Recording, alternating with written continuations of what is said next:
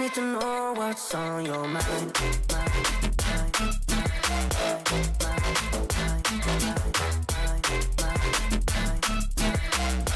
You can call my name, I'll be alright.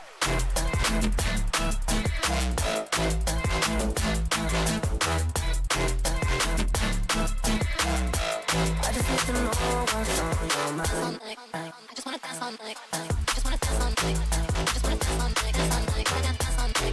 I just wanna dance all night. I just wanna dance all night. I just wanna dance all night. Dance all night. Wanna dance all night. I just wanna dance all night. I just wanna dance all night. I just wanna dance all night. Dance all night. Wanna dance all night. I just wanna dance all night. I just wanna dance all night.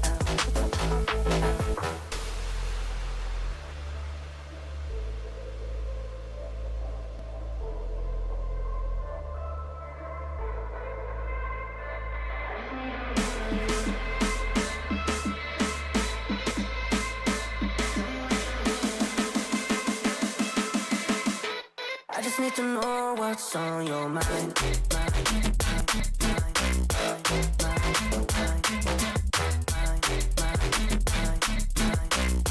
You can call my name, I'll be alright.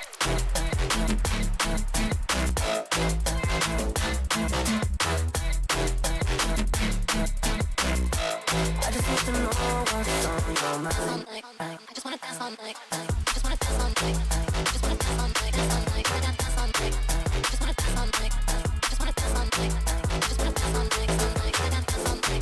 I just wanna dance all night. I just wanna dance all night. I just wanna dance all night. Dance all night. Wanna dance all night. I just wanna dance all night. I just wanna dance all night.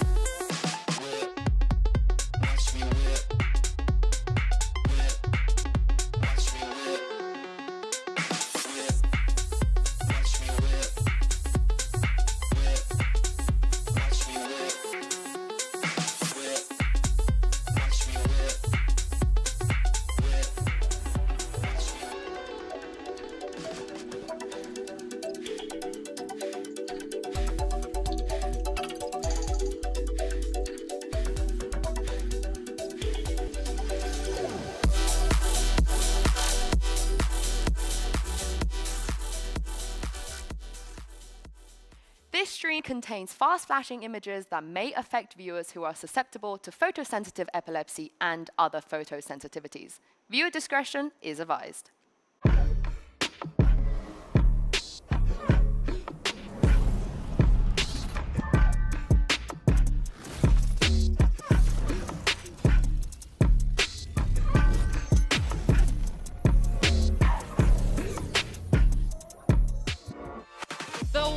Top 8 teams have come to Southeast Asia for the region's first ever global event. The Road to Champions starts right here. Hello everyone and welcome to day 1 of Masters, coming to you from UOB Live in Bangkok, Thailand. I am your host Yingsu and I'm joined by Mimi and Kakuka here on the desk. We made it, the first global event. And I think it's crazy, very happy to be here. If we look back at the 2 past years that we've had since partnership, it will be around this time that we will be even starting the competitive season, and we're already in the first international event. And it's great to have the first one in Southeast Asia here. We got a really cool venue and some fantastic 8 teams to get this one going with. I can't wait to get it started, but before everything kicks off, let's take a look at the format explainer. Take a look at this.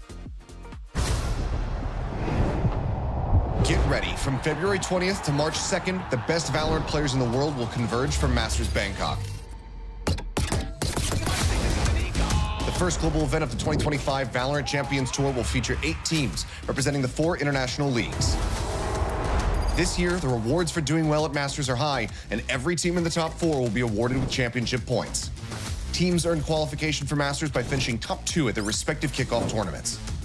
Masters will be split into 2 parts, the playoff bracket and the Swiss stage. First up, we have the Swiss stage, which will narrow the competition from 8 teams to the top 4. To advance out of Swiss, teams will need to secure 2 victories before they accumulate 2 losses. Each match will be a best-of-3 series.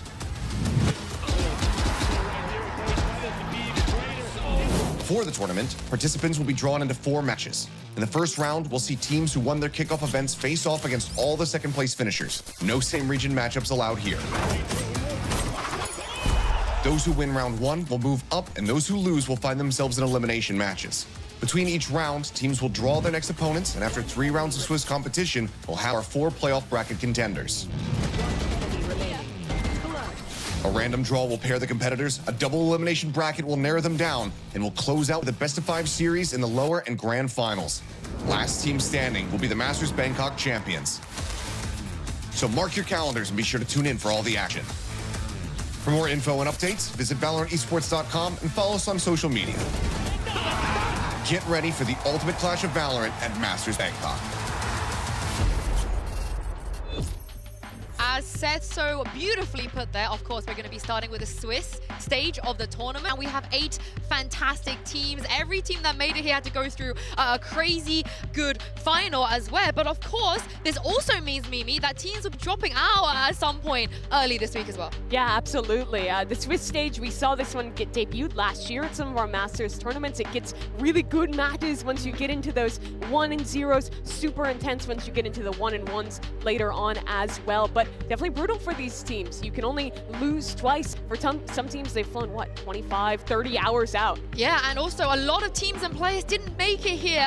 Yeah. Kakuka, Paper X not being here. I don't know why I'm here. I'm shocked. Yeah, definitely. I mean, so many teams and so many people also thought that Heretics would make it Genji after the year that they had in 2024. But what surprises me the most is that for the first time ever, we do not have any team from South America. It's only less represented in Vitality. Yeah, and no Aspas as well. But if we take a look at the schedule today, we do have 4 teams, and I think everybody is going to be very excited about. We're kicking things off with EDG versus Team Liquid, followed by DRX versus Sentinels. Mimi, as much as some of the other players and teams didn't make it, you got to be happy to see these 4 teams on day 1. Especially happy to see EDG here. They're the first ever team who's won champions, who's actually made it to the first Masters following that one. Every other champs winning roster has fallen apart. Not so for EDG. They're champions again from China, looking to go back-to-back here. Yeah, the fact that they didn't disband and then they make it here as well. But I want to get your guys' thoughts on who you think is going to win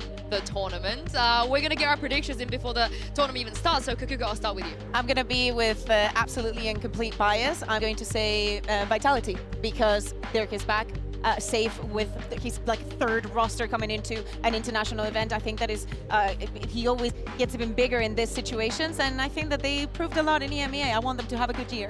Yeah, I think that they are one of the finalists in my mind, but I think their opponent, and in my opinion, the victor, is going to be G2. They looked really ahead of everyone else in Americas, have a great read on the meta, have 4 out of 5 players from last year, and they've just added Job, just such a clear upgrade for this team. Super excited to watch them play. I felt like the bias Fair. disclaimer you had should have also been No, a that's disclaimer for the both of us. No for bias. me. And I would take the bias disclaimer for me as well, because I think EDG, they've already come so far, they can go even further. I believe they're going to win it all here in Bangkok. But I want to know what you guys, the fans, have to think in today's MasterCard fan poll. Which region is going to win it all? Scan the QR code on your screen to cast your votes, and we'll have the results in just a bit. And make sure, while you're at it, to use the hashtags VALORANT Masters and VCT so we can feature your picks on the show as well. I have a sneaky feeling that this is going to be quite a close poll.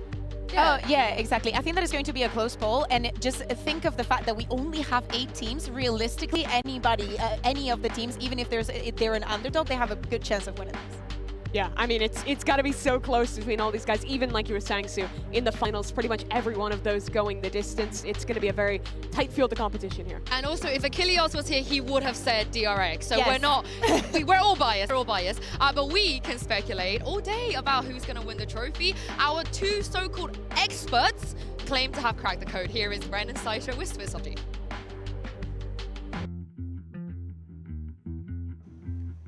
It's Brennan Sideshow here to walk you through exactly how the Swiss stage of Bangkok is going to work here. We've got our 4 matches to open things up. We know exactly who's going to win them, and we know how the rest of the bracket's going to go anyway, even though it's going to be randomly And most generated. importantly, we know exactly how Swiss works as well. Of course we Common do. complaint. Bren, EDG versus Team Liquid. Who's winning that game? That one, I'm going to give that one to EDG because Team Liquid, I don't trust them. Okay, why don't you trust them? With a 10-foot pole. I just don't. I mean, they've been looking good recently, but I just don't. There's something about that horse logo that just inspires no confidence Okay. at all. Well, DRX versus Sentinels, neither of them have a horse logo, so we're going to have to Yeah. use a different heuristic. Sentinels, because I'm NA bias. Right, okay, I mean, a really great response as usual. So we'll Yeah. put Sen up there, we'll put DRX down there, because that's of course how the random draw is going to work. Yeah. Vitality versus T1. Vitality Team 1. I mean, we'll give it Vitality. Okay, Team Right. Vitality, I like that, yeah. They're looking really good at the moment. So then our final match, we have G2 playing against Trace. Yeah, I mean G2, right? Okay, you have G2 winning that Probably one. G2. All right, well that sets us up with some banger matches in this first round. The wins have to play the winners, the losers have to play the losers down here as well.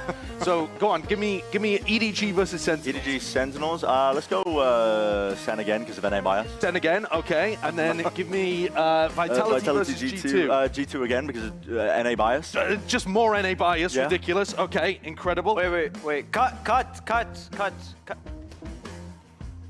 What are you guys doing? It's the Swissology. What are you? I mean, I know you're a Swede, and we're How bringing you in, dare but- you? How dare you say that Leaf and friends are gonna win against me and Dirk? Dirk and friends, sorry.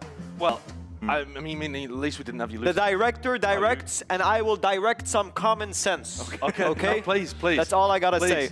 Go. So we gotta go back in time. Whoever did this has to swap it back themselves. Okay, sorry. Right, we'll So undo take that this. down and then take Undo this G2. down. Bye-bye G2. Are you still happy playing against G2, I'm though, sir? so happy playing as G2. Okay, but I assume you've got yourself winning then. We're saving Europe. And then Right, that means okay, G2 G2 down, goes down in there then. here. All right, so then you don't even get the opportunity to play Trace this tournament. That's all right. beneficial for me. That's Okay, all so I gotta say. EDG go through to here then. So have you got any other problems with what's going on? No, I'm just seeing a lot of bangers here.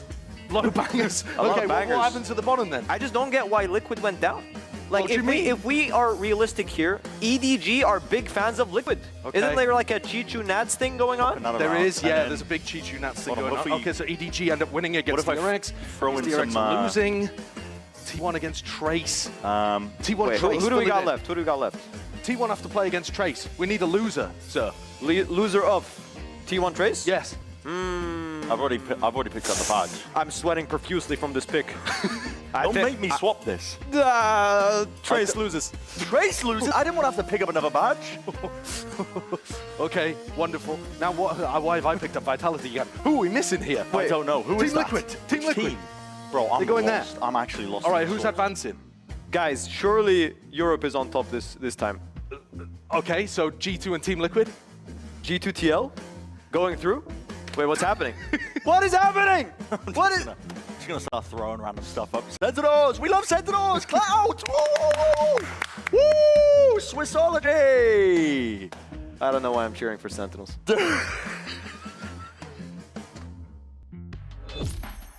Now we know what the D in DJ stands for. Director, getting some common sense in there. Do you agree with some of the picks that Safe was saying? I agree with everything that Safe said, and I stand behind every single one of his decisions. Yeah, especially at the end there. Sentinels being both 1-in-1 qualified spots and both 1-in-1 losses makes a lot of sense to me. It's a very Sentinels way of doing things. That wasn't safe though. I felt like that was the only part he had no play in. And it was the only bad part. It was actually the only bad part. There is another prize, however, up for grabs. The MVP award. The winner will be voted on by the press, talent, and co-streamer. And there is a special prize. You guys have seen it before. There will be another bracelet, of course. The two bracelets we have gone out to so far has been Kunka and Fluorescent. Do you guys think that Kunka can do the back-to-back bracelet? It would be so badass, you know, to just turn up and rock up with both of them. But I would like it to have a new owner. Kung has never not won an MVP trophy in China. He's won every single one that has been available, so an obvious choice there, but I might send out to continue the bias Bren was showing someone like Lee, who is playing incredible in America. Okay. There's a lot of candidates. You said you wanted another contender, so who? I'm gonna go for Dirk. You know, Dirk. out of Fnatic, but still being the Lanimal that we know and love. I would love that. I support every word that you just said. Anything that's coming from EMEA, I will take. Honestly, Dirk, Kiko, any of them, I would be happy, of course. And speaking of EMEA, they will be in action first here. EDG will be taking on Team Liquid in our opening game. And of course, this is a little bit of a throwback, Mimi. We've seen this matchup before.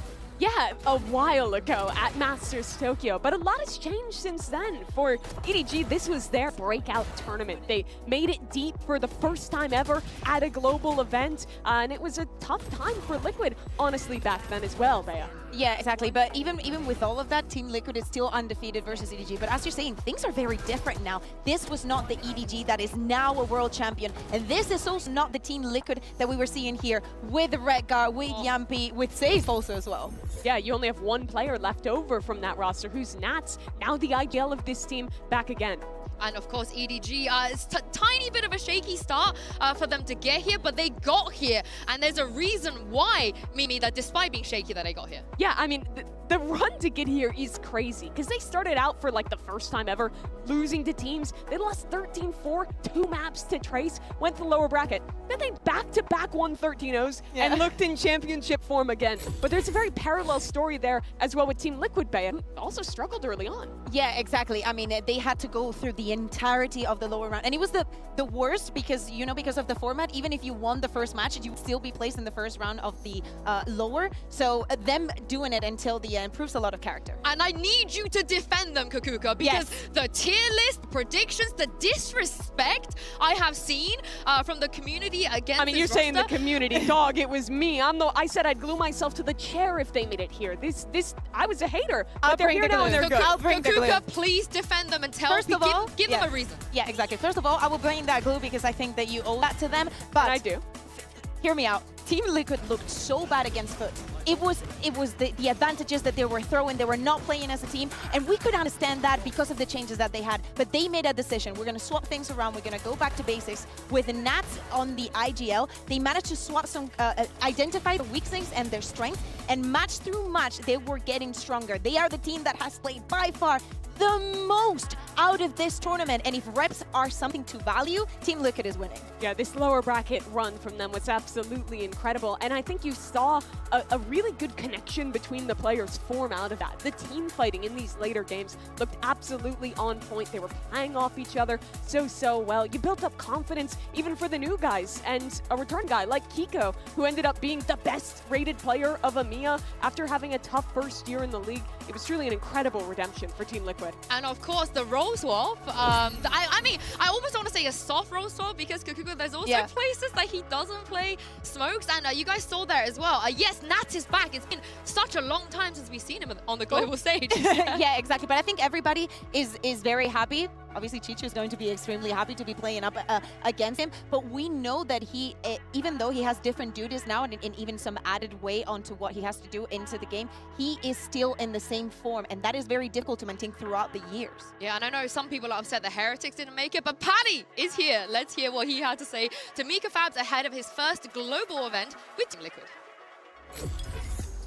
Patatek, it is so good to see you here. I want you to just look back to a year ago where you're standing by the stage watching as your former team took on EDG in the grand finals of Champions Seoul. I want to know how much did that moment impact your mentality going into this first match versus EDG, especially now that you're with Team Liquid and you get to take matters into your own hands this time. It was sad to watch them lose, you know, but as you just said, now I can take the matters into my hands and I have the control over the game. Last year when I was watching the game and the Heretics game, it was really hard to watch because I couldn't do anything, obviously, and they were losing, so it was hard to watch. But now everything is in my hands, so let's see what's going to happen. Now you have the power. Yeah. Super exciting. Good luck. Thank you.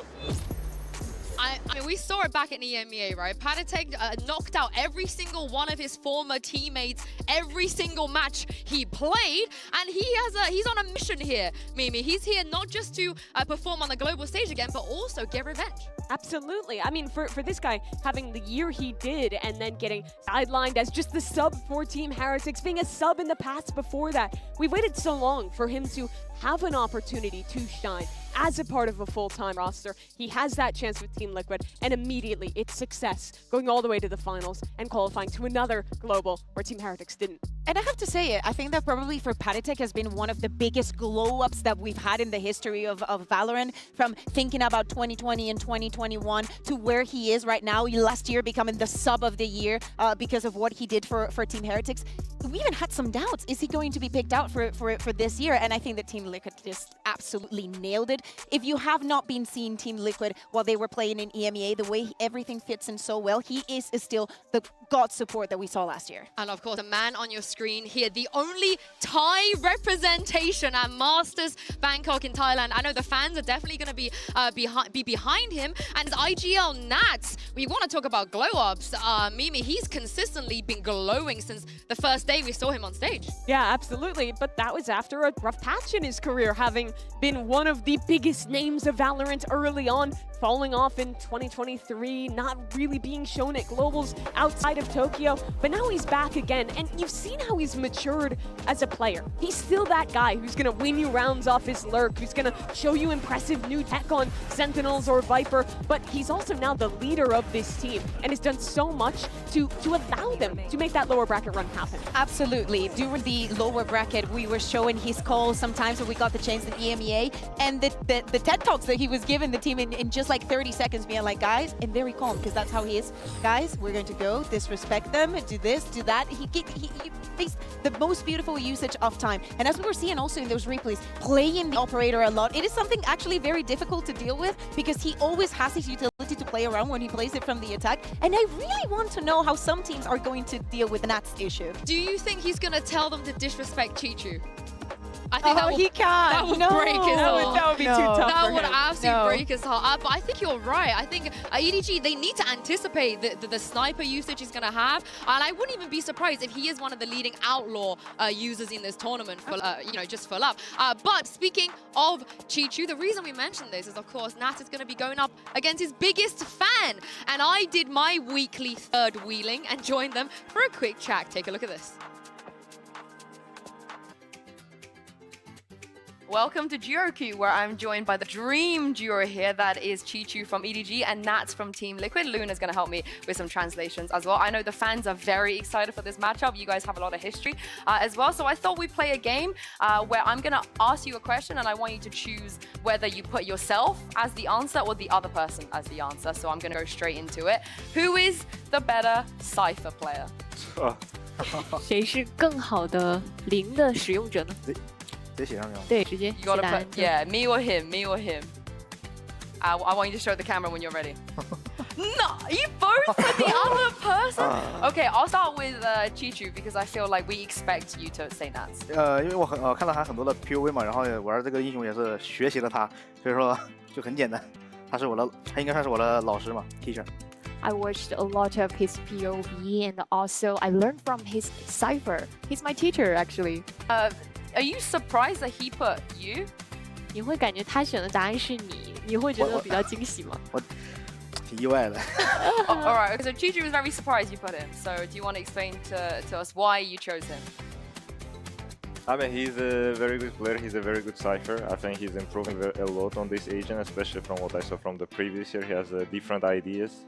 And even though he says that he's watching a lot, I think he's bringing his ideas also into that. And that's interesting to watch, because some of the stuff he does, I don't do. That's why kind of I put it. So Chichu's going to be so happy with this. I feel like I love this. Very wholesome. Next one is who is the better clutcher? 你觉得谁在残局当中会表现更加优异一点呢？ Oh, okay. Chichu's put him. So yeah, why?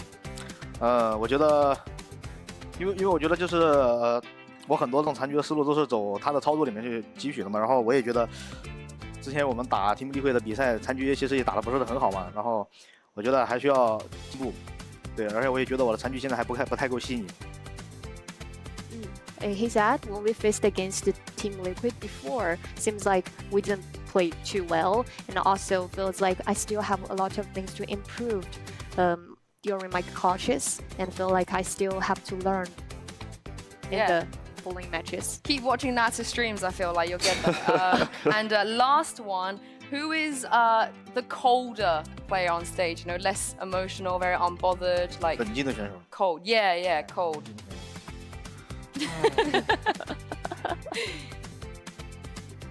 Oh, you have to think about this one, Naz. You're really thinking about this one. I think Chichu's ready. Okay, let's take a look. Oh, he's also thinking. He's not ready. He's not ready also. Oh wow, this is a hard one. When I'm playing, I'm not really watching how the enemy is reacting, especially because monitor is too close to me. If they lose, if they win, I don't really pay attention to it. That's why it's hard for me to say who is emotional, who is not. Have you got an answer? 我觉得是都是。 The same? Are we allowed that? Okay, it's my game, so I will bend the rules. What did you write, Naz? I write me, but if he feels like that, because as I said, I don't really pay attention. Okay. If he thinks, because I'm pretty sure he compares, I agree with that then. Are you guys okay with settling as you're both the coldest? Yeah. 对因为我觉得他刚刚说他不知道我的风格嘛，然后就我觉得应该是一样的。对我打比赛还是比较冷静的。 I think it's similar because while doing the matchup, I'm pretty cool, pretty calm on the stage. Did he also study that from Nats? Is that? 那这一点也是从 Nats 身上所学到的吗？这个还不是，这个我就在 EDG 的第一场比赛我紧张过，后面其实不紧张，我感觉应该就是自身的一些东西吧。 Actually not. I only feel like stage jitter when my first matchup on the stage was EDG. But after that, I think that's my own quality. Oh, wow. Okay, we got two cold players play similar roles. I can't wait to see this matchup. Thank you for joining me and best of luck in your game. Is there a bigger and better compliment than Nats telling you that you are better than him on Cypher? No. Next question. I think that's it. I think that's just... Move on. Yeah, absolutely. But to see this interactions between players, to see that we can have this wholesomeness, it's going to be very important. Also, that the last thing that they were speaking about being cold on stage, because there are some new faces that are going to be there for the first time, and for EDG, they have to defend that title. Yeah, and no new faces for EDG though. Mimi, is this an advantage, you think? Yeah, absolutely. I think that the two teams that have made really minimal changes are always going to come out advantage. There's more than just that, but I think if Team America is making one change, EDG sticking by their roster completely, who lifted that trophy just a few months ago in Seoul. Like we mentioned earlier, the first team who's done that, who comes back in the exact same way, with the exact same roster. And while they had that rocky start, that time it takes to actually get a roster to mesh together, for all the players to know how the others play, how the others are as people, that takes a long time, and I think it's a big advantage for EDG coming into this event. I think also if we look at what happened last year, the Neon had a lot of weight into what they were doing, something that they're still playing to this day. For me, for them, the challenge this event is how they're going to face off against the teams that have advanced in the meta, that are incorporating new things. Some of them, they don't even get to see in the region, but at least they have had a longer time to prep because it's been a month since their kickoff. Yeah, I do think it is so interesting how unique they are compared to other teams. We've seen a lot of movement towards like the Teo, Yoru ideas. They're the only real region and one of the few teams who's actually stuck by the Neon, and it was effective back then. There were nerfs, but I think people are too fast to write that agent off because Hong Kong is still an absolute beast on Neon. It fits them. Yeah, and as you said, they've had the longest break too. I think they would have made a very, very good use of this. But the 2024 Champs MVP is in the building, and this is what Kong Kong had to say to Mika Fabs.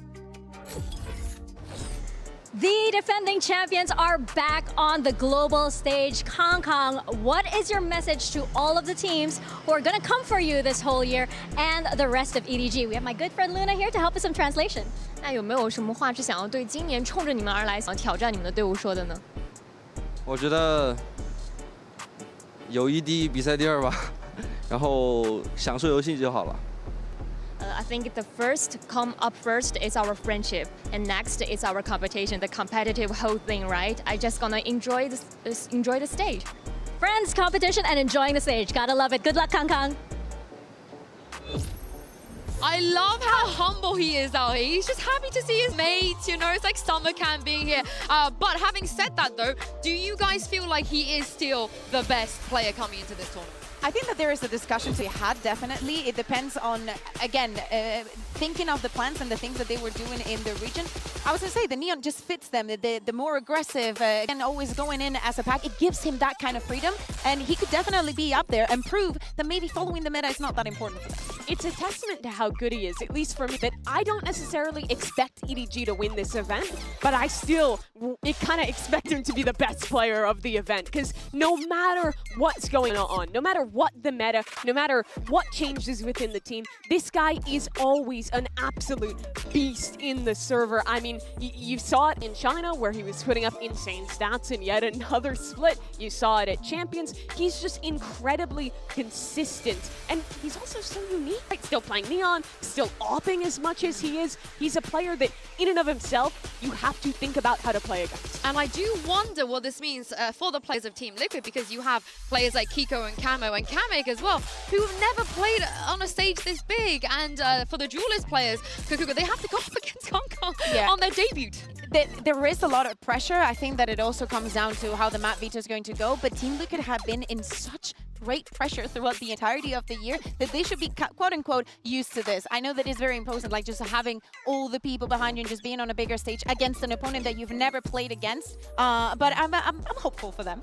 Yeah, I think you have to be, but it is a big difference, right? Team Liquid had to start from scratch this year. Nats is the IGL, all of these rookie players coming in. They're on the start of their journey. This is deep in for EDG. This is their second year. Their confidence has to be super high on that stage already. And I wonder how much faith you guys have in EDG as well, because it's time for the results for our MasterCard fan poll. Earlier, we asked you which region will take home the trophy. The results are in, and it is, I mean, it's closer than I thought it would be. And you guys have voted Americas first, then Pacific second. Mimi, you must be happy with this. Yeah, I mean, I think China getting clearly underrated in this pool, but I'd imagine a lot of G2 believers and a lot of SEN clout heads like Bren in that poll. Yeah, I understand it. I think that I agree with this. I know the way that G2 has been playing and they're clear favorites for this tournament, but I like the fact that everybody's got their numbers. It's yeah, I think it's not an upset, right? We expected a lot of the people to go for Americas there. Are you surprised that Pacific came second in that poll? Yes. Yeah. Yeah, I thought honestly, China would I be feel there. like, yeah. in my opinion, Are you not gonna give the time zone breakthrough? No, I've moved past that. That's okay, 2024 sorry. maybe. So sorry. No, but in my opinion, I think Pacific looked like the weakest region coming into this one, but it's still a close field, and they have a lot of fans, of course. Yeah, I think people are underrating T1 a little bit. I know DRX, you know, we know they're good, but I think T1 can do some damage. But let's take a look at the predictions from us and the other talent members, of course. And it looks like Kakuka, I was a traitor. I'm sorry. I was a big-time traitor. Really, yeah, and you are the only person that went with Team Liquid. I think they can possibly do it. I know that when we get to the maps, maybe I change my mind, but they've been so insisting in someone believing in them and what they can achieve that honestly, I believed it. I've been in the past. I've been in this situation in the past. Didn't end up well, but I'm going to believe them for this one. I think that they should know how to prep against this team. Only seeing the Pacific talent go for DRX too is a bit of a surprise to me. I think SEN is favored there, but I don't think they're massively favored. I got bribed. That was a bribe. Yeah, I would have gone with DRX. I got bribed. You know, I had to be the allegations or somewhere. But the wait is nearly over for our first global event of the year. We are kicking things off with EDG versus Team Liquid, and then followed by DRX versus Sentinels. I hope you guys are ready, because we definitely are. You don't want to miss any action today. And without further ado, day one of Masters Bangkok starts right here, right now.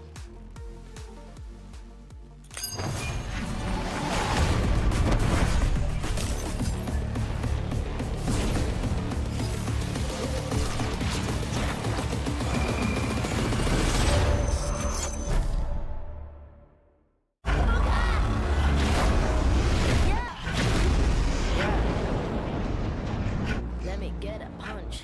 Let me get a punch. Let me just feel a punch. Let me get a punch.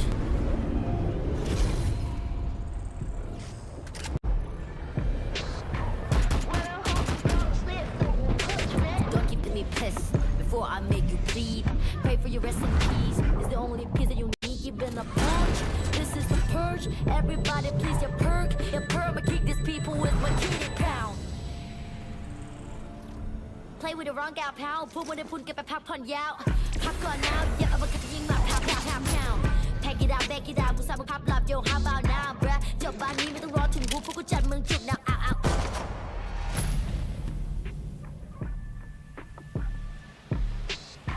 Pepper, pick a pack of peppers. People like me pick a pack of bricks for a week per day per minute. Rapper like me ทำพวกมัน panic บอกกูเป็นผู้หญิงมีผลต่อ proof ไม่ควรได้ไพรเข้าใจมึง lose อะไรไม่รู้พร้อมพวกขี้แพ้มาพานกูพูดก็พูดไปก็ไร point เขาต่อยสักชุดโตพวก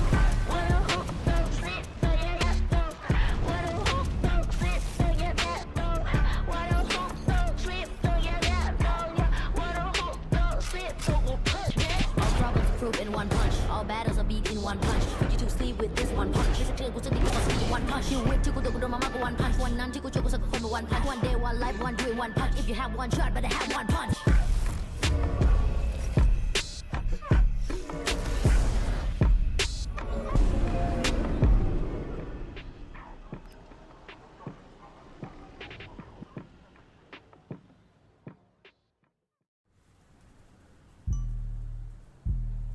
ในภาษาไทยเรามีคำว่าใจสู้หมายถึงหัวใจที่ทรหดไม่ยอมแพ้ต่ออุปสรรค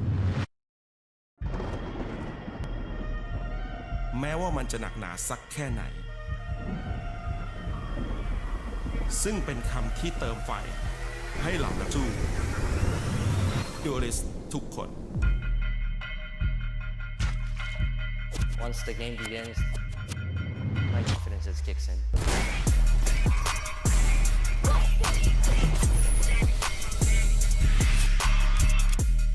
Block up the noise, line up the shot.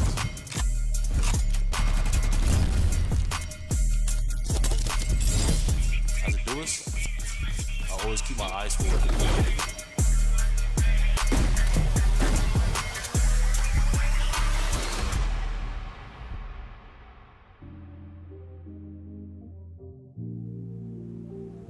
当然，所有人都会觉得，身为一个决斗者，应该有勇气，应该去面对。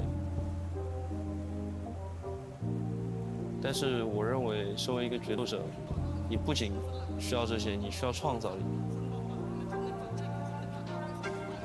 天不生我 EDG，VCT， 万古如长夜。我准备好卫冕。Let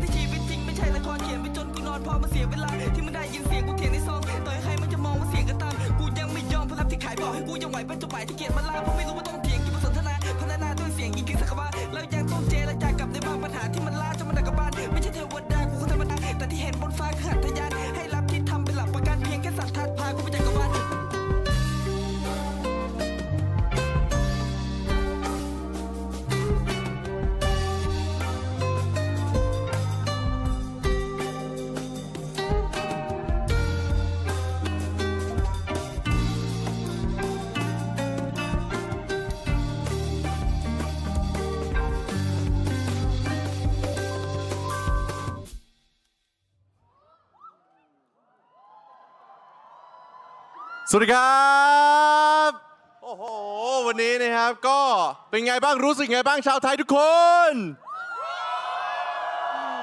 นะครับดีใจมากนะครับที่ได้มีวันนี้เกิดขึ้นมาจริงๆก่อนอื่นเลยขออนุญาตแนะนำตัวนะครับผมอิดนะครับก็จะรับหน้าที่เป็นพิธีกรของทุกคนในรายการแข่งครั้งนี้นะครับเราเจอกันยาวๆอย่างแน่นอนก็ถือว่าเป็นรายการแข่งที่ใหญ่มากๆของประเทศไทยอีกหนึ่งงานเลยทีเดียวนะครับผมที่รวบรวม8ทีมจากท็อปที่สุดของโลกนะครับเพื่อมาประชันกันในการแข่งครั้งนี้นะครับผม and hello ladies and gentlemen watching back at home watching in the stadium wherever you are I'm Asara and I'll be your host for this event for the next 2 weeks and trust me man this time like the teams top 8 teams coming from all over the world for the VALORANT qualifiers are able to come here to fight, to compete in one of the biggest international stadiums in Thailand. And of course, let me give a round of applause to all the teams. Apologize there, I'm just super excited to be here, being in the middle of all the Thai fans, all the fans from all over the world as well. But anyways, ladies and gentlemen, let me attempt, okay, to welcome all of you to the local name of this incredible city. Welcome to Masters กรุงเทพมหานครอมรรัตนโกสินทร์มหินทราอยุธยามหาดิลกพบรัตน์ราชธานีบุรีรมย์อุดมราชนิเวศหาสถานอมรพิมานเอาตาลสถิตสกทิตยะวิษณุกรรมประสิทธิ์โอเคครับขอบคุณมากครับผม Thank you everybody for all the support I really needed that but yes that is the full name anyways I'm sorry I'm taking so much time I believe that everybody is super excited to watch the games already so let's do this one more time together make it short make it simple let's do it officially ladies and gentlemen welcome to Masters Bangkok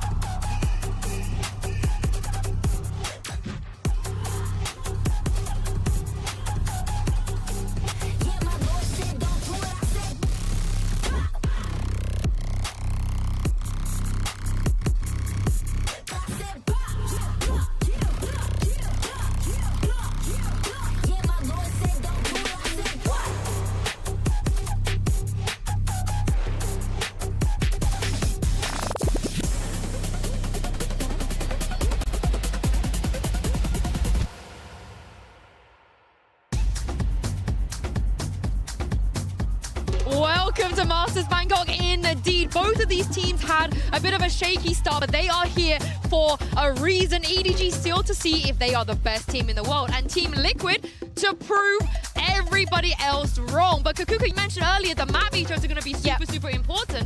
So talk me through why.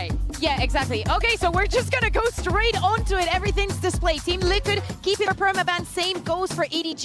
Going on to Split as the first map. EDG decided to go onto Pearl. Makes a lot of sense. Team Liquid, a little bit wacky, still has not won it. But I wonder if Team Liquid is comfortable enough in this split, and especially not having that much tape onto EDG. Just not much. Yeah, it is also really interesting. You mentioned this earlier, Yinsu. The Chinese teams had 30 whole days off from when they qualified to this tournament to now playing their first match in Masters Bangkok. So a lot of chances for EDG to iterate, to come out with something new to show us here. That's an advantage that Liquid does not have. They do not, but I do think the advantage they have here is forcing EDG to pick the Pearl. I think this is a trap. We've seen Liquid do this before when they leave Lotus open and they looked insane on it. So I think EDG have to be careful because for Split, as we talk about this map, I will be very, very surprised. You know, even with the break, can take it into consideration that EDG can come out with something better than Liquid. Yeah, I mean, Liquid had looked really good. They were 3-0 in EMEA on this one. I love the look they were showing with this double dive raise your composition on split, and I'm interested to see them go back into that here. Oh, Kiko's going to be amazing, having his debut just being on the duelist. What is it? But people are going to be so confused. They're like, Kiko rolls off. He's an open player now. Why is he playing Raze? It is flexible, okay? He can do it all. You know, if we're going to talk about everybody playing duelist, just rock T1 already onto the stage. Especially for this plate, as I was mentioning, there is not a lot of tape on EDG. And also, very important, the tape that they had is playing against a team that was running the Deadlock Vice, right? And they were struggling a lot getting onto the side when I was bot reviewing this. And I understand that they were taking more time than they usually do. Yeah, I'm interested too. EDG plays in a way not a lot of the EMEA teams do. They still have the Neon. They still play their very unique style. And they're going into the Breach Tejo here to start things off. Yeah, exactly. And if I'm not mistaken, wasn't Simon playing the Deco here previously? It was something about him that I didn't quite like, and that he was not really proactive with the utility. So many things that you can do with Deco, and he was much more reactive. They were playing the Teo Sky last time. I think this comp makes a lot more sense. You have a ton of utility to combine, set Kung Kung up for success on that Jet. When we swap the defense, he's going to be an absolute menace with the off as well. Yeah, and I want everybody to remember what Nats used to do on this map.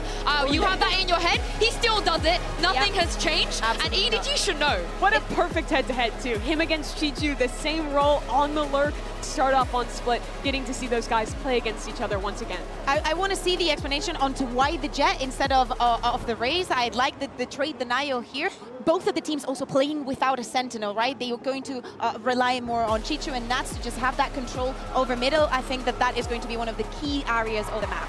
I can't wait to see it. I can't wait to see it. And it sounds like the crowd cannot wait to see it either. So let's jump into this game and welcome your casters for this matchup. It is Sideshow and Bren. Absolutely, and we've got an absolute banger here for our opening match of the first international event of our year, of our calendar here in Bangkok. EDG, reigning champions, going up against Team Liquid, who've been on a bit of a heater. Couldn't quite stick the landing in terms of that regional performance, but it made a hell of a go of it. They certainly did. Team Liquid have already taken out one of our last year's champs finalists to make it here. They destroyed Heretics 3-0, and now here's another one of these champs finalists that Team Liquid has an opportunity to take down. Split's a wonderful map to open things up. We know what to expect from Liquid. One of the big questions about EDG and Trace throughout this tournament is going to be how effectively have they used their break. They had over 2 weeks extra to prep before Bangkok, but they'll have used some of that, taking a bit of a holiday break because of Chinese New Year. Here we can already see that EDG have retooled their composition. They'll have the ability to anti-Team Liquid a bit more heavily. By the look of things to open, Team Liquid are pulling out the same defense pistol that they played against Vitality, where they play B for full retake, a flood defense over towards A with that teleport so that Camo can get back and quad fighting in mid. Have EDG been watching the tape? Let's find out, we'll see. Don't shy away from it whatsoever. Instead, Kangkang's going to be going straight up through a ram. Now, he's alone when this is happening, and the fight is kicking off into mid. They have not watched the tape. Yeah. Simon was not ready for that. He's just out in mid with the spike. Donated, still the right click in the hands of Kangkang. He picks up the upgrade, but he's going to be cleaned up. This is what Team Liquid are good at. Comes down to that discipline. They've honed it, they've refined it. Still, openings could be found. It's a 2v3, and it's going to be a difficult one at that. I mean, how on earth do you recover this spike? Chichu and Smoggy are going to have to take fights. At the same time, there's a bait and switch setup here as well. Kiko has been playing some incredible Valorant so far in EMEA kickoff, and if he fails, Camo's played in. The microplays that Team Liquid love to cook up on the fly are so good. Last player standing. It's what's really set them on that path, and it really begins here in Bangkok with a pistol round win. Already at the beginning, I'm reminded of what Chichu was talking about in the press conference. The Chichu Nats romance. Sure. People are loving it. People are loving it. But what I got from the press conference was that Chichu was saying because he's such a fan of Nats, he's been watching all the Team Liquid games. So he said, I know how their playstyle has shifted. I've watched all of their footage, and I think we need to play slowly to counter what Team Liquid is doing. I think that's accurate. Team Liquid love fighting on their defense side, and I think EDG need to find those moments to slow down the tempo. That pistol round was the exact opposite of what Chichu said. Kangkang went instantly up ramps and died. I mean, they died in mid. Yeah. Some semblance of an idea, but Camo's going to be postured early off the angle. We all grouped up now, obviously. By the buy for them. Walls up. A bit of spraying and praying. No reward though. Gets the info. TP to evacuate in case he needs it. There's going to be a flash into his face, just like that he turned, but no. Still lines it up. It's going to be a Prowler to supplement it, peeking out wide, but he's still going to play his life. And so, giving up the site, there'll be an open plant for EG. Spike planted. We'll find out what I can do past this point here. Cheeky angle for Kankang. Tucked up close and personal. Let's try and set up that as well, but the horn just reveals as well. Not quite anything to break it. Satchel, lay it down. Stuns right behind them. That's an attempt by EDG. Just try and bail out one of their star players. It's going to be an inevitable round of that. Team Liquid up to 2. Now we get to see whether Team Liquid have got a new bonus round idea. They ran a very similar pistol to the finals that they played in EMEA. Have they got a different bonus round idea? Kiko is only 2 away from getting his showstopper online. He's been able to get tons of kills early on. 4 of those, pick up some ult orbs, diffuses, that kind of stuff. Last defense bonus round that Team Liquid ran was an explosion out through B main. This time, it does look like a different setup. But with the propensity of Team Liquid to fight aggro on defense in rounds like this, I think EDG need to be cautious. Even if the threat in B main doesn't exist, you can see them 4 stacking outside B right now. They are not going to allow the same plan to hit them. It's going to be another one though. Oh my god, barely getting a handle onto the horns. There's a pull to supplement, and this guy is being chased now. Chomping at a bit to try and get a piece of him, and meanwhile, Kankang's cracking open the opposite side of the site. Kiko does isolate the fight, with Kiko going down, but still Kankang will not be stopped. It's relentless here in the opposing section of the map. He gets that plant down, cracks open the site for them. If Kiko had just played that a little slower instead of trying to go in through the smoke, Team Liquid would not have been in a bad spot. But now, player disadvantage, weaponry disadvantage, tough to convert a position like this. They're just looking to do damage to EDG. Having said that, Kiko just got the ult online. Yeah, and that's also a critical kill of that. It's going to be catching mid-lurk, and already you can see it, the ult, the threat of it, already pushing out and pulling out some of that util. Kankang tucked up, top rafters, nobody swinging for this guy, and it's all dealt with.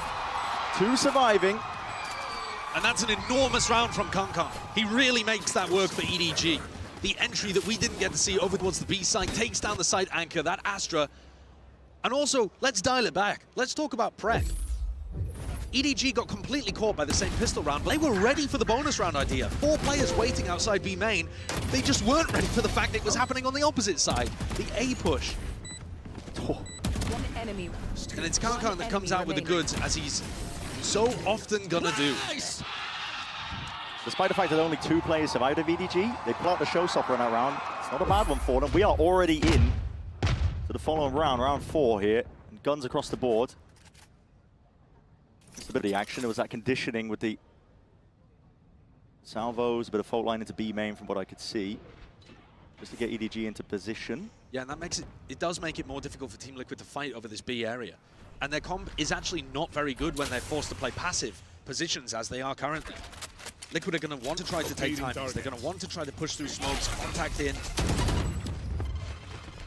It's EDG's job to control the pace of this game and then allow their overwhelming utility to come through good on the executes. Deep Prowler used on the other section of A. Team Liquid just trying to clean up the unknowns across the map. There's only 1 player left to stand here. Kamek is going to be tested into this spot and position. He's got some help from on high. Kiko going to be joining him, and what a beautiful shot that is. Easily dismisses it, but EDG are not to be trifled with. They're going to be running them down up onto the site, and well, just walking straight into the sightlines. Nads makes a decent go of it. That is flicky. We need more than that at this point with EDG playing like this. Nobody, a 4-piece to finish off the 4th round. And that shows you that even when Kankang is going to get taken down in some of these entries, EDG have that second wave follow-up. It was this flash push through. Breach util from Simon, empowering Smoggy and Nobody to get into the B side. They didn't need Kankang to make the space. They still were keeping util in reserve. Great shots hit, and Team Liquid now, after a successful pistol, that's all they've written so far. Back down on an eco. Seeing a pause and a timer could mean one of 2 things. Yeah, I mean... Someone spilled a drink, or I'd prefer a tactical pause, and yeah. I do think that this would be a reasonable time for Team Liquid to take one. But who knows? Yeah, it'll be 2 gun rounds. Well, listen, tragedy. Can't always be lucky. A dagger to the heart. Yeah, can't always be lucky. And the arena lights up red.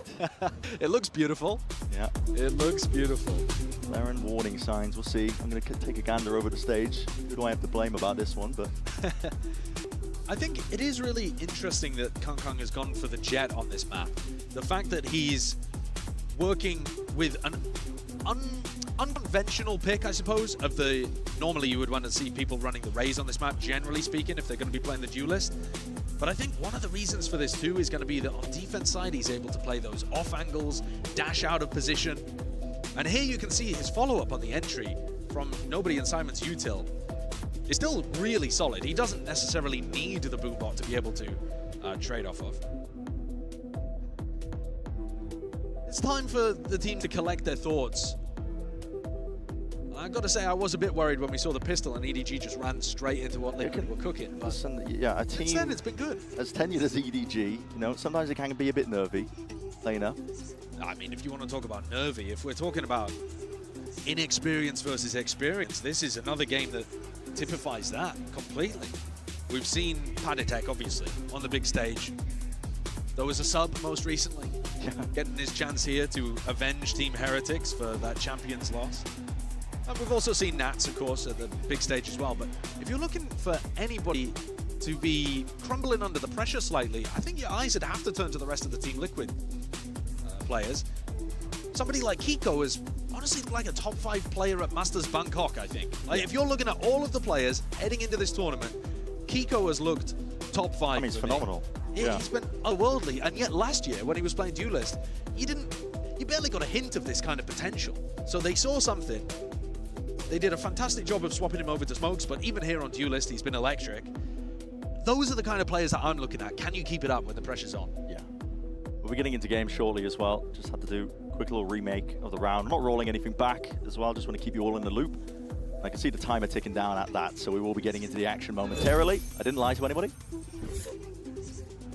And we're back in. Yeah. Lovely. Good stuff. A lot of ults starting to get up here. Kiko obviously decided to invest his a little earlier on to see if he could secure the bonus round. But now we're starting to get up to everybody else's cycle. So looking towards Nobody, looking towards Camo as well, to potentially be a bit of a playmaker. Time to take risks if you are Team Liquid. I think the entire defense, they've got to take risks. Yeah. This composition is not comfortable playing slow rounds at the start. And one of the big reasons for that, as Camo goes to try to take a risk, is Camo's gate crash. It's got a 30-second expiry date on it. And once that's dissipated, you don't have the ability to reinforce the other side. So you want to try to get things going in the first 30 seconds, force EDG to make fast reactions rather than slow the pace down.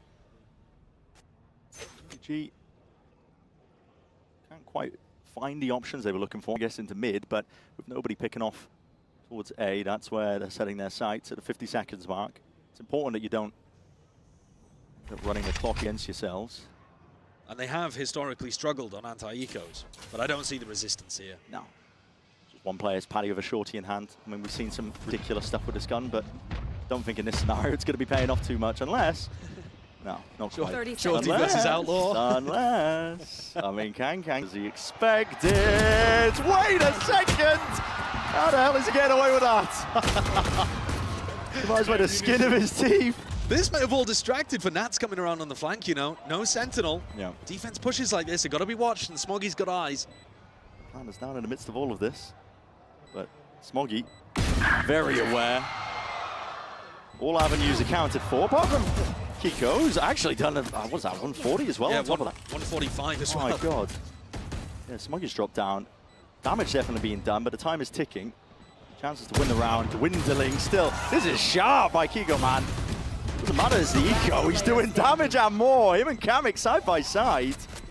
It's a rifle picked up, but we'll be able to keep it into the next. EDG, keep two of their guns at least. It's good signs for Liquid that somebody like Kiko, who has been instrumental to them getting here in the first place, is still performing. I mean, he is hitting shots. He's looking super sharp here. Wanted desperately to make it at Masters Bangkok. Got his own personal reasons to do so as well. His family, I believe on his mother's side is Thai, so he's been here quite a lot in the past. So he's obviously going to want to perform when it comes to an event like this too. Oh, yeah.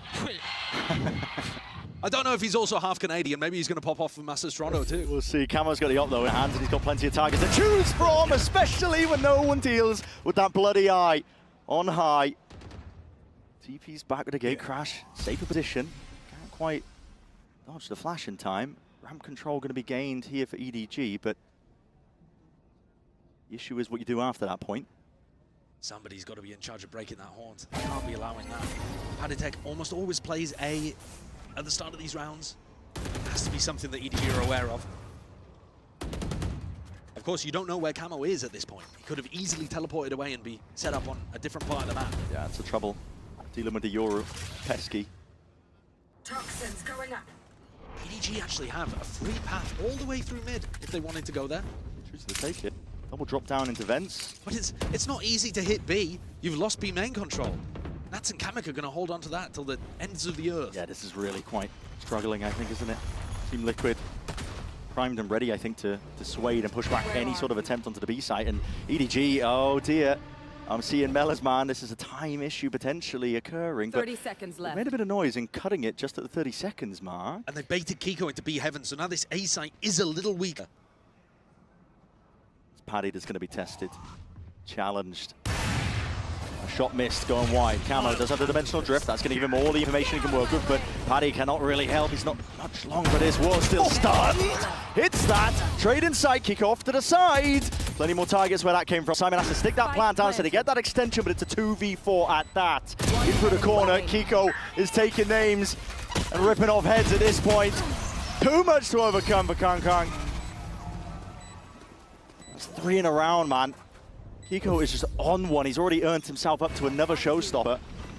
He looks spectacular. How was the haunt not getting broken at the start there? It felt like with nobody dying at the beginning of the round, they were lacking a little bit of their execute power. They won't be worried about it next time. They have the Rolling Thunder. Simon got that off his death. Or got it right as he died, I should say.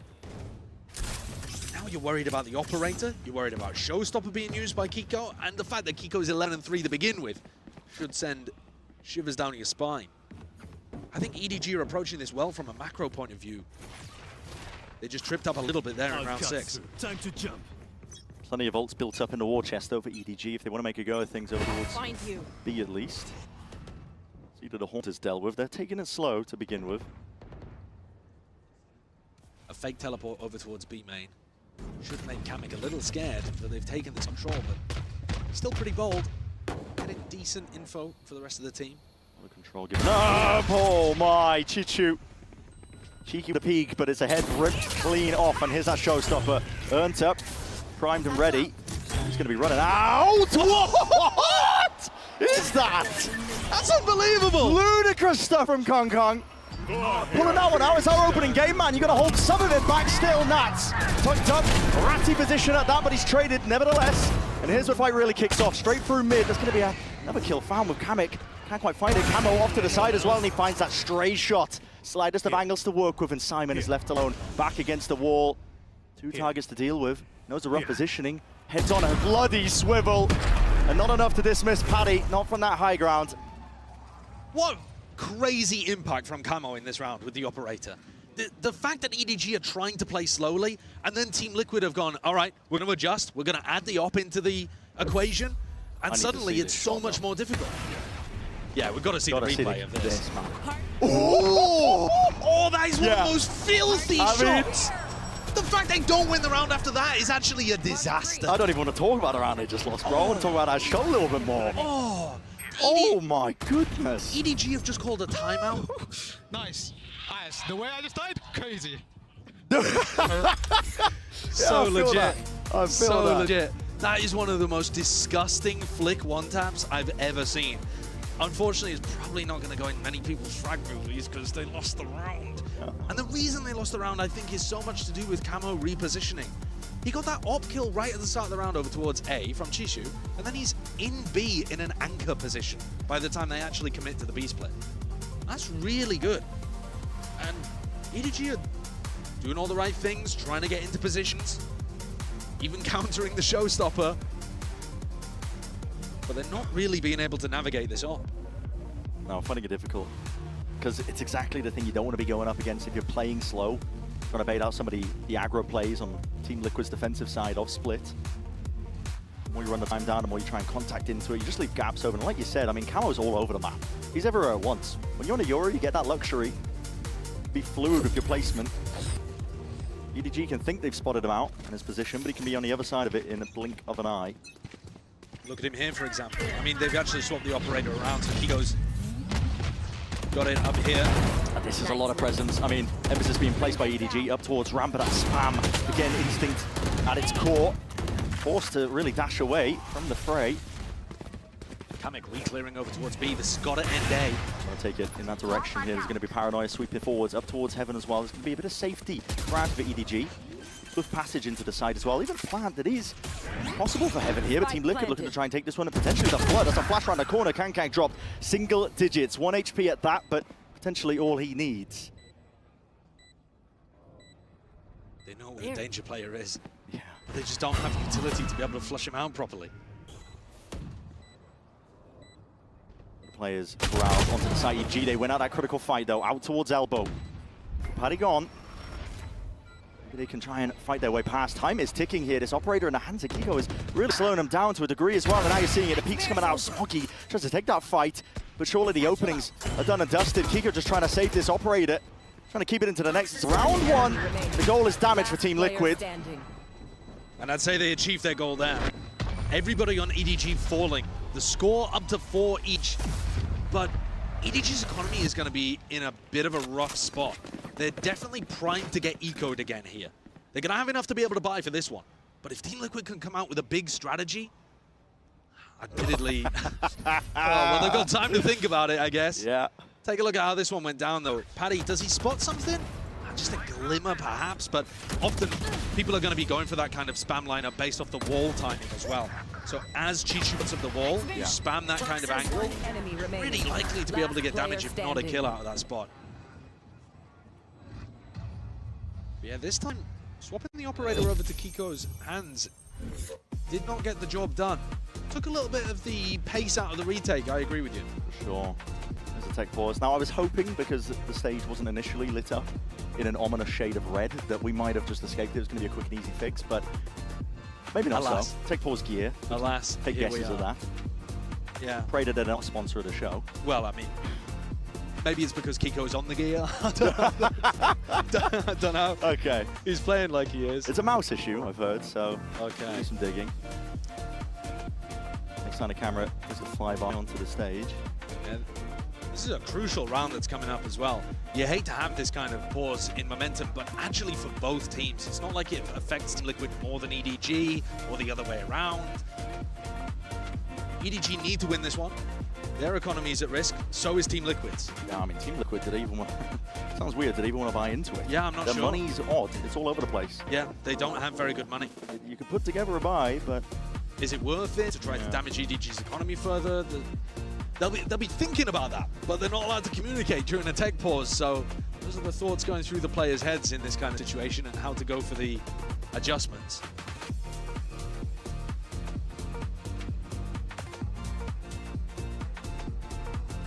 It's going to be interesting as we move on to the later maps as well to see whether the off time that EDG has had has meant that they retool their comps for every map. Yeah. We saw them run, they literally ran more Neon than Tejo in kickoff, which I think is bonkers. Almost every other region was going crazy with the Tejo. Almost every team that got here was going hard with the Tejo. But it's a symptom, I think, of the fact that they played their games earlier, right? You got to think. Yeah. They've had a lot of time to prep, like we said. I mean, potential double-edged sword. Do you want the momentum coming into the event? Do you want the extra prep time where you can trip up some of your opponents who might be prepping? Because honestly, a large portion of Team Liquid's game plan when they were in that finals versus Vitality came down to some very individual reads and tailoring their game plans around it, especially on Split, especially on Haven. They do like to counter-strat, changing one or two major elements to the way that they play. It's so difficult to anti the Chinese teams at this end. I think EDG have only played split once. It was at the beginning of the kickoff event. And they've changed up their composition, Yeah, so even if you did look at that game, it doesn't matter. You can see here from the POV, we're watching Kang Kang have a couple of issues with what's going on. He's the one that's suffering from mouse issues, but you wouldn't believe it looking at the flick on the Kiko earlier. Maybe the hospital flick. Transfer pain to the mouse. Did he break the mouse? Destroy it? I don't know. I don't know what he's done over there. I mean, we're framing it as if it's his fault, but I heavily doubt that it is. You can see him examining the mouse. What's happened to it? What's going on? What's happened to it? Pick it to pieces. Live disassemble and reassemble the mouse. Okay. Well, we've changed out the peripherals. At this point, it's all about just rebooting, getting Kang Kang back into the fight. There's a lot of Chinese fans here. Listen, they were loud as well with the intros coming out. Yeah, for sure. I think a lot of people are loving the Chishu Nats bromance going on as well. Absolutely. Just the fact that you have a player who is so good. I mean, Chishu is so phenomenally talented, has won champs. Something that his idol Nuts has not been able to accomplish. But it's still that concept that we all are familiar with within esports, where you find somebody early on and you attach yourself to them and you're like, this guy is how I want to you idolize later on. Right? Absolutely. Yeah, you study the tapes and of course you were studying the Nats tapes. If you were a Sentinel back when Chishu was getting into the game, there was nobody better. He was defining the role. Yeah. I mean, they were talking about it on the desk about Nats' lurk setups on Split. He's like, yeah, he was doing that eons ago. He was the one who came up with it. Now, if you look at Nats' setups once we get to the third map, if indeed we get to the third map, he's already changing stuff up too. Yeah, well, in the meantime, while we're waiting for this game to kick off again once more, we're going to send it down to the desk as well. Thank you very much, Saisha and Bren. I hope you guys are happy that Pansy is in the building. I can confirm I have seen her, and yeah, that is the only reason why we're here.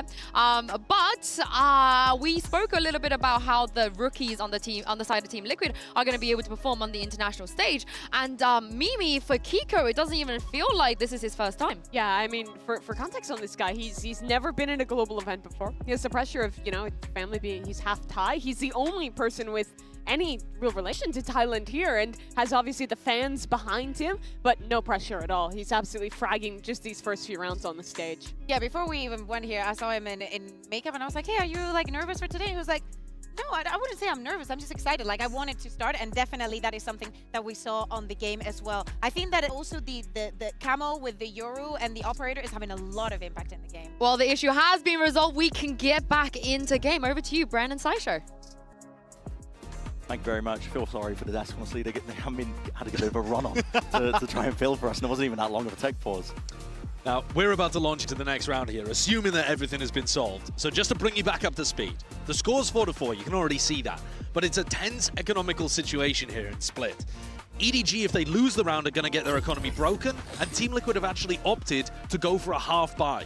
They could have tried to salvage some kind of force together here, but it's only Nats who's decided to force a rifle full armor. So Team Liquid's job is to try to do as much damage as possible to the EDG economy, keep it honest. And they're going for that fight over towards mid, same as their pistol round setup. Where's that trade? I mean, Team Liquid, the discipline has been honed and refined over the course of their running kickoff. Not the same team for the opening games. Haditech's going walkabouts over here as well. Chishu's super disciplined, holding a really, really passive spot. I think Chishu could even walk forwards a little here, because you know that early round they were fighting mid. This is the Team Liquid classic, isn't it? Eco round, pack mentality, try and group up and take these fights together with them. Still, it's that equivalent exchange when it comes to it, and Nats is just taking off heads. This was the forced rifle that Nats went for, down to only 100 credits, had to make something happen with it, and now they've got themselves into an advantage spot. Exactly. 2 rifles versus 2 rifles, and Patty's there just holding down A. It trips up even the best of teams. The timings that Team Liquid take and how proactive they are on the defense, you can see that EDG are set up to try to handle it. A call made by Team Liquid as well to give up map control, so making sure that they hold really far back. I mean, the battle line's being drawn all the way. I'm not sure about this one, because if you allow Chishu to get into position where they can plant and pit, that is going to be tough. Oh, Nats. Will he spot the head? Silhouette's waiting. It's a fight taken out through spawn, and the crosshair placement is immaculate. I mean, that's a round where, I mean, they're barely investing in Team Liquid. They steal it away. couldn't find a better round there, Team Liquid. They've completely crushed EDG's economy. That's going to be a heartbreaker.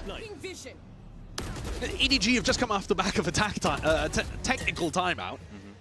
They're like, all right, this is our chance to get the momentum back into the game. We've got ourselves an anti-eco, and once more these EDG anti-ecos trip them up. Even in their successful run at Champions, they were losing a lot of these. They have to do better if they want to be able to close out halves like this.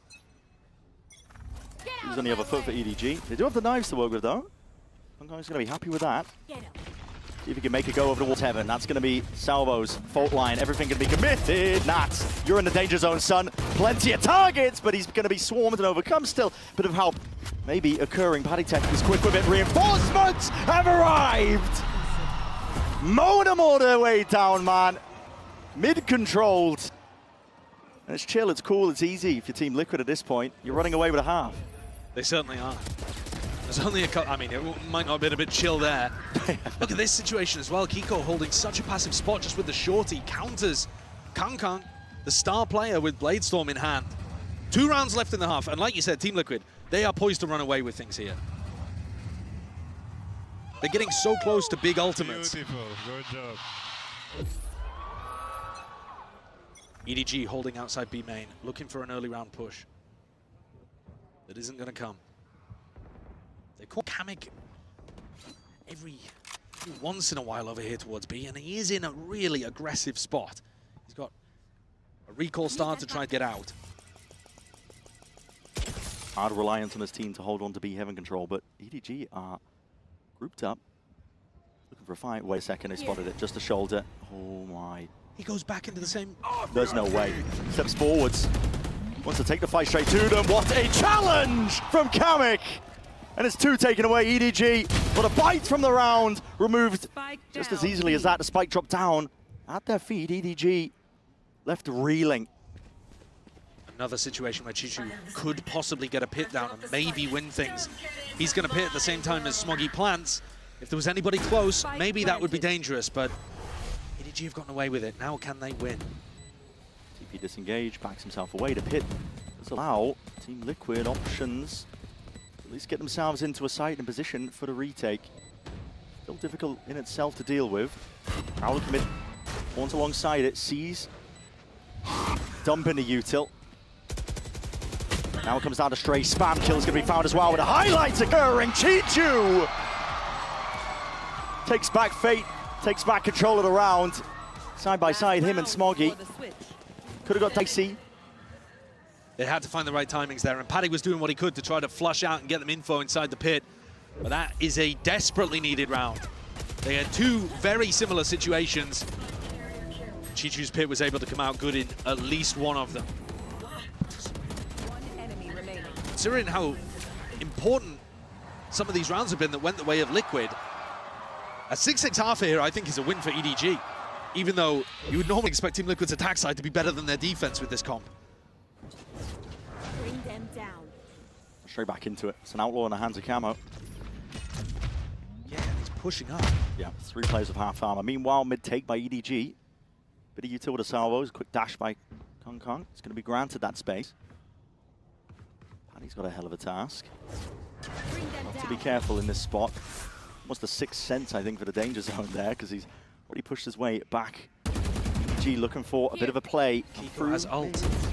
To be Heaven, and his ult comes into effect.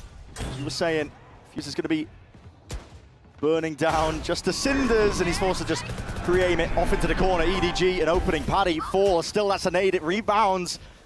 Brings down nobody, straight to his knees. Mad dash now and a scramble up towards the A site. Potentially, they're calling for a bit of a pause here. 45 seconds left. They can't go for a pause, and Kankan might even realize that B Heaven is open. Camo! He's right there, ready and waiting, and a dimensional drift as well to escape if he chooses to use it. He's going to be able to get that information. 35 seconds. They're going B, Where but are you Kamek's going? there! Kamek's there! Straight into mid. He might be able to find this one. It's an easy target, potentially yet. That's a spike on down into mid. Meanwhile, Chichu up for the guns, trying to find it up through Heaven. This is chaos, this is anarchy. But EDG, they thrive in it. They were molded in it. They know that Kamek's here. And Kamek has got a lot to do as the playmaker. No way, man! Down to the 1v1 somehow. It's EDG up to 6. They bring it even. That is a ridiculously chaotic way to end the attack half from EDG. Kangkong became the lurker there, finding space in B heaven. Kamek had pushed out all the way through B main. But now we're going into Team Liquid's favored half. I think they're still in a good position to win. Yeah, we'll find out, won't we, on the other side of this. Don't go anywhere. Plenty more action coming up. Had it with your old phone? We've got you. At Verizon, trade in any old phone for iPhone 16 Pro on us, on any plan. And get iPad and Apple Watch Series 10, all three on us. That's to $2,000 in value, only on Verizon. Red Bull gives you wings.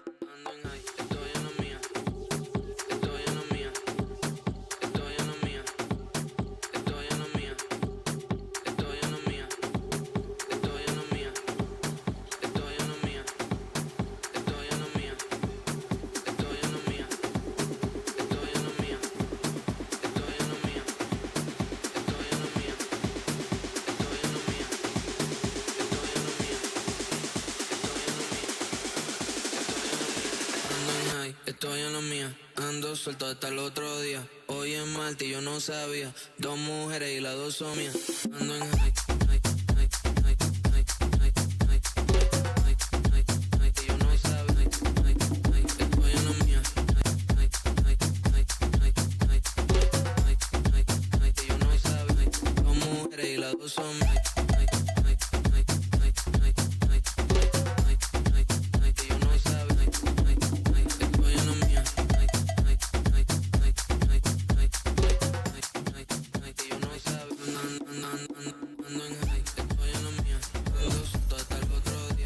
Taking a look here at our opening map of Bangkok. Team Liquid versus EDG. It's split as the staging ground, and Joshi was suspecting and thinking that maybe this is where Team Liquid are going to really shine. Yeah, I think their composition is favored here. They've got the double duelist set up for their attack side. They love doing a bunch of contacting stuff, which is good against the Breach Taeho comps anyway. Expect them to actually be running fairly slow attack sides here. They love doing a bit of 1-3-1 defaulting, but they can increase the tempo anytime they have Ray's ult, anytime they have Yoru ult in particular. And Nats was running some outrageously good fakes last time we watched him play on Split. This is a different pistol setup for them, making it feel like they're putting pressure over towards mid. Poison's off. It's a nice orb lineup that we've seen from teams before, designed to cut off information from the defenders, and Team Liquid are hoping that it pulls people into mid. Exploration though going on by EDG. They push all the way out through B main and out. Without util being used, got a bit of a feel for the round here.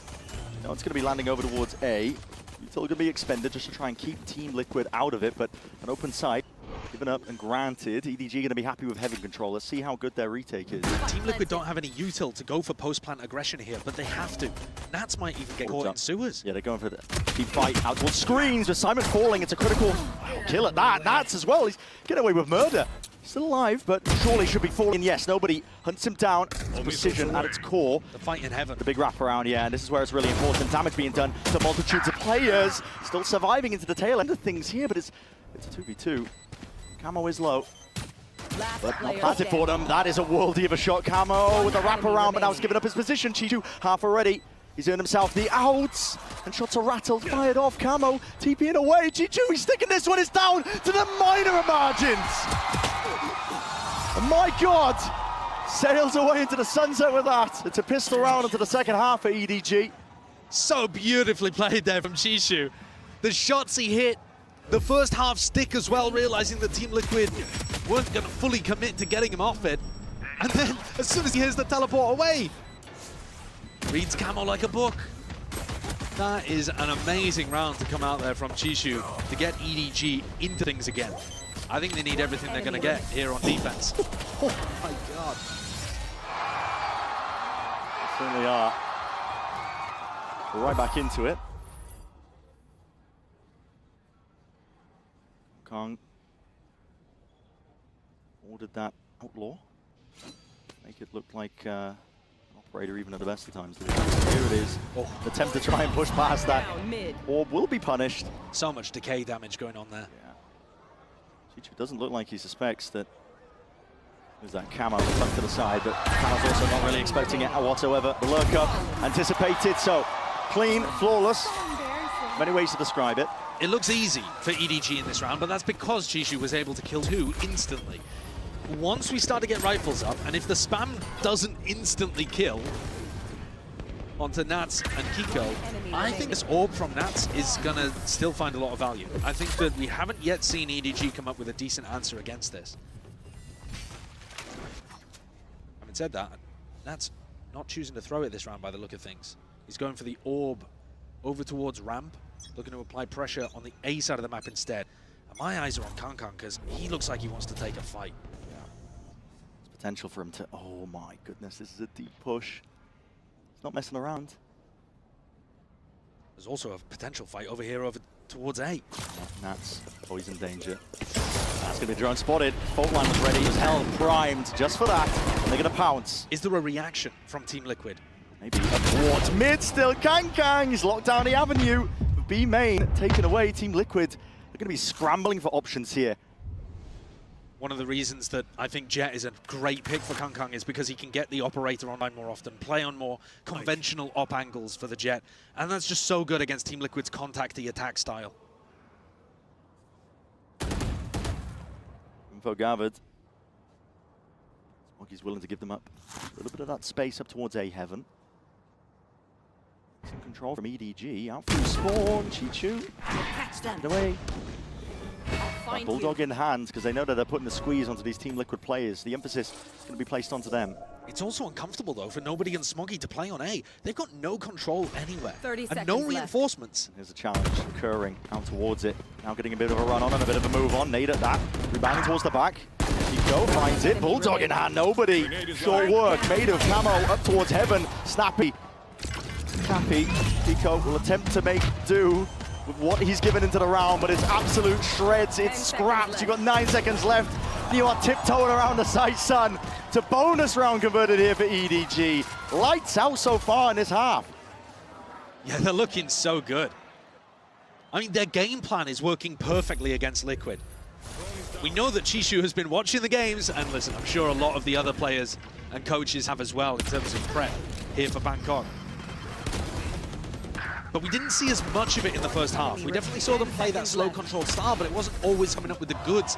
Here, I mean, instantly in the bonus round, you're seeing the value. They found Nats, hunt him, get the pick, and then have the operator, or the outlaw in this situation, ready to collect over towards B main as well.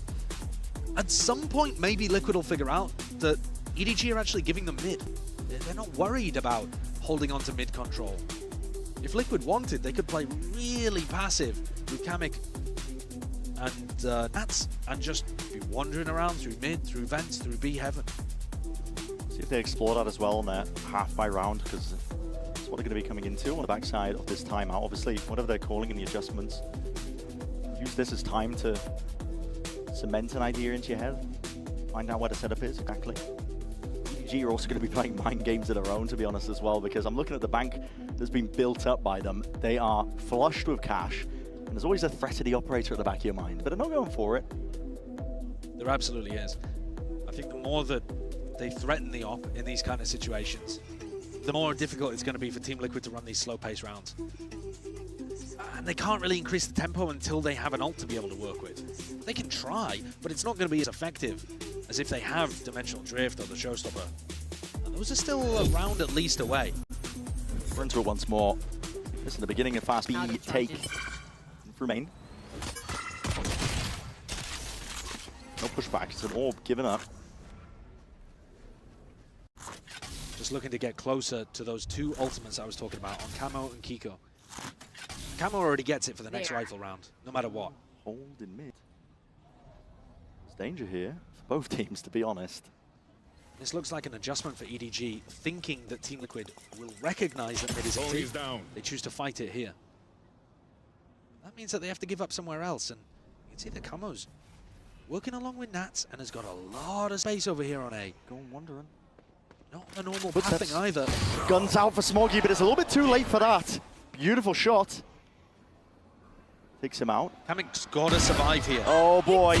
Okay, but now the spike. How is the spike going to cross? That's what I mean. I've got to try and create openings here. Chichu can definitely suffocate them out at the side. They want to try and get themselves in.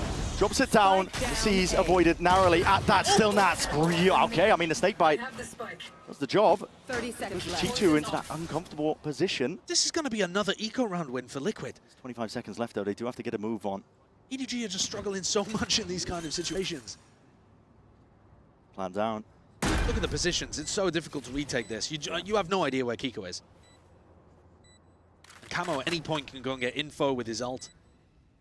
Too much to clear, but Simon and nobody. I've got util.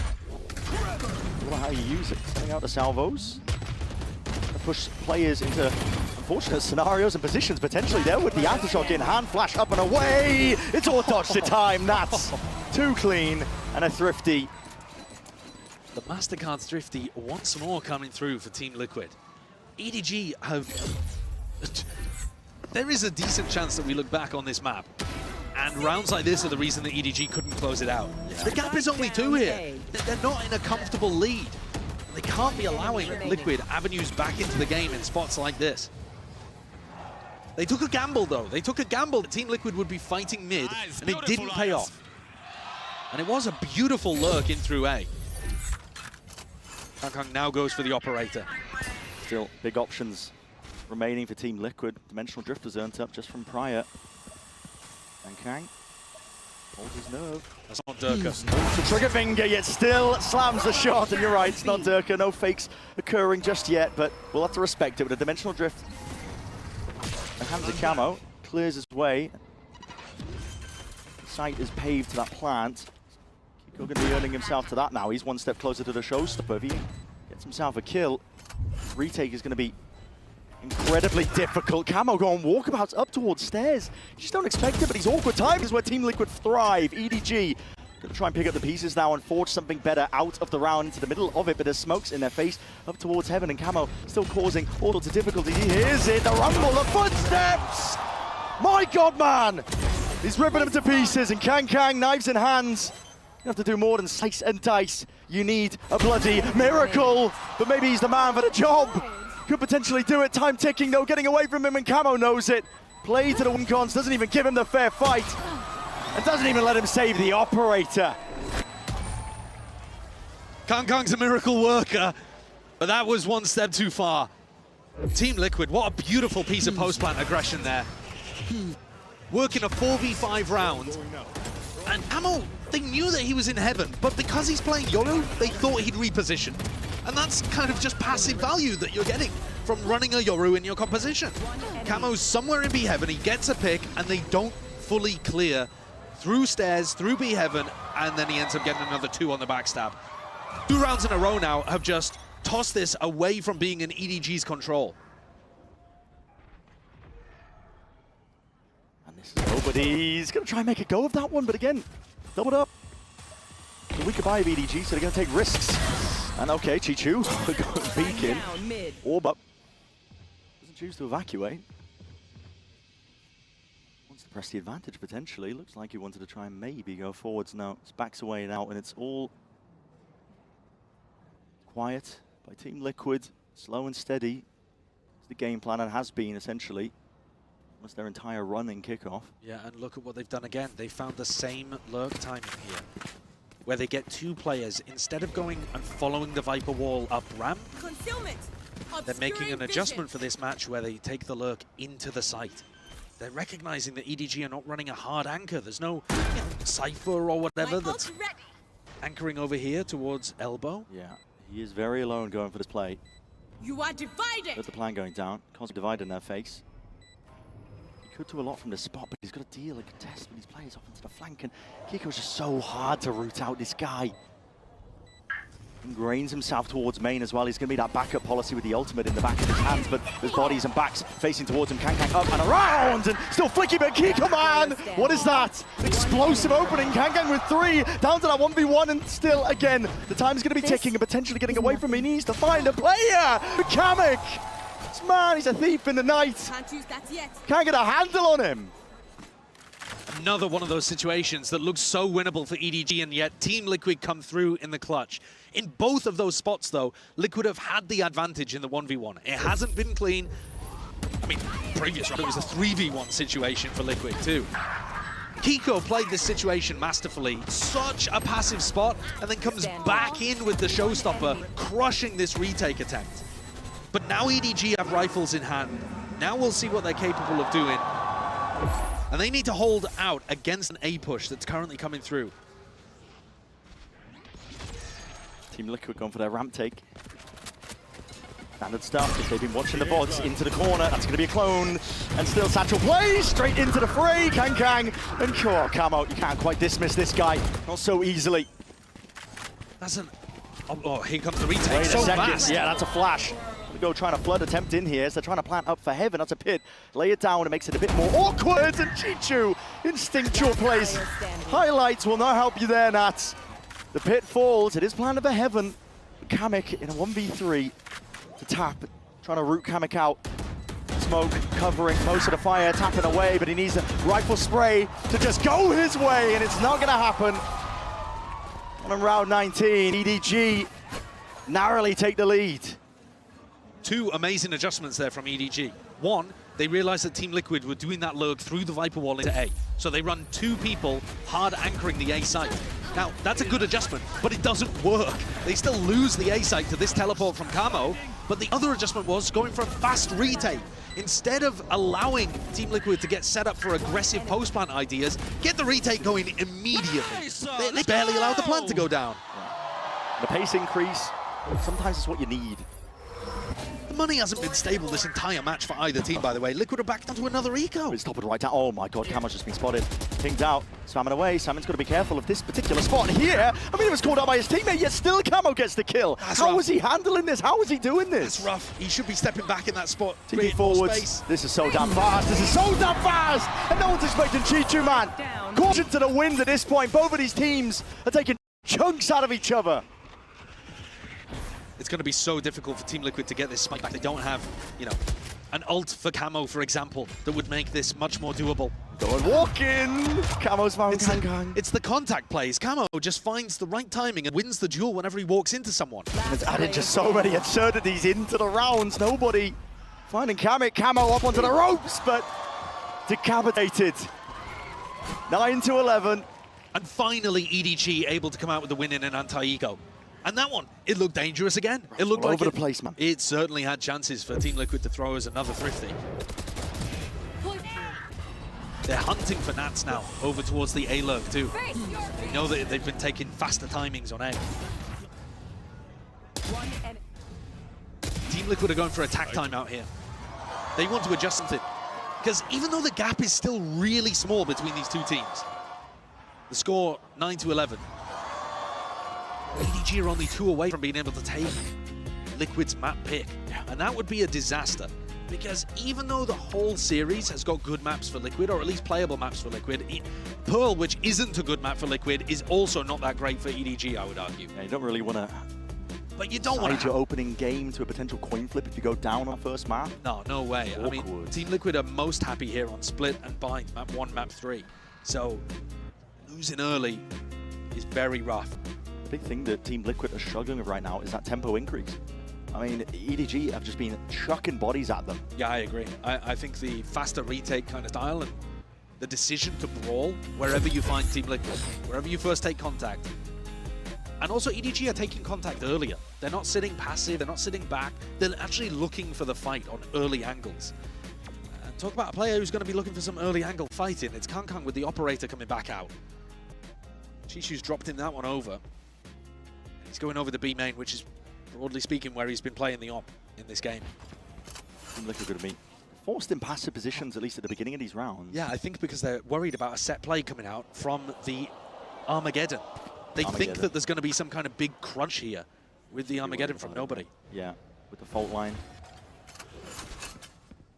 Tejo, nightmare to deal with. Similar take.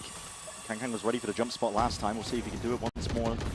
Star recalled, players spotted, but that dash is going to be fading. There's no way you're committing. Flash connects. The barrel poking out. Will he be betrayed by it? What kind of targets is he working with here? TP into the back of the side. My god, this is all over the place. What is going on? What is going on, man? Kanga's not ready for it whatsoever. I mean, Camo was on an island. Oh, Camo also didn't realize that the operator was pushed up that close until he took the shot. There's a Prowler that left everything out there. Nats hunted, taken down. They've been good at removing this A-lurk, but the retake can't come through as quickly as in previous rounds. So now another opportunity for Kiko to go walkabouts in the post plant. Yeah, okay. The time has been ticking as well. This plant was down. Rapid at that. Kiko was a full line missing. Still Simon's there with a trade. Crouched up in place. Needs to do a bit more. Heaven not watched for. And Paddy, he's perfect onto these angles. Once more, Camo. Just absolutely dropping these EDG players, dismissing them, scattering them to the wind. And just as we've been seeing this whole half so far, the adjustment that EDG made of fighting early angles and then getting fast retakes, if they'd been able to do that this round, maybe they would have had more of a chance. But this ended up regressing. They couldn't get the value out of Kankang's operator. Enemy remaining. And they were also slower to deal with Nats, so they weren't there on the retake. Oh, babe. Sorry. Have you had enough of these anti-eco rounds? Because here comes another. The economy is broken here for EDG. The same game plan. They're pitting off the rip? Into B when you don't have weaponry. At the very beginning of the round. It's interesting. That is a heavy investment instead of using it in round 23 or round 24 to try the closeout. Hoping that they push Team Liquid through mid towards A, where a lot of the bodies are stacked up from EDG. But the weaponry is terrible. Yeah. Haunt, fake TP. There's a massive trap here. Oh boy.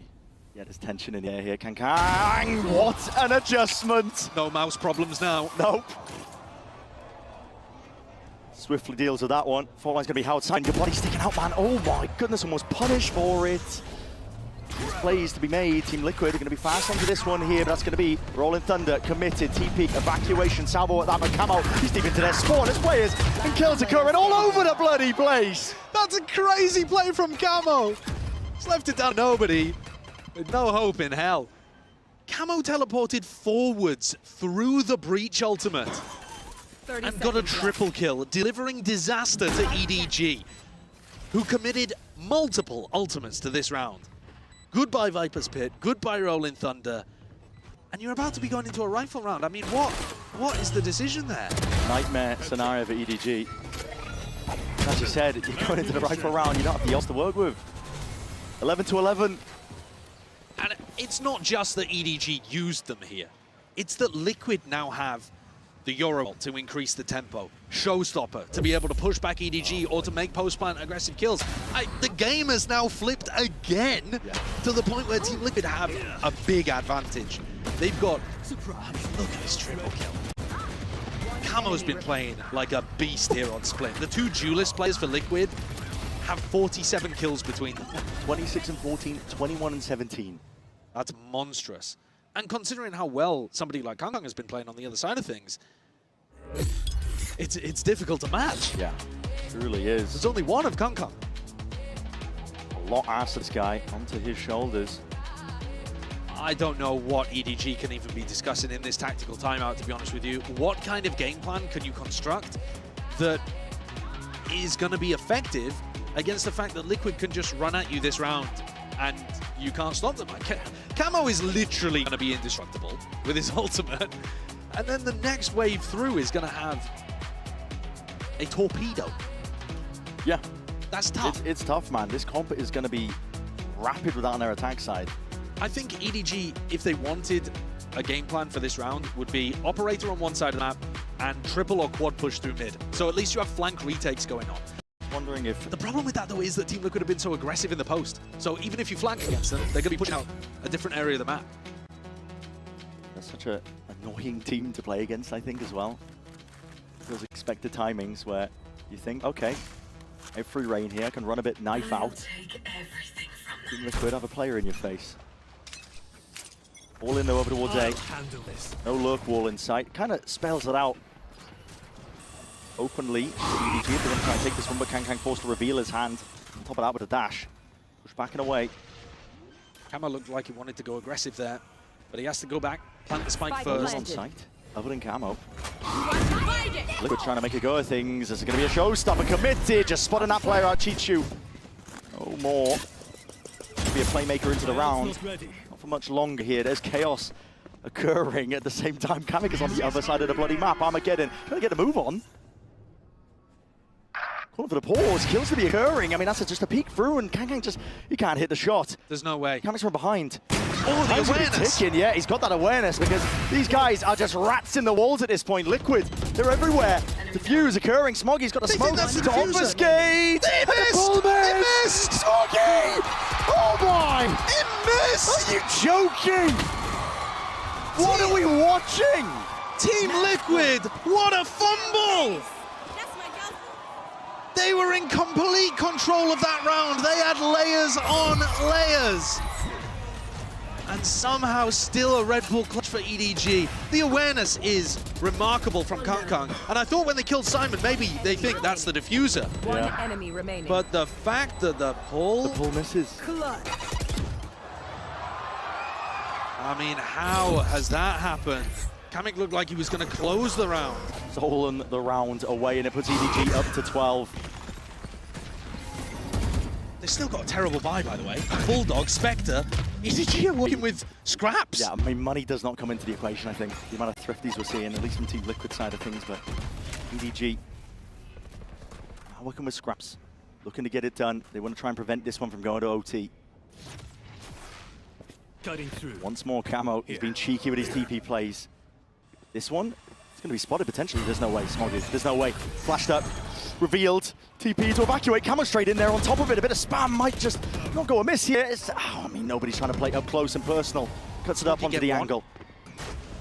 Can he get one in this spot? Smoggy hard committed, but running wide and dropping down. Chichu's lucky to get away with even that. It's an open side for Team Liquid. Cracked it open wide.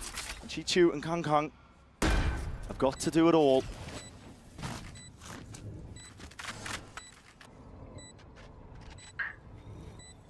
Dash still available here for Kang. Not even choosing to proc it. This guy walking out, but he's missed it. Oh, no way. He's just missed the corner. Trade there. It's instantaneous. But Chichu's only on 8 health, man. What can you do in this spot? And he doesn't want to know where any of these players are. 12 to 12 OT. Inevitable. The manner in which we got here, though, unbelievable. Overtime. Economy finally stabilizes for both teams as they're granted the loan of 5,000 to begin in OT. But this was so back and forth the entire time. There was no moment where a team was stable. That's a ridiculous kill from nobody to open things up. But Liquid, on the round where they have the massive ult advantage, they somehow fumble it. And then on the round where they just had to go for a B pop, they get it done. Fundamentally, Team Liquid are just playing so damn good. Players in position to trade themselves out, but as you mentioned, the money not going to be a factor at this point. This is the same pistol round setup that we saw from Team Liquid. They did run it with rifles at one point in the half as well. Quad fight over mid, teleport to help Paddytech if it does come over towards A, play B, full retake. Thrown up the guard onto the A site. Kang attack side operator. Now avoiding the Prowler, but still hits the flick. There's a trade in sight though with Paddy. Turns the favor. That was so sneaky from Nats. Putting his way right into there, still into the site. These players are going to try and push this one back. EDG. Look at him looking for the lurk. Into the corner, yeah. Team Liquid are so heavy looking for the lurk. So convinced, I think, that it's even occurring as well. But EDG's post plant's not the best. No players playing towards main or even off site. You've got to try and carve out the path to success here and now. Out to the side and wide as G2 picks up that two-piece once more. And Smoggy forced to reposition. Kills flooding in. Up to 13. A one-round difference and match point again for EDG. Not that it's been doing these teams much good. But this might be where we see the experience difference between these two squads. I think we just heard, right before this round went live, there's a segment from the Team Liquid comms where they were saying we should have won this game already. And I think it's reasonable for both teams to think that, because there's been wild plays, thrifties on either side. Some of these rounds are just coming down to who sees who first. Can Camo's TP not get spotted? But this guy, Shishu, also came up huge there in the post plan. We're not going to be slowing down. Round 26 here. Kangkang's got the operator, but he's swapped it around. So instead of holding B main, he's now over towards ramp, looking for Nats. And EDG going for a rare fight towards mid, although now they give it up. Snakebite layer down, but this is all just avoided. It's an off angle by Smoggy. He dodged the Prowler. What an immense play. It's created an opening. It's all about making sure that you can not bleed away too many more players at this point here. The salvos are good. There's a pocket to play in. Nobody not aware of that fact. Still, Horn a little bit too deep. Smoggy still alive, still kicking.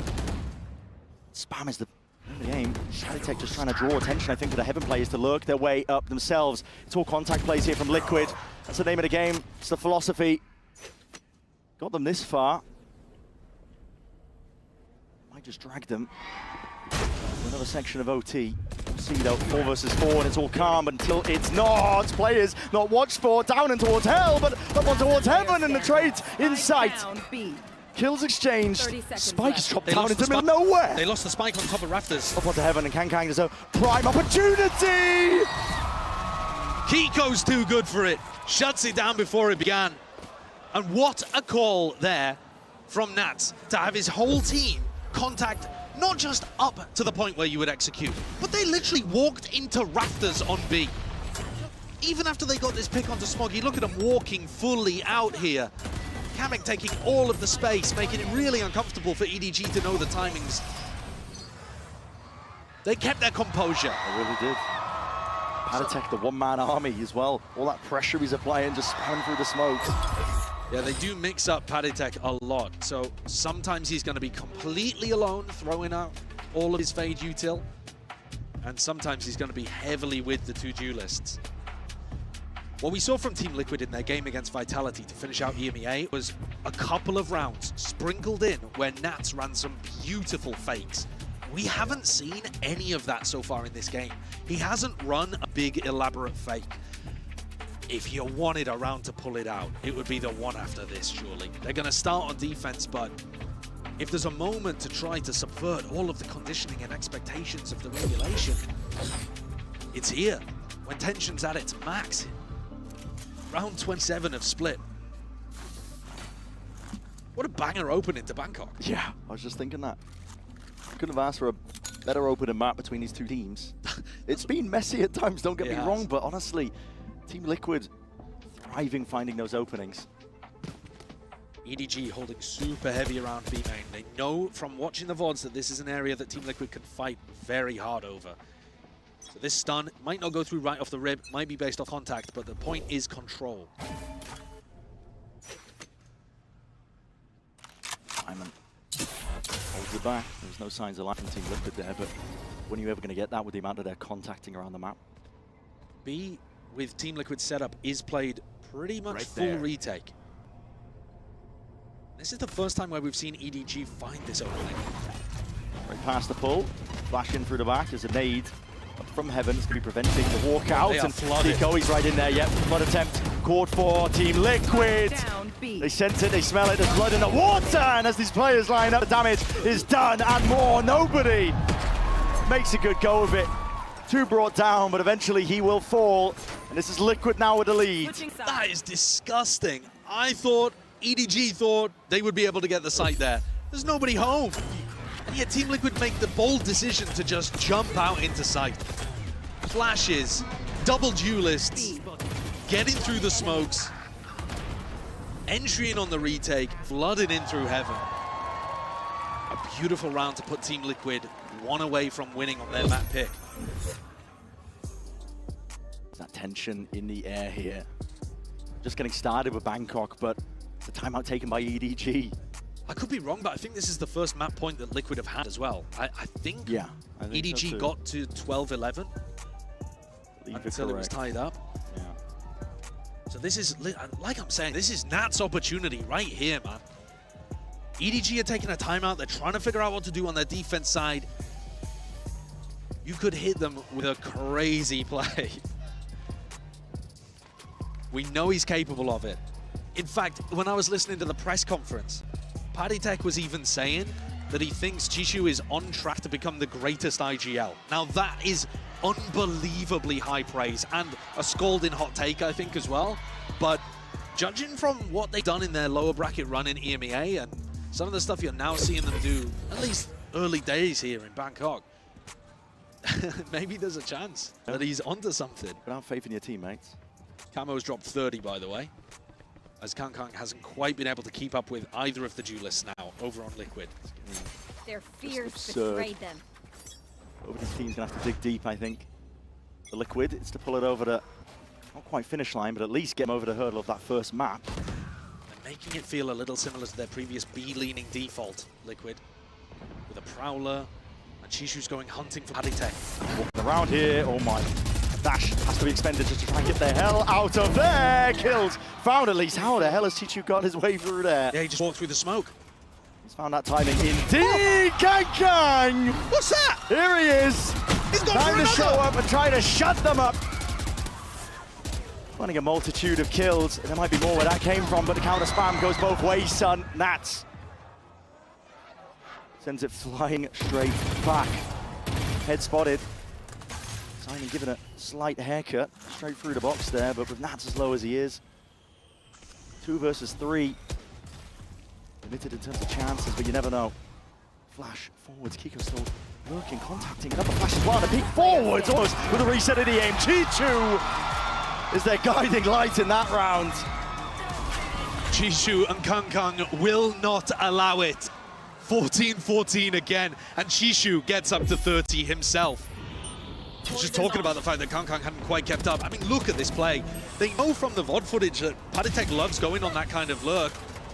He'll throw a Prowler in mid and then walk up really deep, tuck behind the box. We've seen him do it a lot in EMEA. And Chishu, he's been watching. He's seen these games before. Kang is going to pull out an attack side operator to try to push them onto another map point. And they're doing a slow crawl up to A. Spotting the corner, they know that Paddy plays perched up onto heaven. It's a beautiful one at that. Pretty blocked by the drone, but I don't think they're going to be too worried about it. It's open access. An easy access at that, and that's what is his timing. You're seeking to take. It's a flash and a flood, an attempt at a play, but EDG are one step ahead. Players to the game plan. Kiko not slowing down though. Kamek out wide onto heaven once more. He's looking for bodies. He's hoping that EDG will just open themselves up. Kiko sailing sky high. Brought down like a clay pigeon. It's EDG now up to match, or at least map point. It feels like we've played almost a full match here, doesn't it? I know. Round 30. Another opportunity for EDG. I think the read here is remarkably good for them. Ever since they took that time out and got an opportunity to talk to the coaches, EDG have been making really nice reads and hitting really good shots. Kang's going to pull out the operator again. He's been opping towards B main in every one of these rounds apart from one. And he goes over here once more. See it. The spike, though, is on the A lurkers, and Nats hasn't even committed his wall yet. This is super weird. Paddy holding, lucky to be alive. There's damage done through the wall, but Chicho dropped down into mid. Nobody! Nobody! Was that spam? That What was is that? spam or something, I'm not too sure. Is that because Nats didn't commit his wall? And that's a spike drop down into the laps of these EDG players. This is it, surely. Hard to fumble from this point, but Team Liquid will look to dig deep. And again, back to old reliable, walking around, casual jaunts around the map, contact plays, creeping and crawling. Simon's watching. And Simon says, you might not pass this one. As a horns up into his face, and still Kiko, he just deals with it. Takes that guy out. Kang, the operator, will have to just back himself away. They've got to know where these players are, but still Kamek, no way. Kamek, a body. What is going on? We're never getting to map 2, never mind the rest of the matches here at Masters. It doesn't stop. We miss some really crucial fights, and I don't blame the observers. What is going... I mean, why? I don't know. We're into really deep territory in this game. Nats must have thought, if I don't commit the wall, he won't think about the A flank, so he ends up going down and delivers nobody 2, and then 2 answered back in almost the same spot from Kamek, flips the tables. Lohan is happy about that. Round 31, score even, and you can tell the teams are trying wild stuff at this point. They're just throwing at the wall and seeing what sticks. Exactly, the playbook ripped up. I mean, I don't think that Nats has ever run that strat before, where he just doesn't put down the A wall. That's the kind of audible on the fly stuff. And EDG, they turn the pace down. Taste of their own medicine here for Team Liquid. Run up through mid, a bit of presence shown for that one here. Team Liquid have given up a lot of space over towards the map. Gate crash being thrown from Camo. This one's his second. Did not land where he wanted it to. That's not going to allow him the safety. Team Liquid are offering up full mid control. No one holding to contest A ramp as well when that wall goes up, so there's a lot of unknowns for Team Liquid right now. They had a hard read that this was going to be B. They stacked 3 players on B for the defense, and they also had Camo's gate crash over there at the start. So, and honestly, the read is good. I mean, look at it. They got players in position. But a sour end to the round here for EDG, and that's a dash active, and that's going to be the go button. Signet, Kankan moves forward, steps forwards, Kiko dropped, and this guy has been the thorn into their sides, and that's taken care of. At this point, we've seen some miracle rounds from Team Liquid, but I think it's a hard ass for Camo and Paditech. Still going to make a go of it. You have to at the end of the day. Paddy. One enemy remains. His way around though, but that's a bullet to the side of the head. And he's dropped there. Chichu. Cold with it. Up to 16 for EDG. At some point here, if EDG have this many map points, they've got to convert on one of them. The entry from Smoggy is great. And even though Team Liquid had people stacked here, had the right read, they didn't, I think, expect that lurk to be coming through, or not lurk, but the other side of the pinch. You know, from Team Liquid's perspective, I think they thought that was a B pop, and they weren't ready for the people up in B heaven. Kang is going to go for an operator. He changed his mind there with only 3 seconds left in the round. This is all over the place. They want to brawl in mid and close things out. Prowler. Could be broken. Rifle spam. They're hoping. Team Liquid are hoping that EDG walk down mid right now. Off the A ramp pressure. Going up towards ramp though. Kang. Hold up. Plays in his face and a shorty at that. My God, Camo just turned him into mincemeat down towards the fence and a peek out wide. Chichu, if you got a little bit more, maybe, potentially. Can't quite get the third, but Smoggy by his side. Nats slices and cuts him up, and Simon, there was damage done. Weak as anything, Swift Breeze will bring him down, but a bullet does the job nevertheless. This is down to 2. Team Liquid, not to be denied, to drag it out just that bit much further. So difficult for nobody. He has utterly no idea where these Team Liquid players are. They could be in any part of the map right now, apart from where he's recently cleared. Could he find a possible timing? Maybe if he'd continued through vents, but it's looking unlikely now. Nobody was an absolute star for EDG in the grand finals of China. He took that game and he decided to win it for them. If he could pull out a 1v2 here to take split, at this point it looks like it's going to take an enormous play, a miracle from one of the teams to put the other to bed. And it's Kamik and Nat's job to hold on. Yeah, I mean, listen, I know Pearl's an unfavorable map for both teams, but neither of them wants to play it at this point. They decided not to give the plant to Nats there, who would have had Pit. I think that goes to show, I think, that getting a bit flustered. Well, at the same time, you don't want to get timinged by nobody. The chances of nobody winning a 1v2 in this spot, it arguably might even go up if there's a Pit. Gives him ins and possibilities to get himself into the fight. That's bullets rattled and away. Back behind screens, and nobody does need a miracle at this point. Stun, rattled and away, 1 kill found. Needs that second one, but he's really just going to be guessing. Nats holds it down, out towards elbow, 16-16. Neither team wants to give this up. An utterly ridiculous beginning to this tournament, and an utterly ridiculous beginning to this round as well. A really nice macro idea called from Nats, and Camo flies into the face of Kang to take him down at the beginning of the round. At some point here, Kang might start giving up on the operator, because while it's theoretically really good idea against what Team Liquid are doing, it's kind of making him less able to carry and win the rounds, I would say. Whereas maybe he might just be able to go walkabouts as Paddy and Camo are doing. The walkabouts is going to be that refight attempt. Pushing Chichu back. But respect this one, and look at that TP all the way back over towards B. This is the way that Team Liquid love their early rounds to go. A little piece of aggression and try to force you into the stack. Here, there's a 4-player stack on B if EDG try to react. But they're not taking the bait. Flash forwards and a drone clears his way. On cooldown. The vents. Kang intention though of holding and taking that space. It's just the threat of it, but Team Liquid are giving this one up anyway. Remember last time, even despite Team Liquid having a stack on B, EDG came up with the goods because they forgot about B Heaven. Nats was so focused on the pop coming out through B main, they didn't think of Heaven, and Kangkang is that lurker that could backstab. Oh, this is going to get messy. What an entry! My God! Nobody somehow finds that one. This is going to be it. Salvo's in the fault line. Cuts it up and dissects the site. Chances and opportunities, but Nats is still alive, but with the paranoia in your face, how much longer will you be kicking? They can't remove this guy. Thorn in their side and more. It's buying time and space for his team to get back in. Util expended, out through the smokes. The feed is filled in red, and we missed all of it. No shade to the observers, man. This is a mess. It's the same strategy, roughly speaking, though. Called again from nobody. It's working beautifully. It's a disguised B split. You make it feel like everybody's popping through B main, and you send somebody on the backstab, or send two people up through mid. This time it was Kangkang coming through Heaven that sealed the round up. But all of the brawling that happened on site, nobody coming alive. Chishu, he's been phenomenal for them. 35 kills, now the kill leader. And we're in with EDG at another map point. Love to break some records for our opening game. I mean, how many have they had at this point? I've lost track. Ridiculous, man. It's just absurd, and there's already flashes into the face of Kangkang.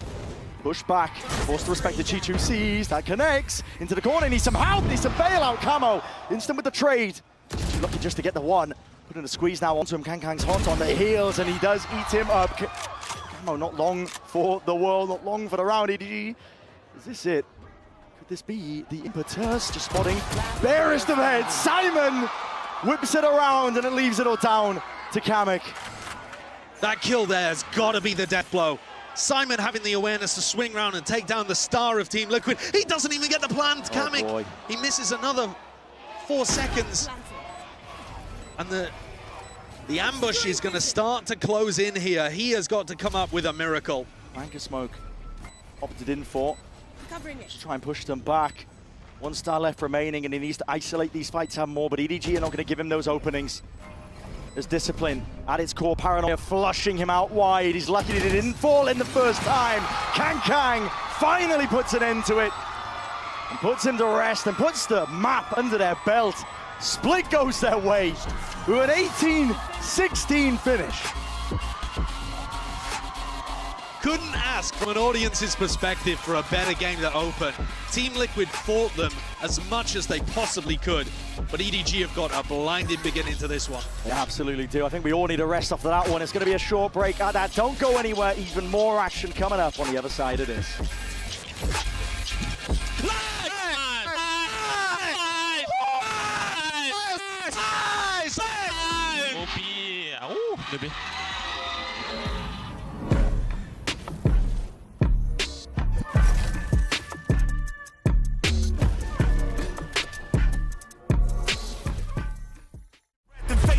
Cause you play a roulette with each step I progress, no less. Go ahead and place your bets. Cause we know where we at, we know we top tier. Cause all the hate that you bring, we know it stops here. I'm taking off like a rocket here, ain't stopping here. It's strange how they cannot see the future, but see profit here. Wait up, we gon' always win. Promise that that's not promise, yeah, that is a threat. You know that I promise to bring the team commas. When the whole team win, that's when you flex. Win, and I'ma do it again.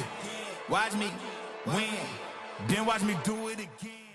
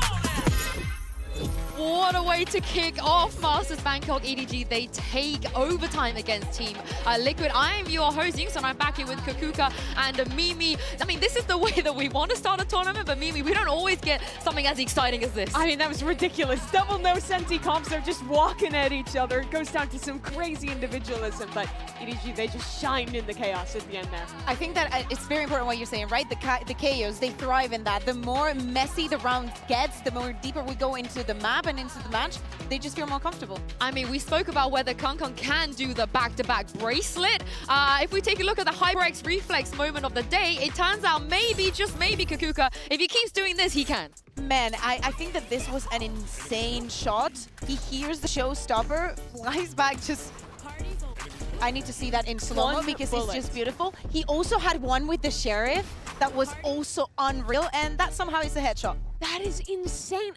It wasn't even luck or like he was moving or anything. He just precisely, perfectly tapped rays out of the sky and dashed out. I mean, Kangkang, still ridiculous. No matter the year, no matter the situation, this guy performs. And I love Kiko's reaction there as well. He's like, fair enough, you know. Sometimes what can you do about that? Apparently sometimes this is what happens when you come into the international stage. Yeah, sometimes it happens. But you do have to give it for the duelist players on the other side as well. Kukuka, they also did incredibly well against EDG. Yeah, exactly. I think that Kiko had a great performance at the beginning of the map. I think that Camel, once he got onto the operator and then later onto the attack, I think that he was key into some of the ideas that Team Liquid wanted to put on the table. But I'm actually surprised because with all the changes that EDG had brought into here, seeing a jet on split, that's something that we do not see that often. I really saw the intention behind it, which in so many cases with EDG was missing.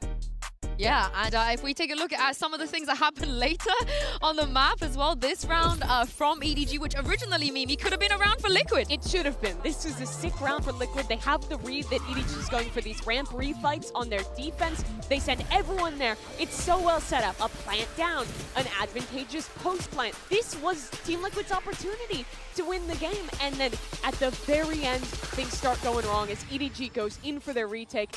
And this one just ends with a missed suck, losing them this round. Team Liquid then goes to overtime, and it just falls to pieces. In some ways, it feels like a return to form of early Team Liquid with these little mistakes, ruining rounds for them. And just like this one, which was, you know, painful to see from that side also because the nade then falls. You think that, you know, they could have sprayed, but they, you know, had no way of knowing. It also brings us back to what happened in the pistol round. They could have possibly won that round, but because of that last TP of Common just going back, and I believe Chicho having the spike, there are so many occasions where Team Liquid was just on the receiving end of EDG just having this massive round. Yeah, I mean, that was the game pretty much in that round, but EDG went it out. They're so good at finding the opportunities when their opponent makes a mistake, and now they're up a map in the series. They are indeed, and let's check in with Mika Fabs and EDG's coach, Muggle. Hey guys, I'm here right now with Muggle of EDG and Luna, of course, to help with some translation. That was a very intense first map. We noticed some composition changes though. Can you tell us maybe whose idea was that? How did that come about? 我们在图一看到了一些变阵，能不能告诉我这些是谁的想法，谁的主意呢？之前我们这张地图就是对于除了太湖以外另一个先锋的位置挺纠结的，然后参考了 Sentinels 的阵容，然后决斗上选择了我们康康更适合的接锋。 Like other than Taiho, we are really confused about another initiator about this choice, and we learn from Sentinels about how to another like initiator, and also we choose the duelist for Kangkang as Jet. It's more suitable for him. That is perfect. Well, best of luck to you guys. Such an interesting answer there. They've obviously been watching what the other regions were doing while they were on their break, and also you had some questions about why the Jet, and it's just purely down for comfort pick. I think that it has to do with the trade denial that I was mentioning, because in so many occasions we see Kankan that has not been set up, and from the defense he just goes with the operator, trying and hunt for a kill, and in so many cases they were right. We also saw them using the utility to prevent where Nats plays every single time that he plays on split, and I think that the preparation was very good from that. It was an incredible map one to watch, but I think this puts Team Liquid now in a very scary position, because they're going into a map that they were 0-3 on in the regular season and in that run-up in EMEA, and they haven't really been able to find a solution. They've changed their comp once on this map. They've still lost it every time, and this is a very comfortable position for EDG. It is indeed, and Pearl, I think, is probably the only map of Liquid that I felt like they tried the same thing as all the other maps, right, Kukuga? They tried to change something, and then the change was amazing, and then they don't need to change again, but it just never worked for Pearl. Yeah, I think that regionally in EMEA, it's not like this is a map that we love. I think that this is a very America's map. Ours is Fracture. We love Fracture any given day. But especially this map, I think also having Nats in something that is not the Cypher or the Viper that we've seen him so many times going on to the Vice. I think that probably we can expect some changes or some tweaking around. Probably they just need more reps on the map. But I'm also looking forward to see if it's EDG going to be changing something. Well, hopefully we can get those answers from Team Lohan, who's standing by with Mika Fabs ahead of map 2. Hey guys, I'm here now with Lohan of Team Liquid. That was a very intense first map, and now you have Pearl coming up next. The team's history isn't exactly the greatest on this map, so I was wondering, you know, could you say something to maybe keep the fears of the fans at bay, ease their worries or something, because you can't blame them if they're maybe feeling a little bit uneasy about this one. I mean, I don't think it matters the map that we're playing. What matters is we play together, we play as a team. We're confident on the map, we're confident in ourselves, and we're going to show a different face on this game, 100%. Love to see that confidence. Good luck to you guys.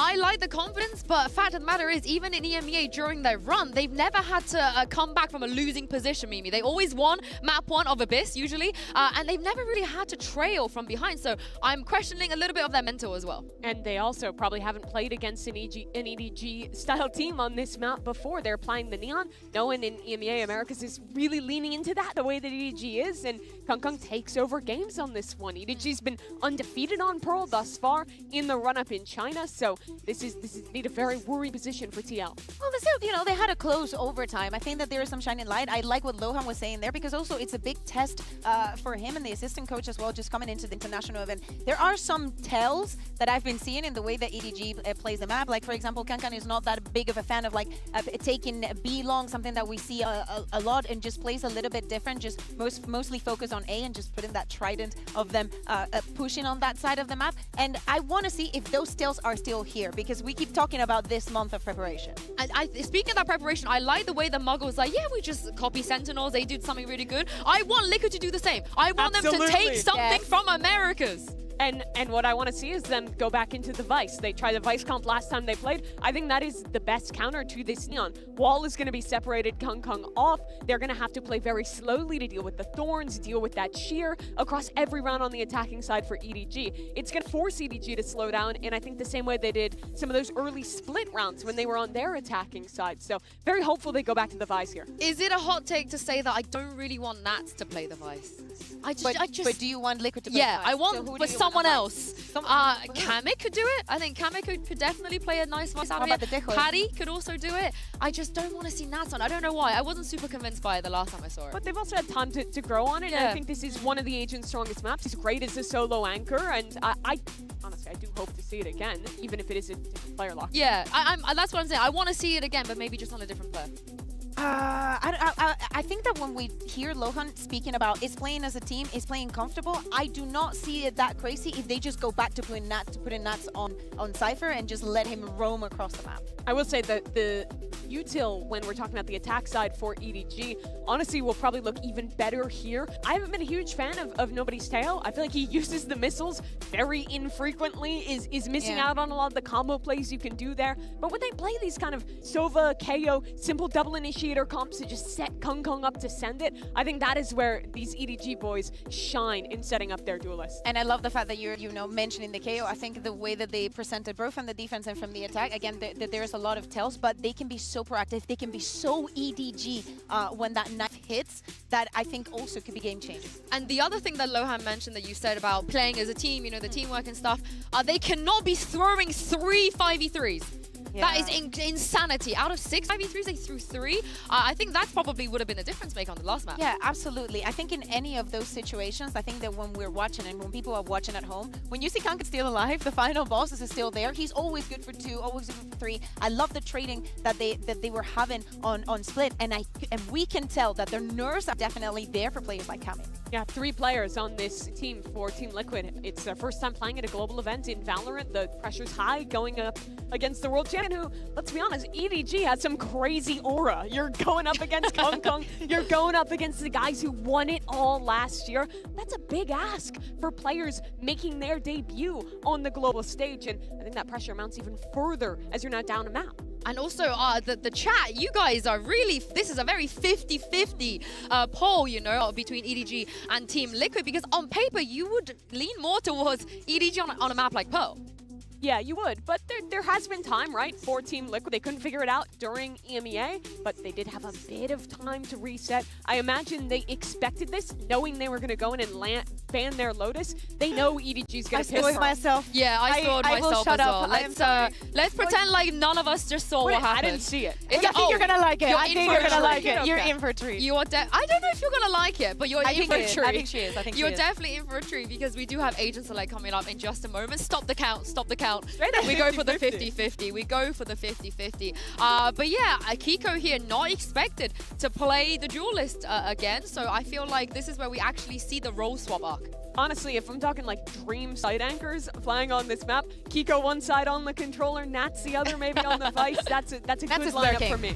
That's definitely he's going to be somewhere. And looking at this, do you like it, Mimi? Do you like it? Do you like it, Mimi? You said you wanted them to be America's build. This is very America's build. Coming out with a Chamber Vice double controller on defense. You have tons of tools with Patty to hard anchor one side. Nats is going to be able to go for a lot of proactive looks with his Yoru camo. Walking up, TPing out. There's so many cool things. But the coolest thing is seeing Kang on the Yoru. I think that it is an agent that he hadn't been playing. I know that he played it in the past, not successfully, I have to say, and on maps like Bind. But him moving on to the Yoru, Ultra Chicho on the Vice. This composition also shows a different face that EDG did not need to show regionally. When you play against Vice, I think you need to be locking the Yoru. So both these teams understanding that counter, dealing with the Vice utility is going to really be the win condition for EDG on this attack side. Yeah, I want to just shout out BBL as well. Maybe Liquid learning something from them. It's time to jump back into map 2 and throw this back over to Brandon Sideshow.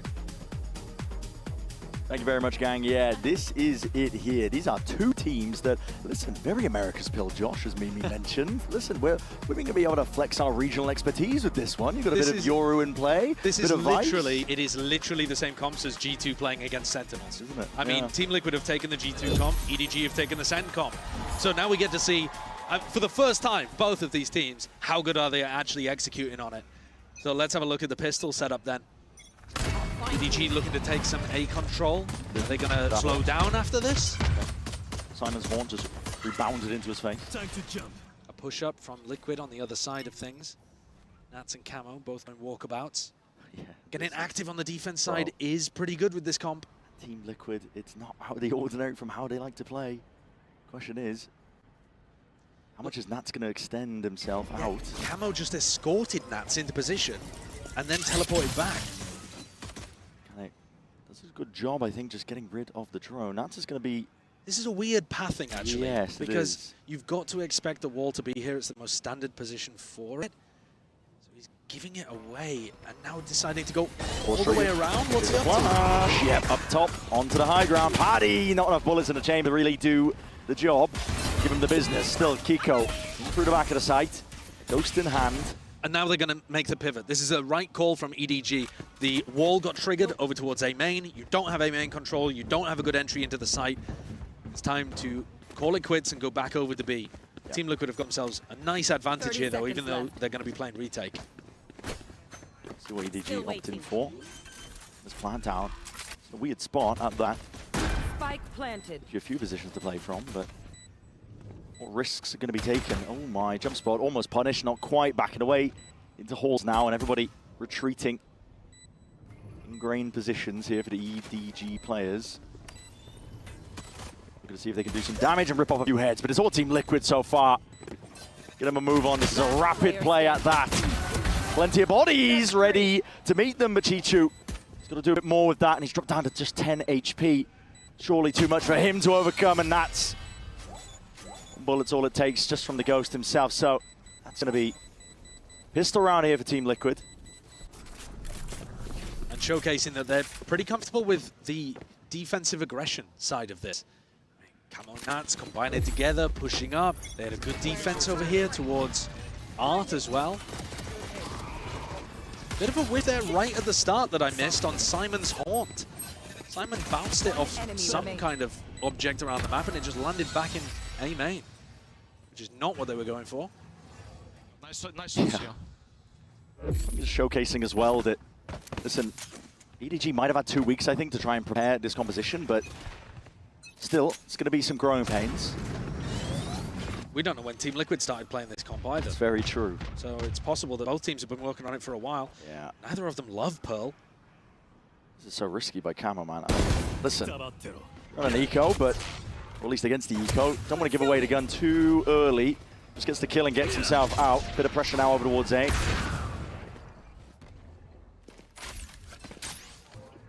Take a look at Nobody, wandering his way down B long. I think you'll see this a lot from this guy. Not a conventional way of playing the Tejo, but he loves going for these kind of attack side lurks, no matter what initiator he's playing. But he gets collected this time by Paditek.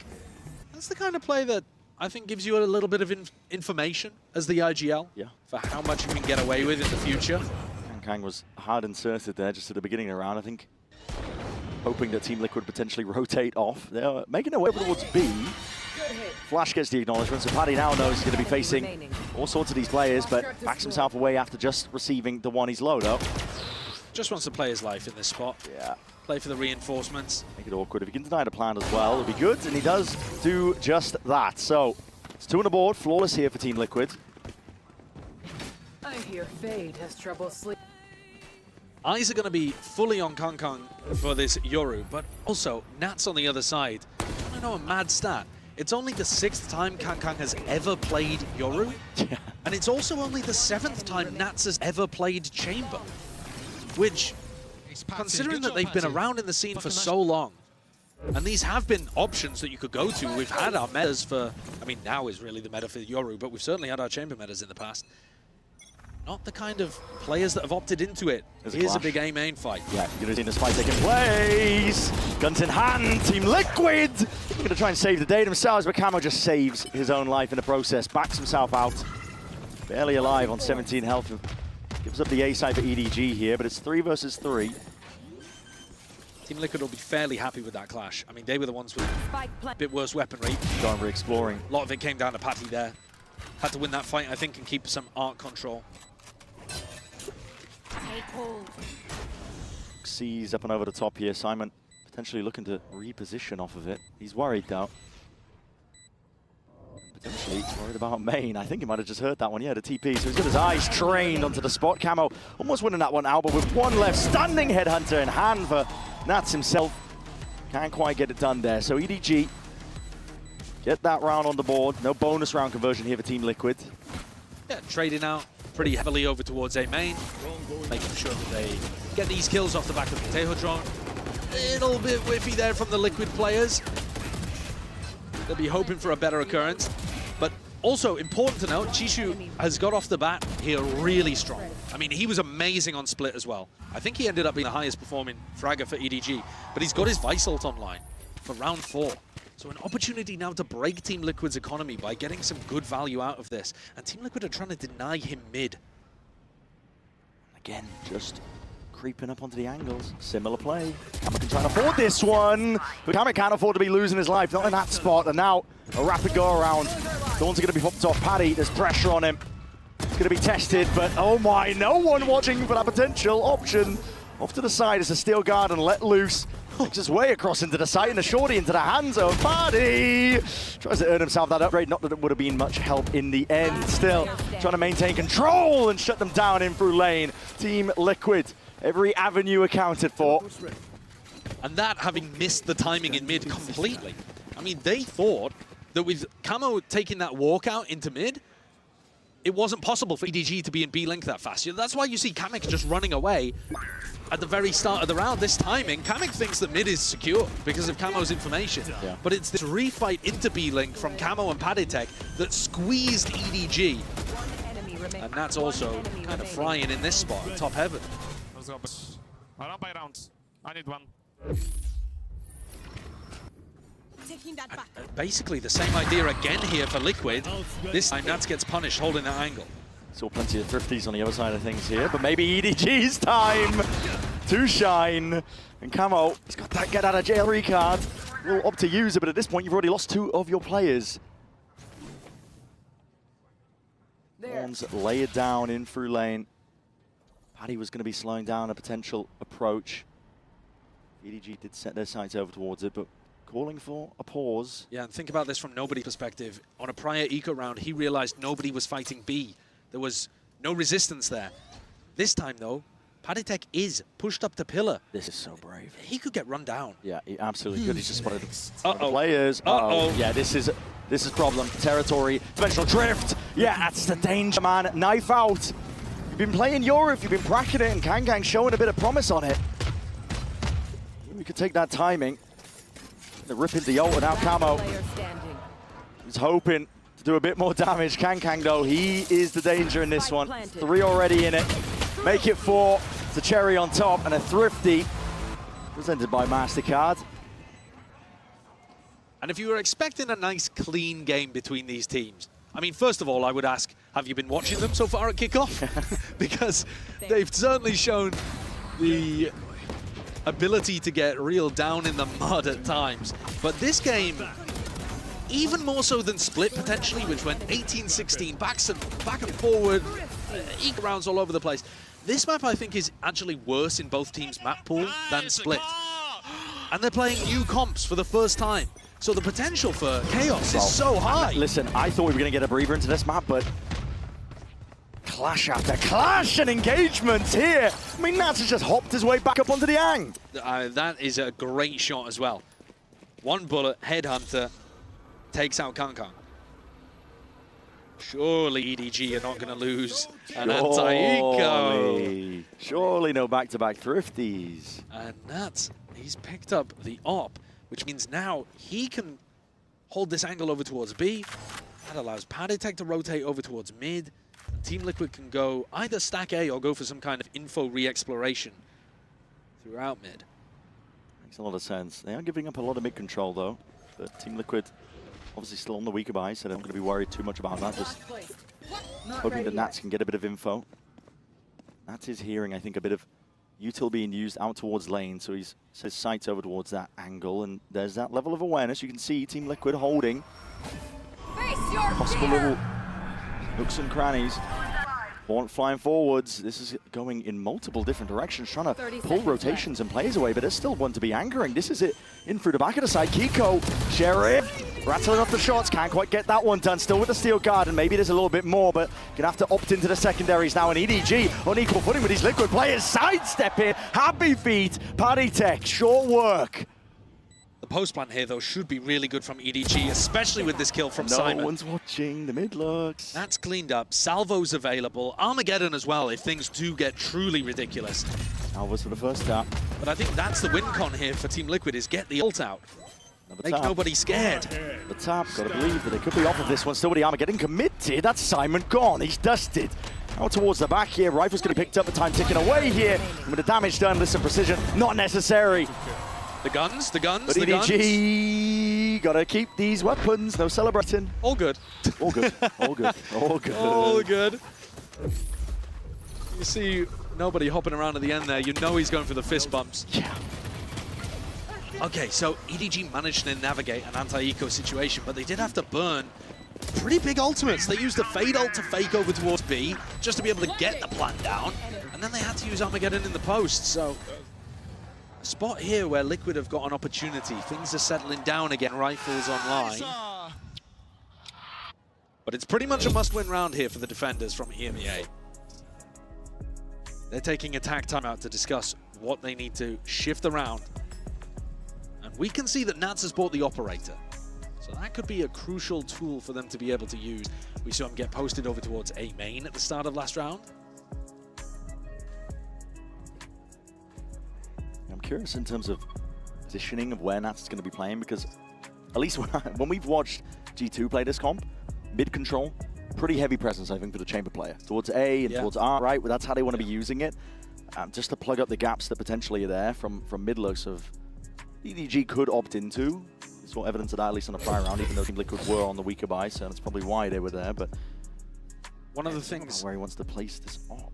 One of the things I think also that's crucially important with this Team Liquid composition is that you're gaining info in A main somehow. I mean, this round it looks like it's going to be Nats getting posted with the operator, but in previous rounds or in future rounds, they're going to need to use the Sova too. I mean, Trent does this amazingly for G2, where he's always regaining information in A main. Those are the details that can get missed when you copy somebody else's comp. These are the liberties afforded to you when you're playing onto the Yoru, but that drone... Wait a second. Sure. No way. Surely. No way. No clearance at all, and he's got the hell out of there! That's rough. I mean, that is just a straight-up error from nobody. That's one of the main angles that you need to be checking. I don't know how he doesn't think about that. And this looks like Shishu's going to go walkabouts. Master v Apprentice. Uh-oh. We'll see who ends up on top.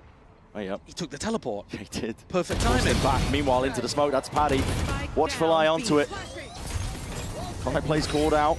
All baited out. And the spike retrieved, but a lot more to do from this point if you are Smoggy, and Chichu's on the opposite side of the map. I mean, this round has gone disastrously for EDG. Yeah. From beginning to end. A small error. And it only takes a small error, but you have to be looking for the Yoru and the chamber all the time. I mean, one of the biggest strengths of this composition on defense is that the Yoru and chamber can be playing on such weird angles because they have that ability to get out.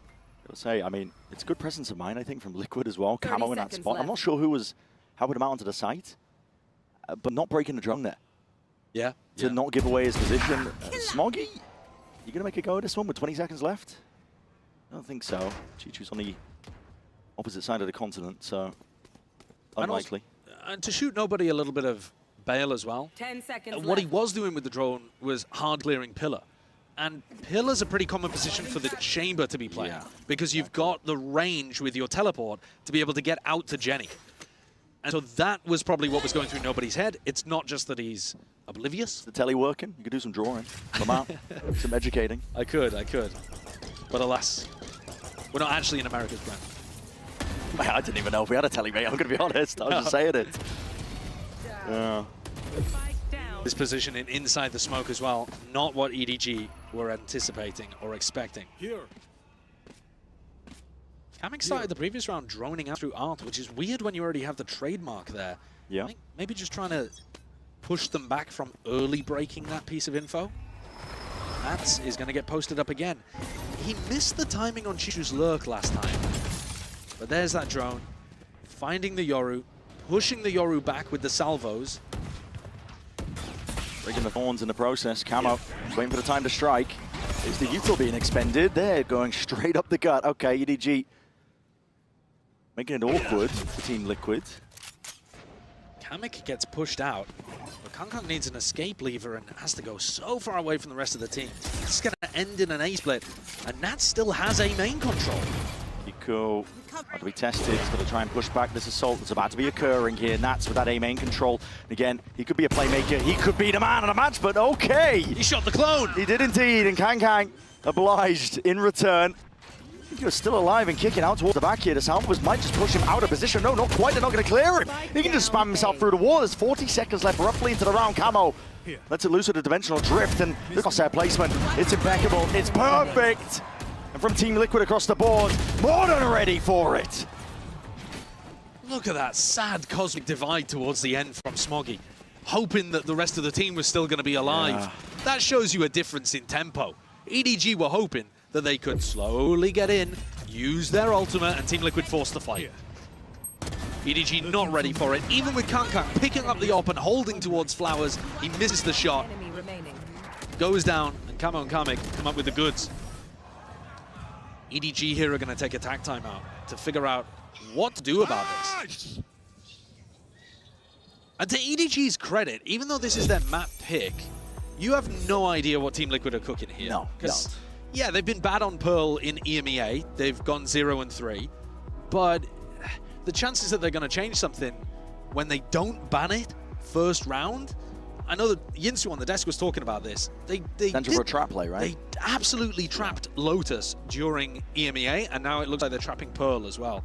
So Lotus goes into the permaban territory, not going to see the Reyna, and instead we get this G2 comp, and by the Really a look sigh of of it, relief for that. they're playing it pretty well. They are.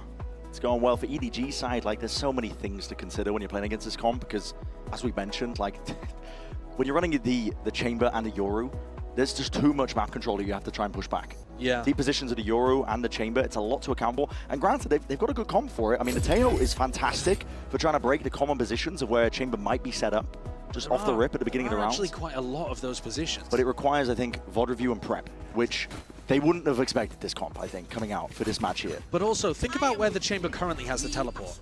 You could put it there, or you could put it 2 meters to the left and dodge a salvo.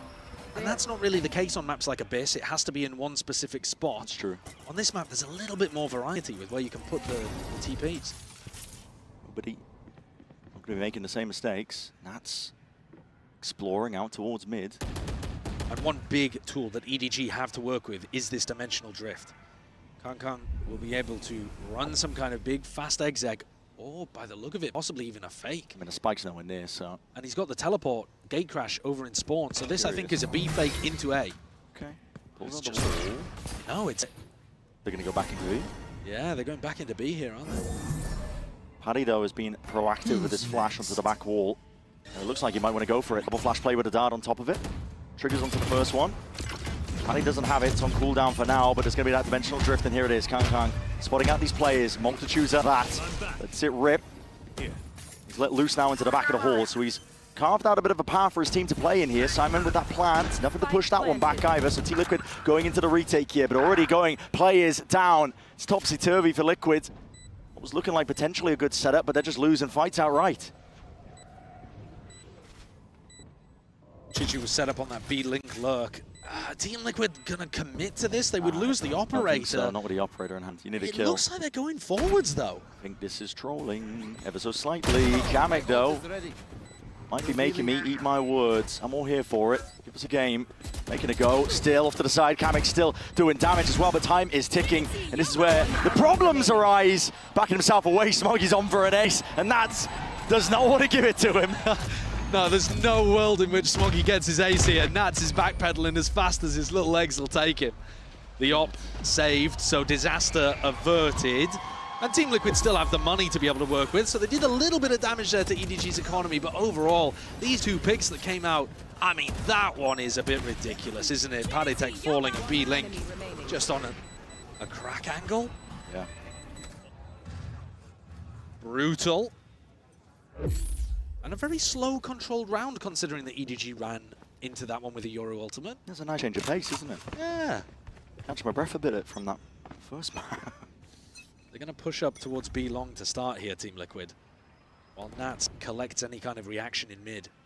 Perched up, just onto the box, and unexpected is the angle. So Kankan just wades right into it.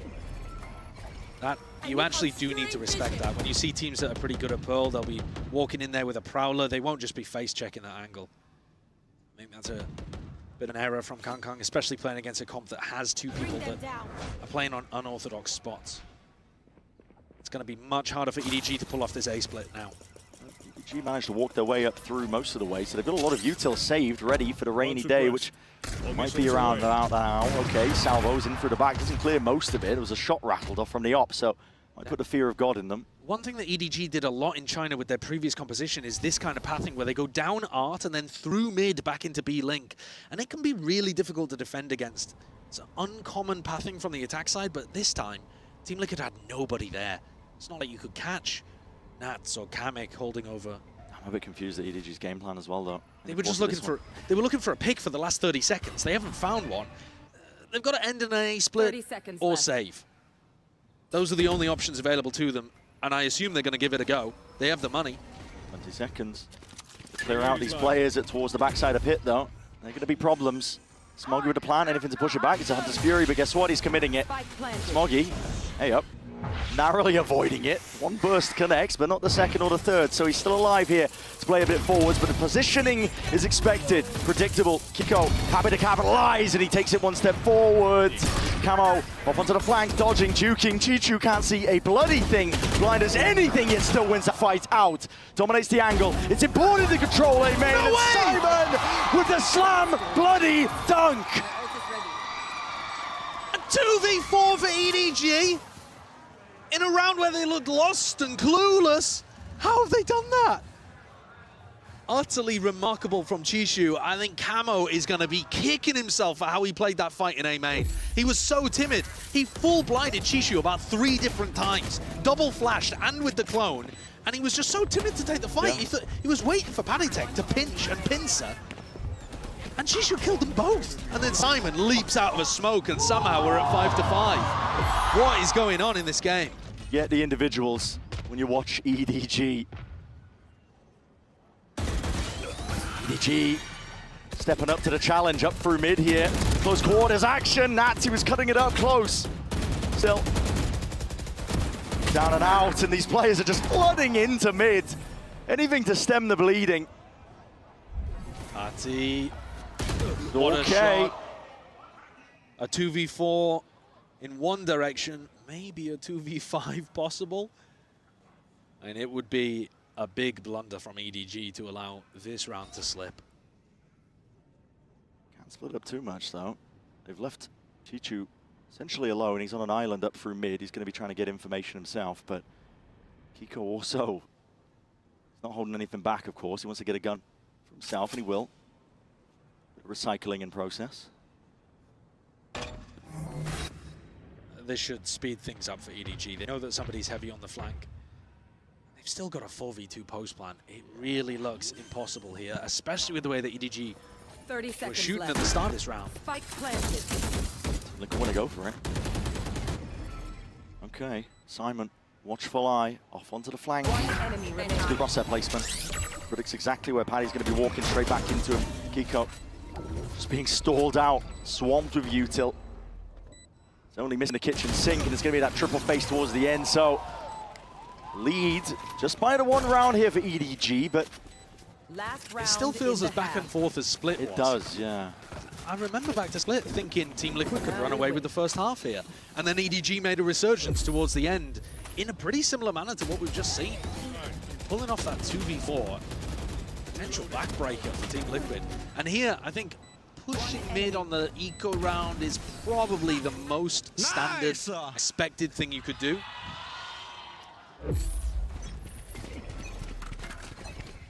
Potential to run some kind of elaborate fake setup here with EDG's ults they have online. But just starting things off early, trying to clear these spots, jumping up, clearing the pillar, timing. Kangkang still steps up. Single-handedly dismisses Nats there. Good try from Nats, though. Yeah. We'll respect it. Salva's going to be used to clear the way, mostly. Tight corners. Breaks up any potential Thorn, util. Could impede this potential hit, but it's all just a bit of presence. Fake pressure at that, recall, and the refight called at that. Kangkang, he's got a bloody dart in his face, but he's I think. left Not nobody. quite. He has, with the spike in hand. It's a bit of a bailout. Team Liquid don't even realize how lucky potentially were. And going walking and exploring out towards the lane. It's Chichu ripping Kamek's head off. This is going to be so tough for Liquid, even with the ults that they have online here. Cosmic Divide is obviously great for going for a retake, but Paddy's so far away. Might even get caught in mid by Simon on the lurk. I don't know why Simon's been hard lurking with Nightfall. Angle, Salvo as well. Comes about here, players almost lining up for it, but EDG going for that clean sweep, or attempting for it. Paddy still alive off to the side, and he has that steel guard. It's the final round, you might as well expend it, and he's getting the move on at that. Lets it loose. Unleashed now, and takes the fight before they can even get ready for the setup. It's a 2v1. Does he think about Chishu being behind? I mean, this is just so damn unlikely. Pull. Just for that first tap, Paddy's got so many obstacles to navigate, and of course he doesn't expect it. A wraparound from on high. Chichu, the IGL himself, delivering that 2-round lead. Switching sides. A 7-5 half and a big recovery. A big recovery. And Chichu is 13-5. What a monster he's been today. Making sure that Nats has been put on notice. EDG bringing a bit of passion, a bit of fury as well, showing that they are the reigning champs themselves. And we'll see just how far they can take it on the other side.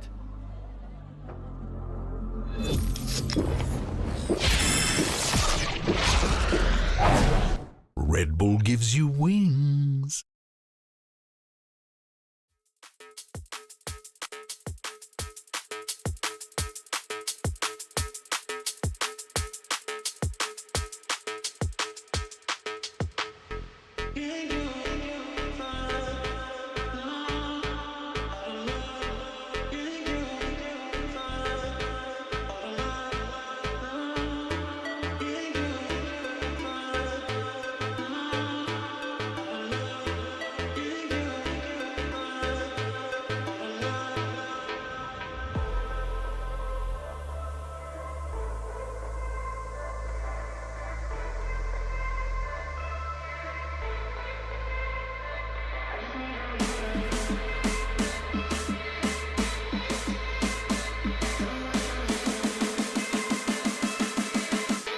I just need to know what's on your mind.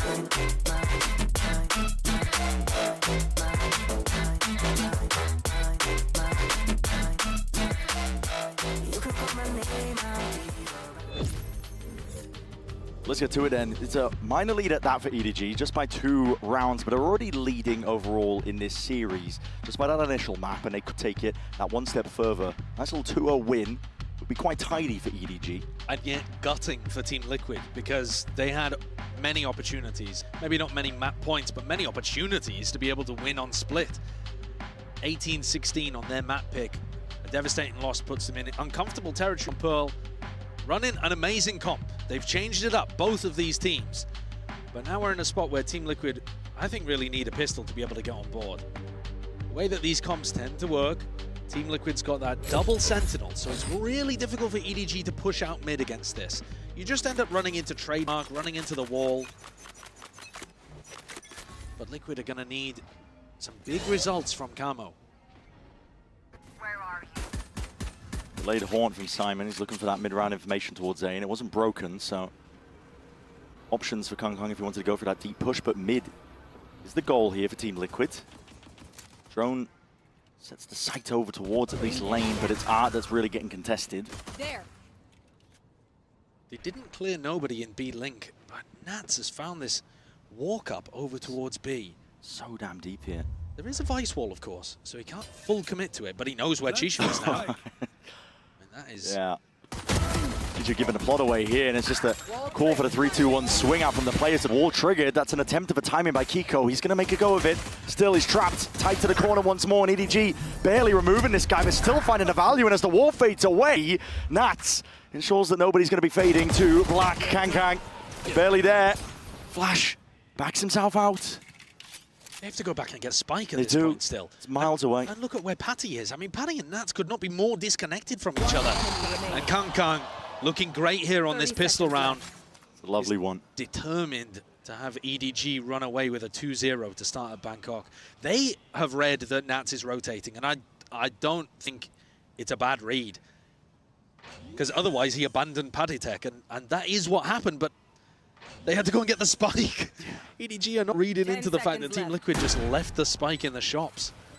It does leave Nats an open plant, an open site here. EDG look to play this one together. Simon has Haunt as well, so it's good util to clear out potential corners, and as long as you play together with that discipline and trade each other out, in theory, should go well, but you are up against Nats himself, and this guy, he's a menace. It looks like it's planted for back halls.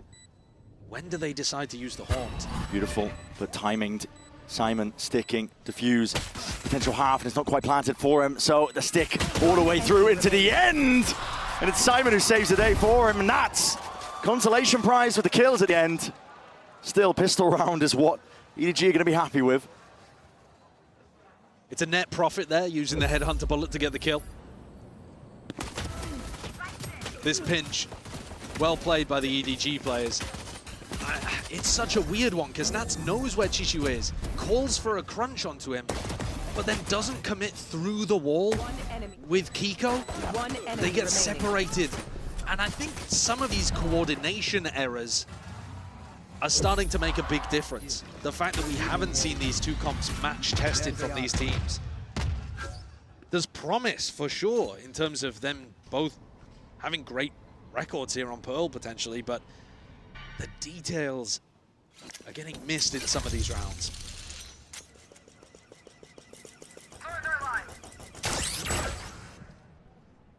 That's a suppression onto Paddy.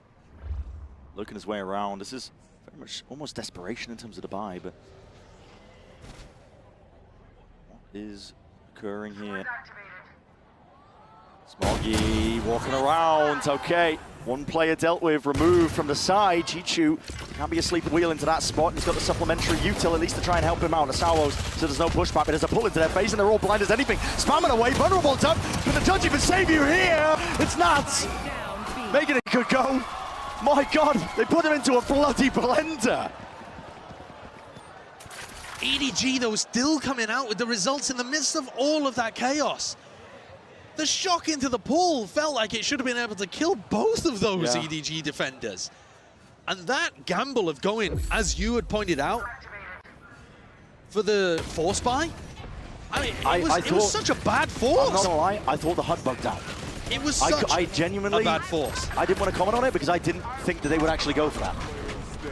Like one of the camo half bought, some of the others had full armor ghost. Brother, they're losing the plot. Don't bring out the goo. I mean, dude, come on. First match. It does kind of feel like Team Liquid are losing it here. Yeah. Please do not bring out the Elmers. Camo, kills to be found. Oh my. Simon, can you save the day? Put up a bit of a stand against this one. Cuts it up close. My God, smoke is just blooming. The hero rifle's actually, it's doing it. The fact that Camo saved on the previous round now gives him the Bulldog that might win them round 15. Not too soon, apparently. Still, Chichu cuts it up to the side there, and Kiku just taking a few bullets stray. Camo not long behind him. 10-5, EDG steamrolling. It's a gamble from Liquid. When they go down 8-5, deciding to go for the force, not willing to go down by 4, and now they're down by 5 because the risk, the gamble did not pay off. I don't understand what the read is there necessarily. They must have thought that nobody was playing tucked up over towards double doors. But interesting moment. Yeah, some bizarre moments in this one. 5 to 10. Can they pull this lead back a little? Feels like EDG are running away with it.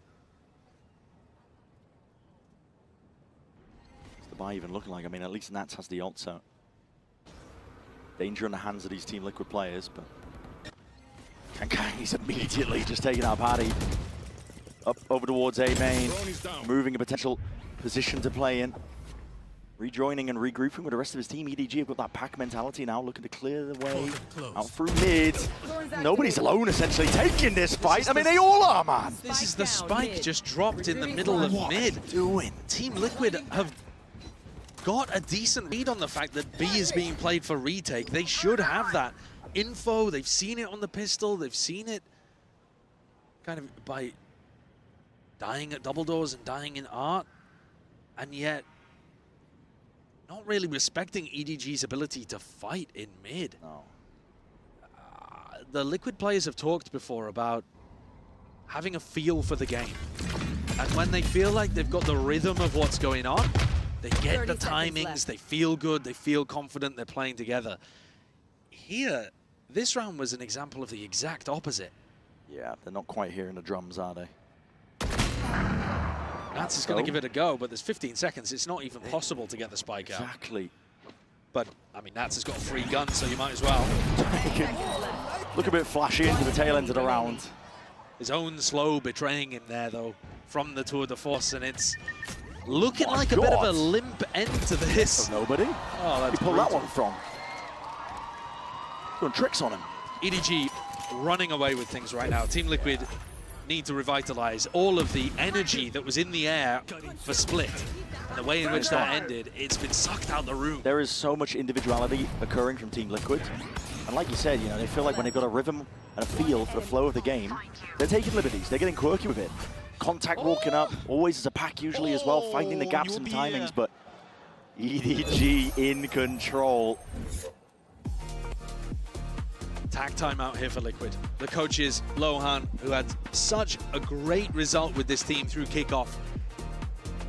Come up from Tier 2 to Tier 1, Liquid's coach had quite a lot of success at the Tier 2 level with Job Life, and now he's here and has made a resounding success out of this Liquid team in terms of getting them to Masters Bangkok, but they desperately need his input now.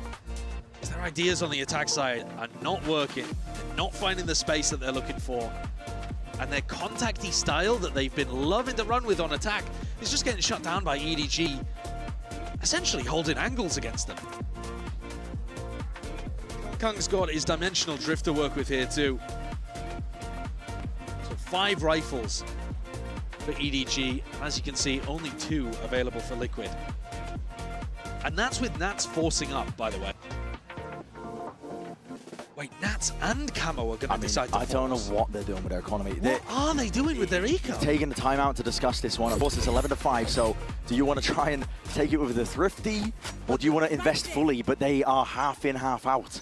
That is so strange, because it's not even like Nats has his ult in the next round. That's a weird one. I wouldn't hate a full investment when Camo has the dimensional drift. No. I mean, also, I wouldn't hate just Camo running a shorty, basically, and trying to get a pick. Going for it. Instead, he's going to be sent straight to the dirt. Right, that's a nice coordinated play from EDG, though, realizing that this pressure's coming through B. They clear it out. Defense reclear is good for both teams in that area of the map. Team Liquid, though, not in position to react. Yeah. Simon. Sliders of Jiggle gets the confirmation with that info. Thorns popped off at a moment's notice there. EDG were very much ready for this one now. Turning into the A split with a Cosmic Divide.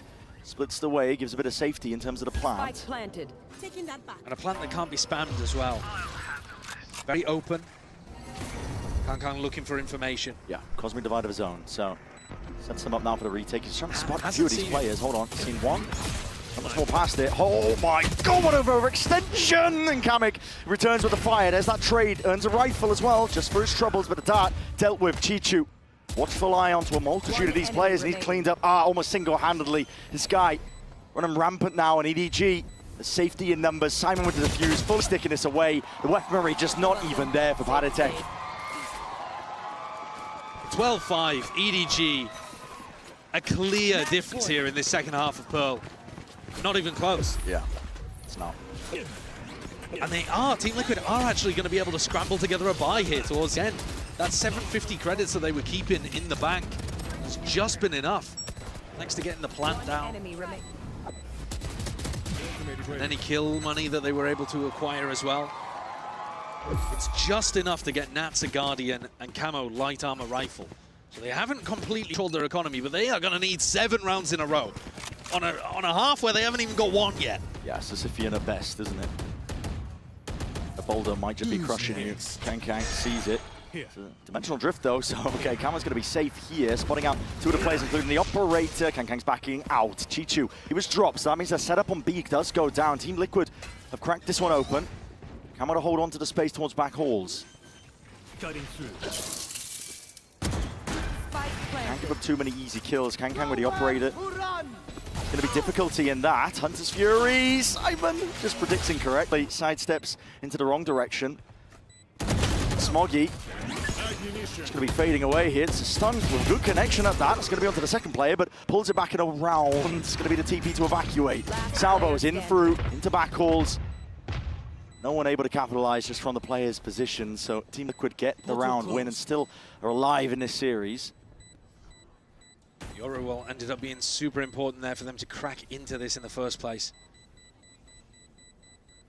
Paditech is running all the way around the world right now to try to get rid of this op. And look at him sprinting around, hoping to find Kang, saving that weapon somewhere. Can he get it? Gets a bullet for his troubles. Yeah. This has provided a little bit of a cushion for Team Liquid to work with. They're not going to be hurting in terms of the Rico. Got to be able to get guns up and online. One round at a time is what it takes. Chichu contesting against the Yoru ult is really bold. I think at this point they were just kind of disrespecting Liquid. They'd won 5 rounds in a row on their defense side. They weren't scared of him. So back to the kind of regular defensive setup from EDG. Nobody on B. And I don't mean the player, I mean literally not a soul. Not a soul on B. Happy to leave it, getting proactive with the flash on top of it, so no acknowledgement. Oh, it's a blind spot. It's a blind spot, yet still an adjustment. Reactions off the charts from Kangkang. Oh, that's gross. And they've triple pushed out main as well. So Kiko is alone in mid. Does he get cleared? Does he get pinched? Here comes the slow squeeze, and he's not aware of that. Snaps to the back of the head, that's execution star from nobody. And this looks like a sad end for Liquid. Steel Garden for Steel Garden. See the shorties in play. Armageddon at least, trying to buy some space. Oh my God, Paddy, what the hell are you playing at? Pushing right into the fray, right into the enemy's face. There's 2 left to stand here. Kamek try and carve out some space alongside Camo, and they've done just that with a couple of kills of their own, but it's just 1 left to stand. 1v2, Nightfall. No more sound hues. It's pure reactions. Just the aim in your eyes that you can lean on and try and rely on. Earns himself the 1 to the 1v1, but Sugi saves the day, and EDG shut it down before it just gets away. 13-6, 2-0 finish. What an opening here to Masters Bangkok. I think you're coming away with feeling pretty good about EDG here. Opening game of the Swiss stage, they've showed us 2 different compositions on 2 maps, really making the best use of the break that they had with that earlier finish, the Chinese kickoff. Playing good compositions as well, adding more of the Taeho into the mix. And even managing to defeat Liquid on their map pick, completely outclassing them in the second half of Pearl. I think Team Liquid are going to be very upset about this beginning to the Swiss stage. They had their chances of pulling it through the bind, but it slipped through their fingers with that 16-18 scoreline. Yeah. The experience on EDG just getting them over the line, with Kangkang and Chichu having a monster match overall. As you mentioned as well, that extra time to prep, to really hone a couple of the competitions, the weaker maps. I mean, it's worked out, hasn't it? It's early days yet, of course. I mean, Pearl was not a great map for both Team Liquid and EDG, we were saying in theory, but actually, I mean, with the changes in the compositions, I'm not feeling too bad about EDG there. No. A big question mark for me was if Kangkang was going to be playing Yoru at all. Yeah. And I think he showcased at least that. We got to see them play against another team, though, that we know is good at Pearl before you're able to make any real assessments about it. Fun fact as well, that's actually the first time that EDG's even been able to beat Team Liquid. There you go. These orgs have gone up against each other, different rosters for Team Liquid in the past, but they were 0-3 all time, including 1 off-season result. So 0-2 in VCT. This is now, as Chichu said in the press conference, this time, it's our turn to win. Absolutely. I mean, EDG, they might have been tested in their own region, but listen, they came here to play. They have a title to defend at the end of the day. They played like it was the end of Pearl. I mean, it was just momentum, full control over the state of the game. It certainly was. I mean, this is one of the rare maps as well where Kiko didn't really come online. Kiko has definitely been Team Liquid's best player in their run, and this one was a quiet map. Yeah. But I think it's also because it's towards the bottom of their map pool. It's probably the worst map that they're not banning. To do be like that as well. It's close to begin. Yeah, I mean, what a beginning. What an amazing beginning to Masters Bangkok. The 16-18 scoreline on Split, that's going to charge up EDG. They've gone, I mean, they're on an undefeated streak in terms of from champs to here. Absolutely. We're going to set it down to the floor here for the Verizon post-match interview. I believe we have Kangkang ready and waiting. All right, we are back here again with... Okay, with who? ชื่ออะไร? No, we are back here again with Kangkang. All right, first of all, congratulations for the win. สำหรับวันนี้นะครับเราก็มาอยู่กับคังของเรานะฮะบอกเลยว่าเล่นกันเดือดมากๆจริงๆแล้วผมเชื่อว่าหลายๆคนก็น่าจะมีคำถามเยอะเหมือนกันนะครับในการที่จะถามคนผู้นี้นะครับผมสำหรับคำถามแรกครับผมอยากที่จะรู้เหลือเกินครับว่าทางคังเนี่ยครับบอกเลยนะว่าอีเวนต์เนี้ยนะครับเรียกว่า Dawn of the Duelist รุ่งอรุณแห่ง Duelist อยากรู้ครับว่าเขาคิดว่า Duelist คนไหนเก่งที่สุดใน การแข่งนี้ครับผม so first question this whole event is called the Dawn of the Duelist I would like to know who is the best duelist in this competition in your point of view for this competition首先，恭喜康康，你们取得了这场比赛的胜利。那我们整一个赛事其实的主题就是决斗序章嘛。那从你的角度来看，你觉得谁是最强的决斗者呢？我觉得德克应该是最强的决斗，但是你身为一个决斗者，你就要有以下犯上的决心。I mean, in my point of view, maybe Dirk, but as a duelist, you have that determination to be like, even if I'm the underdog, I have that determination to win. โอ้สำหรับผมเองนะครับผมก็มองอยู่ว่าเดอร์เกอร์ก็เป็นคนที่เก่งอยู่เหมือนกันนะครับผมแต่อย่างไรก็ตามครับการที่จะเป็นดูเอลิสที่ดีเนี่ยเราจะต้องมีความมุ่งมั่นความตั้งใจนะครับผมและนั่นก็คือสิ่งที่ผมมีนั่นเองนะฮะโอ้โหไม่ธรรมดาไม่ธรรมดา alright awesome to the next question Kang you mentioned previously that you would want to be champions at one of the Masters, to add you to your trophy collection. How confident are you after this amazing performance in your match? 之前可能提到过说想要再要获得一次大师赛的冠军，来进入到我们这个奖杯的集收当中嘛。那在这一场精彩的比赛过后，现在信心如何呢？怎么说呢？信心肯定是有的，然后能不能拿冠军再看吧，对吧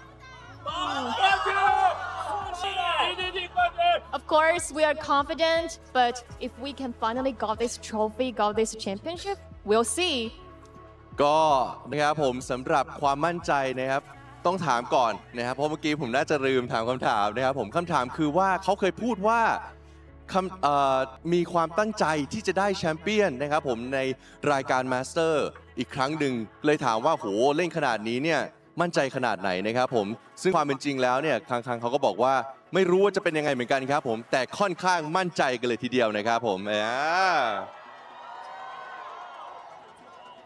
นะครับผมอีกหนึ่งคำถาม one last question right and we cannot skip this oneสำหรับคำถามสุดท้ายนะครับผมอยากรู้มากเลยใครจะไปคิดเกมแรกเราเล่นไปถึง30 ราวน์เลยทีเดียวนะครับอยากรู้ว่าคิดอะไรนะเพราะว่าเอาจริงๆคือเป็นแชมป์เก่าด้วยอยากรู้มากเลยว่าไปถึงจุดนั้นเนี่ยคิดอะไร so I don't think we can skip this question the first game it was really intense your performance was great but also your opponent has put up a great fight we went to round 30 I want to know what went through your mind当然，我们绝对不可以错过的一个问题，就是在第一张图的时候，你打得非常好，当然你们的对手也是发挥非常的出色，甚至一度到了一共30轮的这种小局嘛。那当时什么一个感受呢？我不想管他们到底是什么感受，我只想把他们碾碎。Actually, during the matchup, I actually didn't really want to think about what our opponent is thinking. I just want to smash them. โอ้แปลไงให้ดูดีนะฮะเอาละนะครับคังบอกว่าก็ไม่รู้เหมือนกันนะครับผมคือไม่ได้คิดอะไรมากครับคิดแค่ว่าต้องลุยให้ชนะครับผมand that okay ladies and gentlemen and that is just match number 1 we do have one more left but first of all that was amazing thank you Kang congratulations on your first win and we'll take it back to the break and we'll be right back.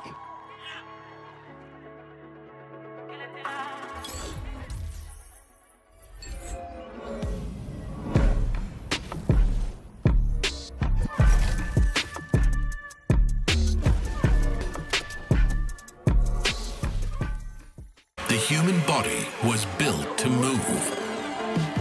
Not trapped at a desk in one singular posture for 12 hours a day. It's time your chair evolved. This is Secret Lab Titan Evo. Ergonomically engineered for you, gamers, hybrid workers, artists, backing your every move.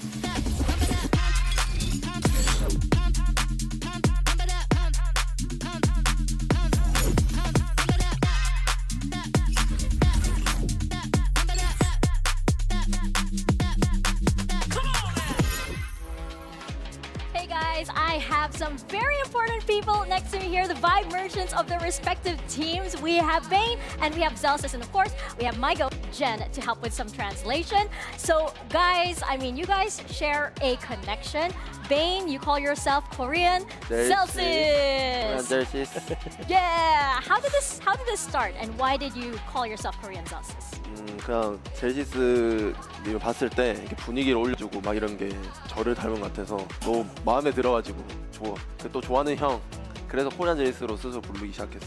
So when I looked at Zelsis, I kind of saw a little bit of me in him because he's the vibe merchant, you know, keeping everyone happy, and you know, he's like my American hyung bro.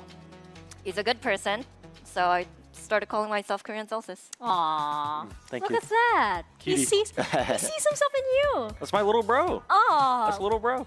See, what are you gonna say? Connection here. What was your reaction when you heard the Korean Zelsis thing coming up? At first, I think I saw it from a tweet, and I think it was my teammates that were like, "Yo, someone is calling themselves Korean Zelsis in Korea." I'm like, who? And then like I saw the tweet, and I was like, "Oh, that's so cute." And then I was watching his like hype video. I can't remember the team you were playing, but he was just like yelling on stage and really hyped, and I was like, "Yeah, Korean Zelsis." Yeah, he representing the brand well. Yep. Yeah. He's doing great. He's a very happy guy. Every time I see him, he's smiling, having fun. So yeah. So that is the Zelsis spirit That's that the you Zelsis want spirit. to impart. Okay, well, one very important part of that as well is the fact that you are experts at selling your respective bundles. So here's what we're going to do for this segment. We are going to be selling your respective bundles. You will have 30 seconds each to promote your bundles in any way possible. I'm going to give you guys the biggest platform, so prepare well. Let me know if you guys are ready, and yeah. Ready? Ready. 준비. Okay. 준비. Okay, who wants to go first? Any takers? Do you want me to go? Okay, I'll go. I'll go first. Hyung will go first. Okay, all right. Okay. We are going to learn from the master himself. So Zelsis, anytime you're ready, on your cue. Okay, I'm going to start now, and sadly, I'm going to take this to a competition. I'm just going to rate 2 because there's only 2 bundles here, and we're not the second bundle, so SEN bundle is number 1. It's also the number of how many masters we have compared to DRX, and why you should also buy the Sentinels bundle. And yeah, that's all I'm going with. Nice, short, simple, and sweet. All right. Spoken like a true veteran of bundle selling. Okay. Okay. Korean Zelsis, take it away. 저는 네. 말을 못하기 때문에 네. 그림으로 표현하겠다고 해주세요. Okay, since he can't talk, of course, he doesn't speak English, he'll draw it out. Okay. Okay, 30 Let's seconds. This is exciting. I won't look.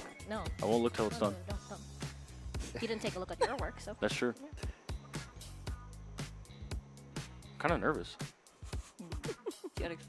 Oh, it's a very different approach. Yeah, that you very had. different. So. Jen is snickering. Jen, don't laugh. You're making me nervous. Jen is snickering. Yo, we need a timer here, by the way. This is cheating. I did mine in like 15 seconds, I think. Wait. Okay. Okay. Finish. Finish? Okay. 3, 2, 1. Sends us. He shot you dead with the That's bundle. good. DRX bundle. DRX 클래식 쓰면 젤시스를 이지 컷 할 수 있다. Oh, okay. So you get DRX bundle, use the DRX classic, then Zelsis is an easy cut. Oh! You got me. my You gosh. got me. I think you both did great, by the way. Show that drawing loud and proud. That's a very nice detailed drawing over there. Thank you guys from learning from our expert bundle sellers here, our Vibe merchants. Hope that convinced you guys to buy both of these bundles. And yeah, we'll see you around. Bye. Bye. Vika hit it on the head there. If you can't choose which bundle to buy, just buy both of them. Welcome back, everybody, to day one of Masters Bangkok and our second match, DRX versus Sentinels. I am your host, Yingsu. I'm joined here on the desk by Mimi and Kakuka. I think that's how we should roll up to the venue tomorrow. Every single time. Gee, this is insane. We should have tuk-tuks for everybody to get here. That's incredible. I mean, what a baller way to roll up. Yeah, slow-mo John QT exiting that tuk-tuk. Oh my goodness. I can't wait to see the fan cams of that. Now, let's talk about this matchup, of course. It was all very friendly and wholesome and cute. But Mimi, if we take into consideration what happened in Champs, it's not like that when they get on the stage. Yeah, absolutely not. There is some history between these teams. Last time, this was SEN taking down DRX. SEN went on to make a top 4 at Champions, put a pin on a very strong year for them last time. But since this match, a lot has changed for both these teams.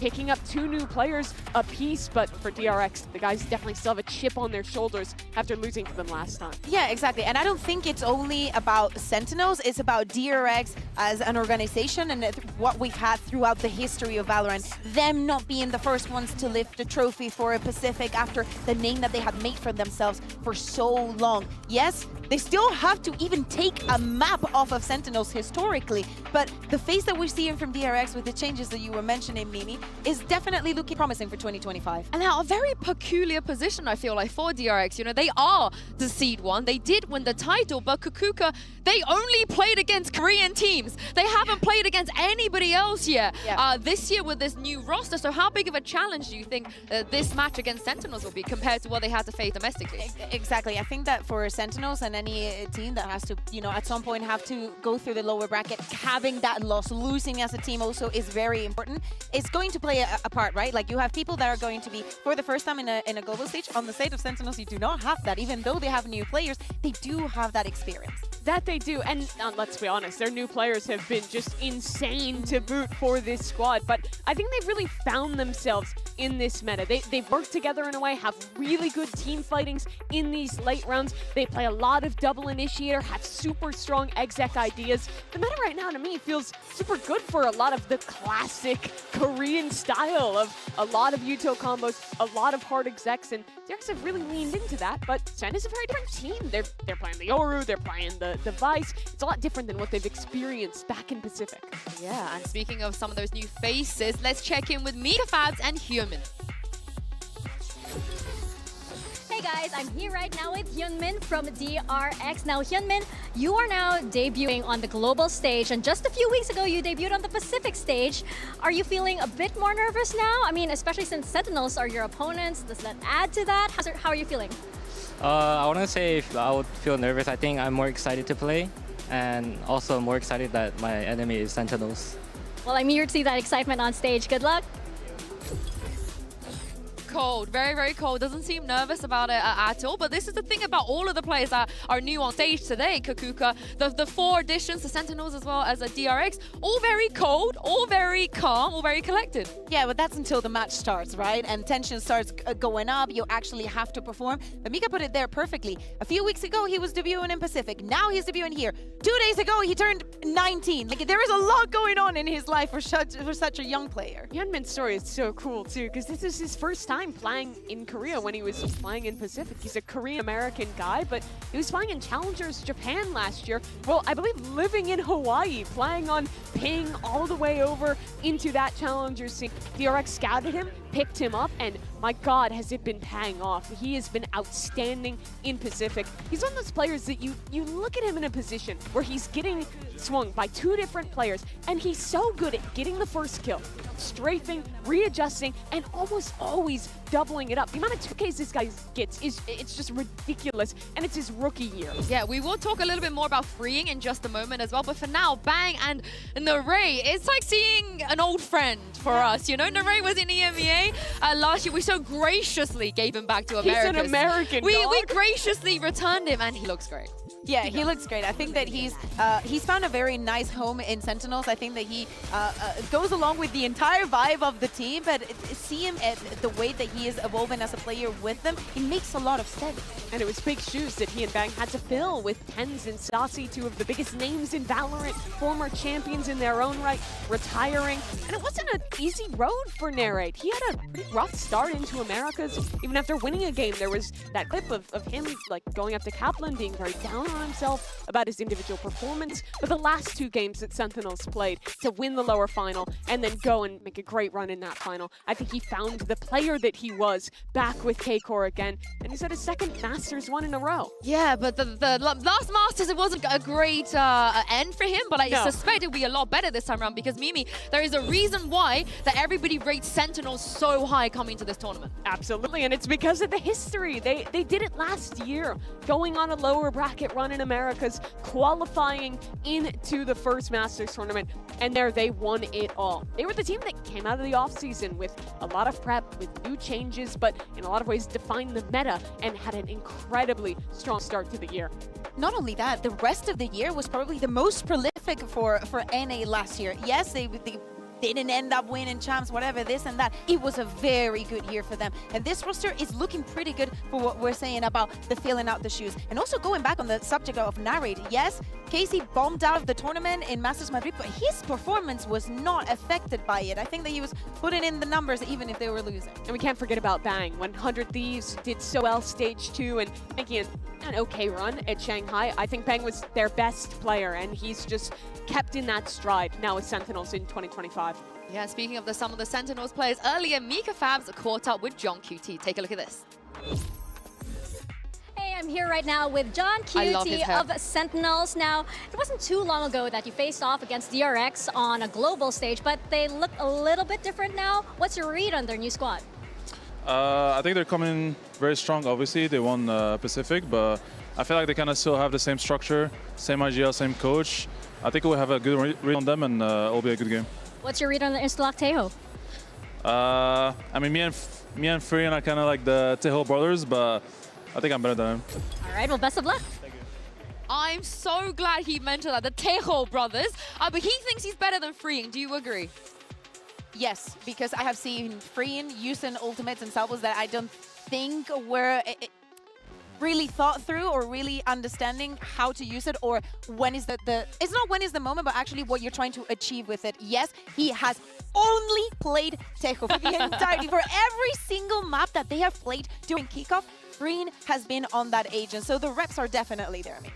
I have to disagree in some ways around his drone and his stun use. I think it's the best of any Tejo I've seen. He does a great job of using those abilities stun I will give you. Proactively. Honestly. He oftentimes is using the drone's suppression ability very strategically to take care of opposing ultimates. But John's looked great on the agent as well. This was a new thing for him, playing Sentinel in 2024, role swapping along with some other members, also changing roles into this year. And I think that him playing so much of this Tejo has allowed Sentinels to lean into this read they have of constantly breach, Tejo, Vice, Yoru, which I think is so strong right now. Vice is the best Sentinel in my opinion. Yoru is the hard counter against other Vices, and a coordinated breach Tejo duo is so tough to deal with. Yeah, exactly. And what kind of Sentinels are we going to see here? Are they going to go for the aggression? Are they going to take advantage of all of these pieces? Or are they going to be a little bit more laid back, trying to see what the opponent is going to be? I personally would like to see the first one because I want them to feel comfortable and convincing and to see themselves as winners of this tournament. Honestly, I also agree with Mimi maybe a little bit. I think Freyan could have John QT's number on that Tejo, but the wait is over. The fans are getting very excited behind me, so it's time to send this down to the stage and bring out your second set of teams. Today it is Sentinels taking on DRX.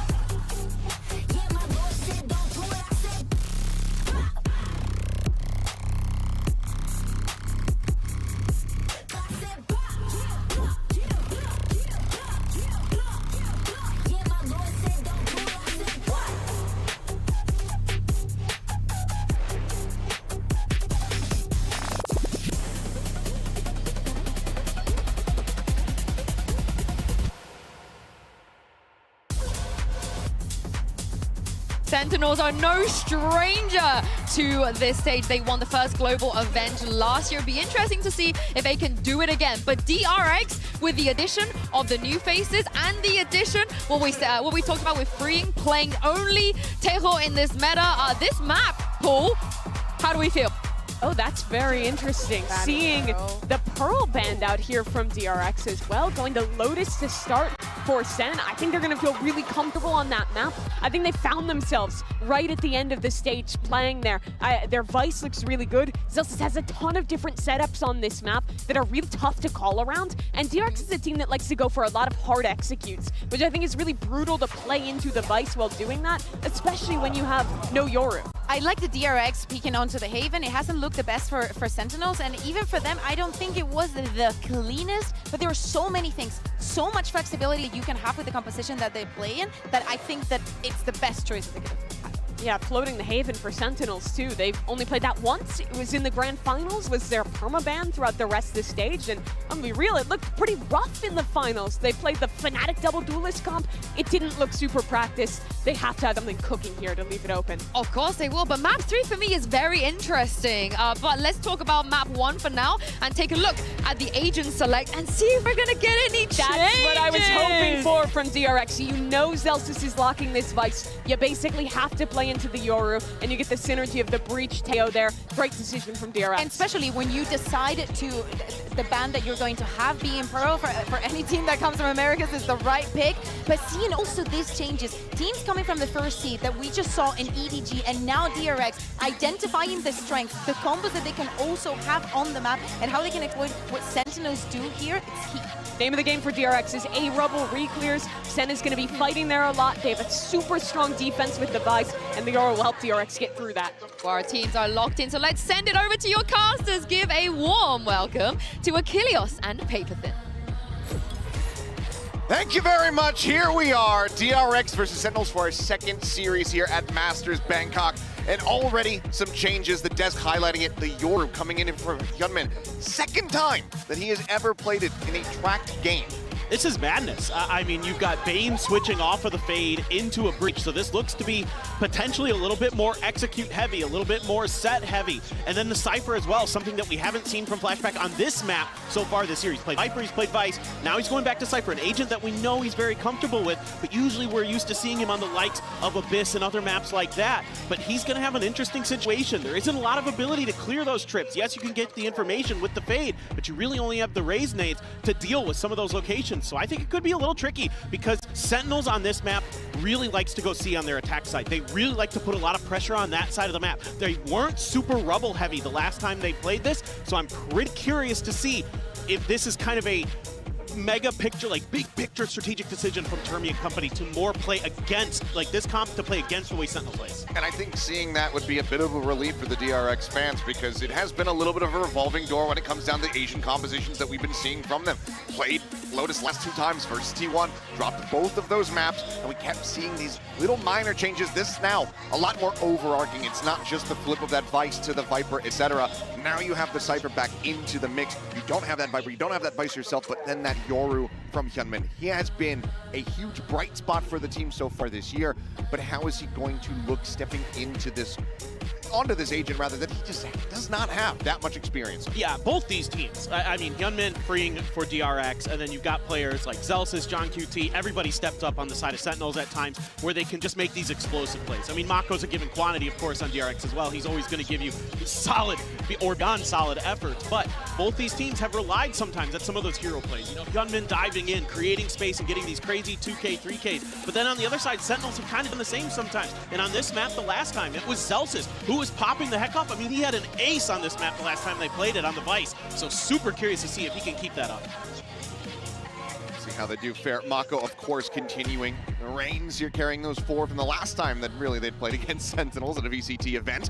As the IGL looking for a bit of revenge, perhaps, versus John QT on the opposite side of that stage. But pressure's going to be mounting. And I think that overall, my biggest question for DRX is how prepared are you with your rookies for an event of this magnitude with this kind of crowd? Because let me tell you, I'm sure you guys can hear them on the stream, they have not been shy at all. The Tide fans here absolutely letting the teams know that they have their support.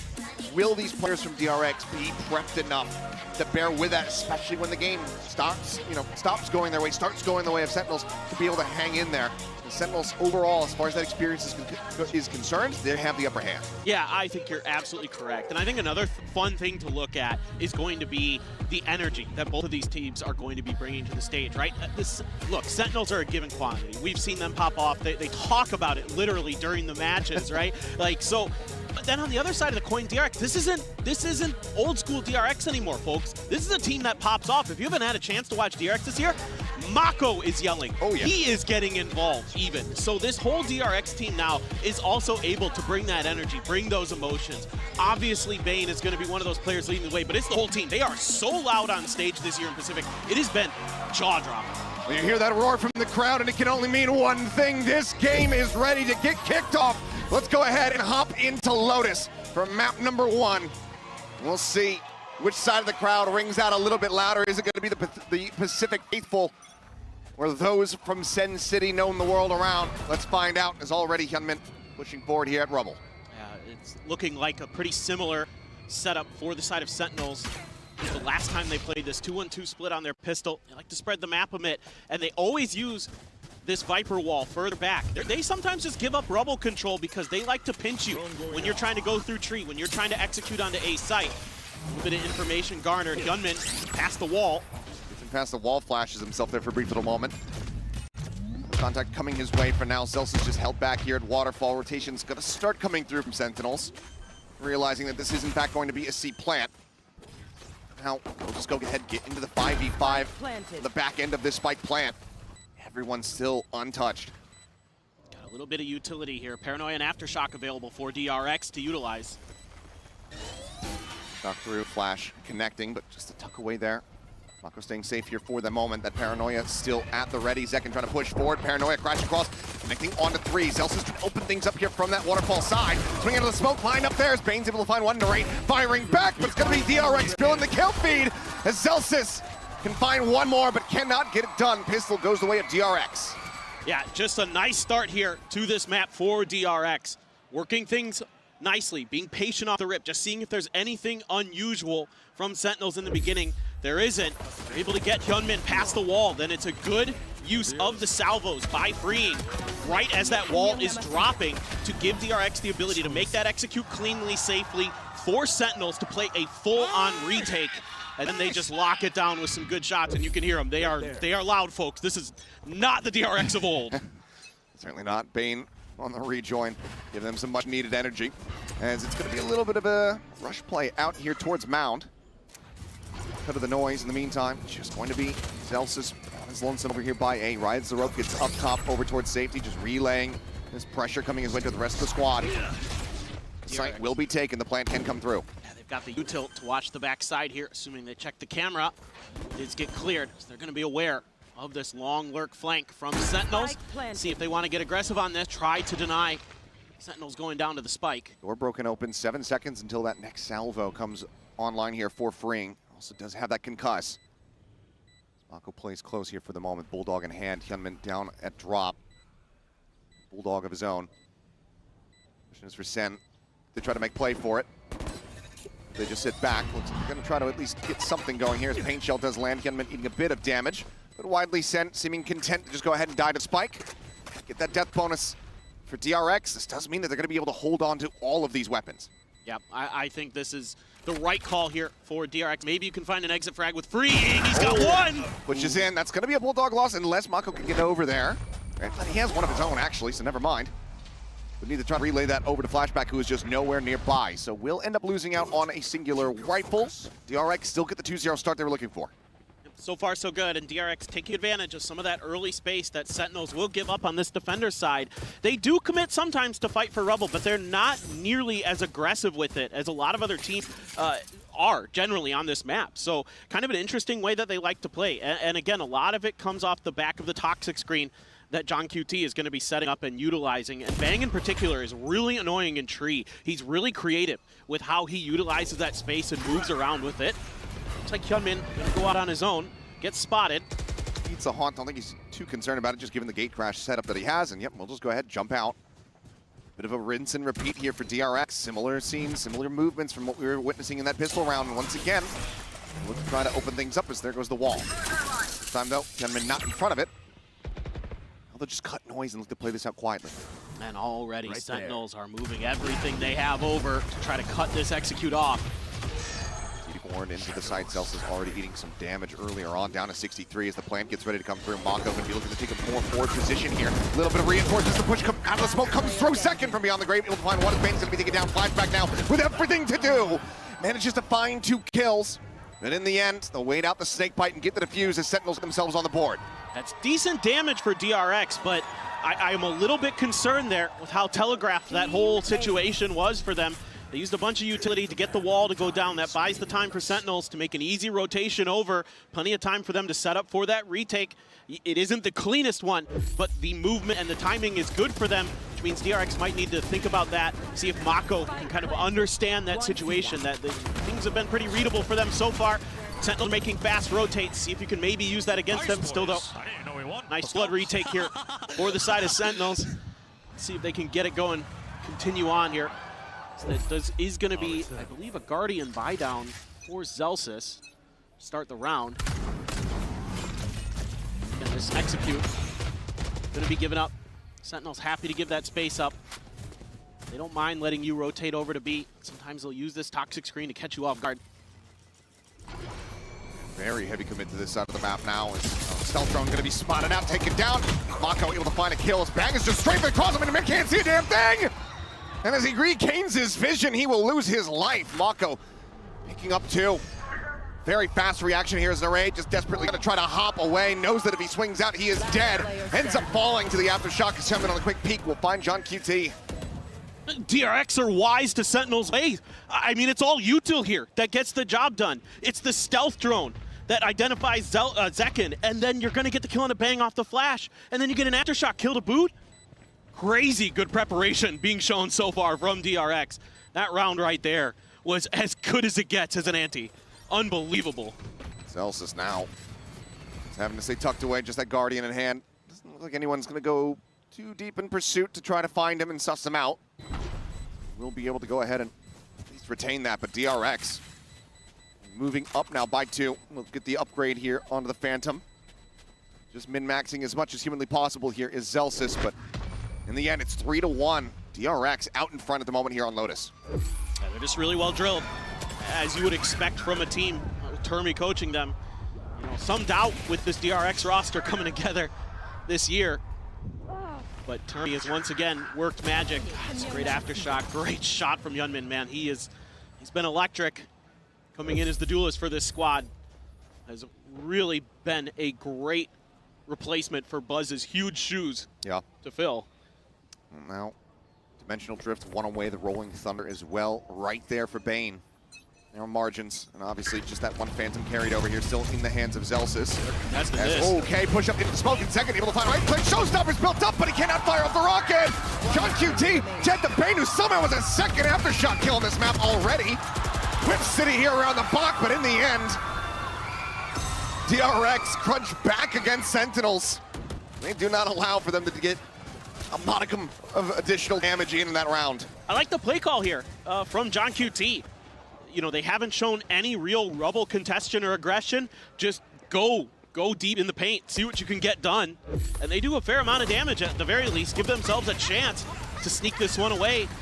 But freeing their great reactions against the Showstopper, just in a really nice position to shut it down before the rocket could even get out to be shot. Then yeah, a little bit of a whippy spray around the box, but into the next round, DRX this time going to go on an exploration towards Mound. And look at how fast the rotations are coming through. Already Zekin over here, along with John QT and Celsius. Has to be. Have to be making these faster pivots as Mako is just TP'd in. He's just hounding him down. John QT assassinated him and now strike. Celsius is gone. Second here to try to hold the line. Spots out one. It's a good timing there, but now the Rolling Thunder is crashing his way. Hooks back into the corner, staying safe here for the moment. Warning shots out there from Freeing. Solid efforts here from Sentinels to be able to keep things as even as they are, but right as I say it, the rate picked apart. Cam cleared, second flashed, once again forced away as Bang now arriving in from Waterfall. Sends out that paranoia, but it only connects onto one. 2 targets, second! Somehow nearly gets that transfer off into the second kill. With 2 players left alive, DRX now move up 5-1. I'm pretty sure Mako double TP'd. I think he set up a smoke on the edge, on the corner of the C site, TP'd into it, then TP'd again. Right into the back. Yep. Unbelievable stuff. Hit the stun as well. So Bane there coming in big with his utility. Some big assists. He was so good in the grand finals of Pacific with that util. And he's continuing on that once again. Has just really embraced this role of, obviously, you know, the jokes abound that he's the Korean Zelsis, the hype man, but really he's been doing a great job with setting up his teammates. He has really embraced that role. Action does not stop. Hyunmin off the rip here in the round. Immediately just going to be sending out the ultimate. Tries to send a flash, but ends up getting stunned, so can't go for the swing out that he wanted. Another little peek in. The Haunt, this time Mako tipping up on top of the platform. Ends up getting gunned down, and this is going to be a big advantage. The first real one that Sentinels have had. They look to get themselves a second round win. Plan still going to be coming through. Armageddon available from Freeing. That is going to be the Steel Garden coming in. Freeing trying to go off at a timing, trying to catch them here while he still had his rifle in hand, but ends up falling to the wayside. So now 2v5 to try to convert this one. Tapping a spike to swing onto the corner. The shorty not going to be finding too much, but Bang is finding them both. Massacres them there, and that is going to be a flawless round for Sentinels to go ahead and get the second win. Yeah, that's a huge breath of fresh air here for Sen. It's just a quick execute off the back of the Yoru wall. Zelsis wins a battle against Flashback, just a fadeaway there with a Phantom. Oh, John QT got the spot off the fade util. And they're able to use that Steel Garden nicely to make sure that it is a much easier affair at the end. That's a great snappy reaction. Yeah. One ultimate, you get 2 away from DRX, and you get the round win on top while retaining all of your weapons, so you can try to start building up this economy that's widely been getting away from you. Absolutely correct. And you've got some big ultimates to counter some of what DRX might want to do here. There's a lot of that util to clear the space. Catch a player out, and Area lets loose with the knife fight. Sends it out, gets multiple players on the side of DRX. Be operating without their audio. 4-player setup here from the side of Sentinels. Damn convinced that this is going to be an A-site hit in the end. I'd like to see DRX work the map a little bit now. Okay, the ult's been used. Your positions have been identified. There. Maybe you think you can get away with just kind of pausing a little bit. Open the door here for Hyunmin. That toxic screen looks like it's going to dissuade him momentarily. Oh, the push-up from Narrate. Bold with it, goes out. Especially the final one before getting traded out, and Bang trains it up. And been dead, Flashback dinked. Dead as Bang comes away with another. Now just Bane and Freeing. Still inching forward, still playing forward into this site. Sentinels have 3 players ready to reply. Very difficult. Still the stealth drone. Could use it to check the site itself. Bane still with an aftershock for the post plan if they can get it there. 30 seconds Boombot left. going to confirm the positioning here. Now Sentinels keen to wait for their moment to strike. See what the decision is going to be. If they're going to let them plant, yeah, seems to be the case. Wait for John QT to get over, really make sure you've got the full forces available for this retake. Don't give DRX any chances. Don't give them the 1v1s. Salvos is trying to check a couple angles here, and Bane respects the damage, creeps forward, trying to catch second off guard. Has it worked is the question. Freeing in the meantime, to try to hold the door. Zekin getting ready to go on the swing. The gun barrel spotted there for a brief moment. He's playing it so patiently, and he walks right into it. The kill does come through, but now he's on his lonesome. Looks over the drop down, get the aftershock through.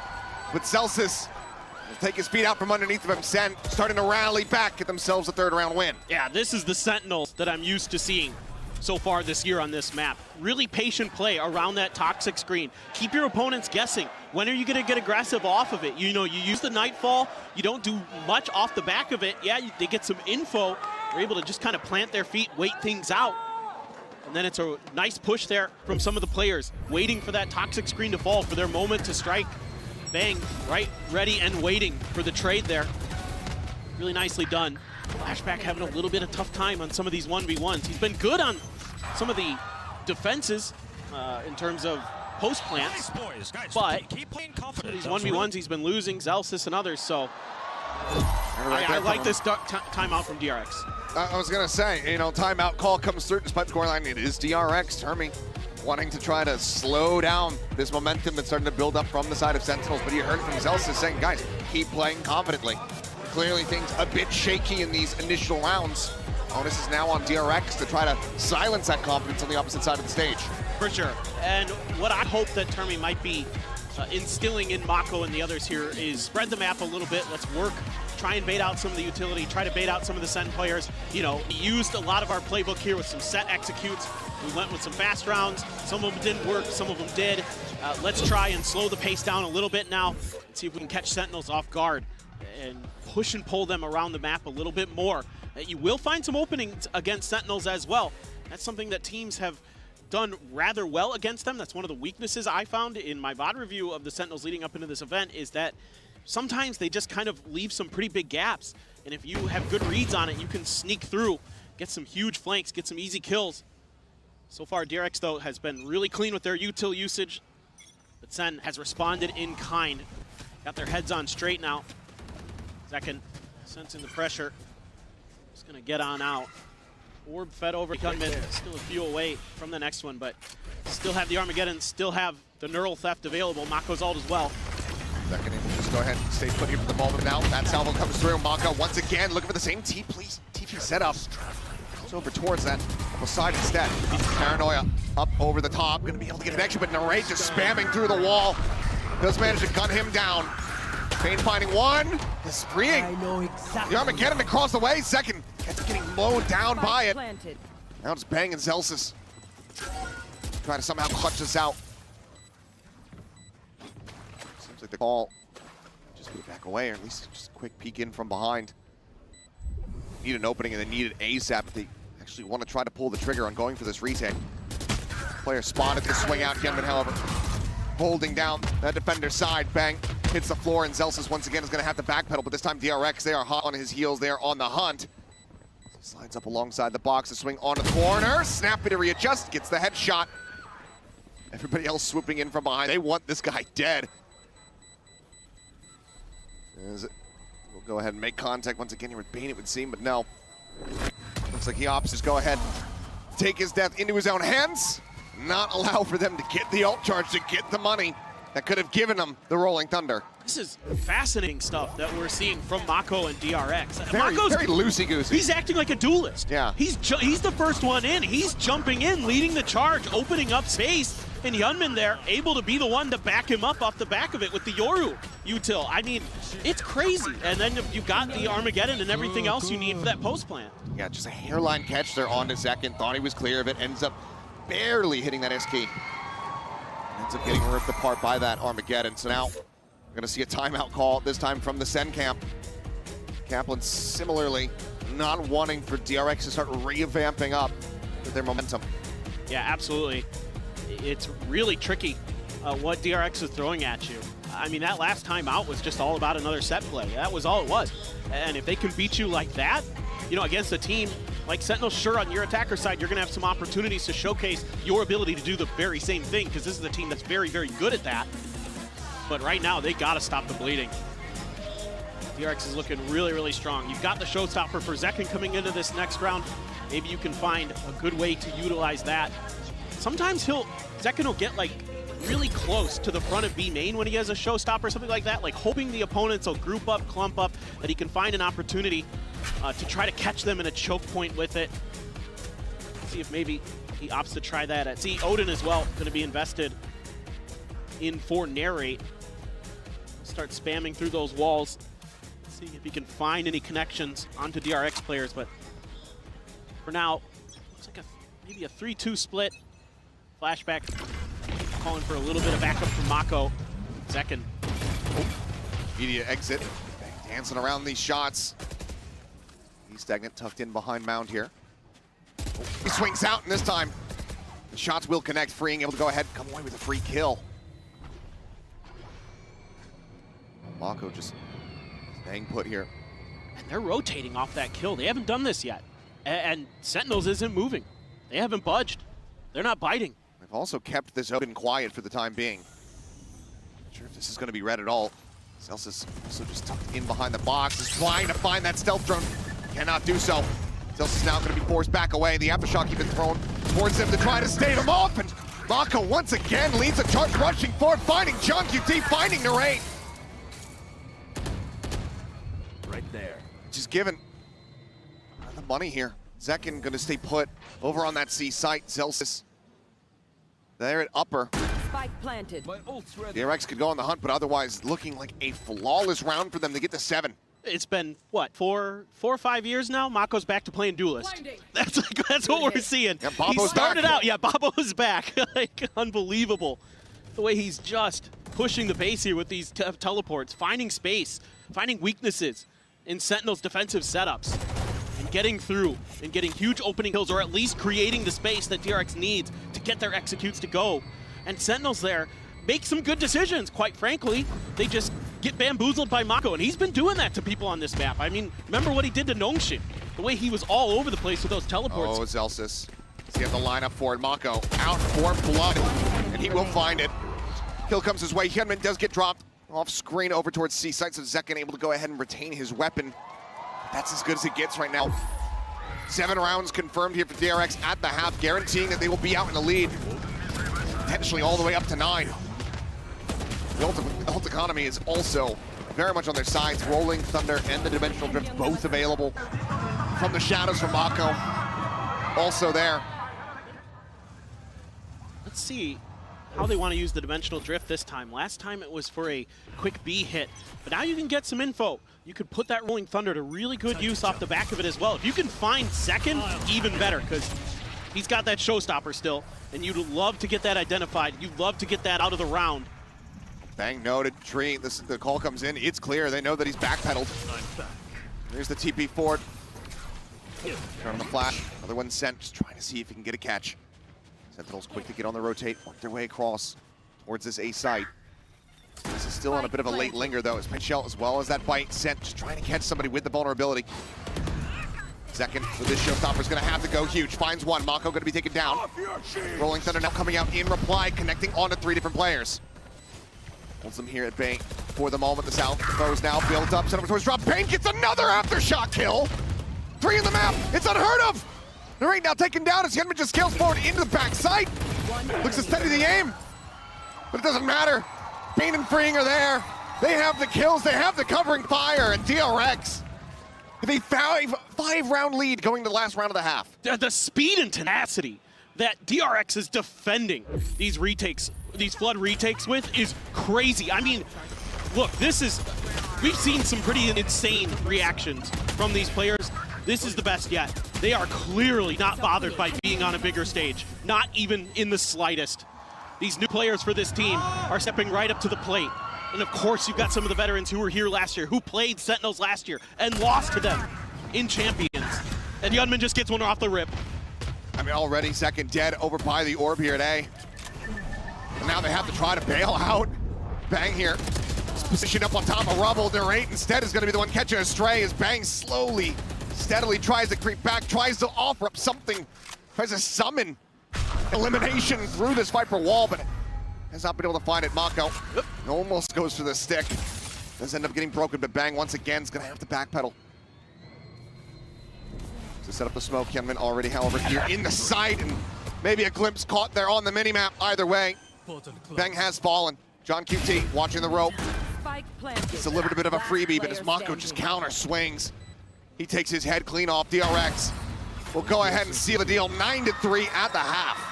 I mean, this is just a masterclass in execution from DRX. And I'm talking about the way that they're setting up their attacks, the way that they're chaining and organizing their utility is immaculate. I mean, just finds a little bit of gap there. Hyunmin finds that kill. Freeing next up to bat. Let's go. Takes down another. Oh, Bane got the spot right through the smoke right beforehand. They're looking damn clean. They're on fire. A moment of reprieve here for Sentinels as we get ready to go into the halftime. See you guys on the other side. Had it with your old phone? We've got you. At Verizon, trade in any old phone for iPhone 16 Pro on us, on any plan. And get iPad and Apple Watch Series 10, all 3 on us. That's up to $2,000 in value, only on Verizon. Red Bull gives you wings.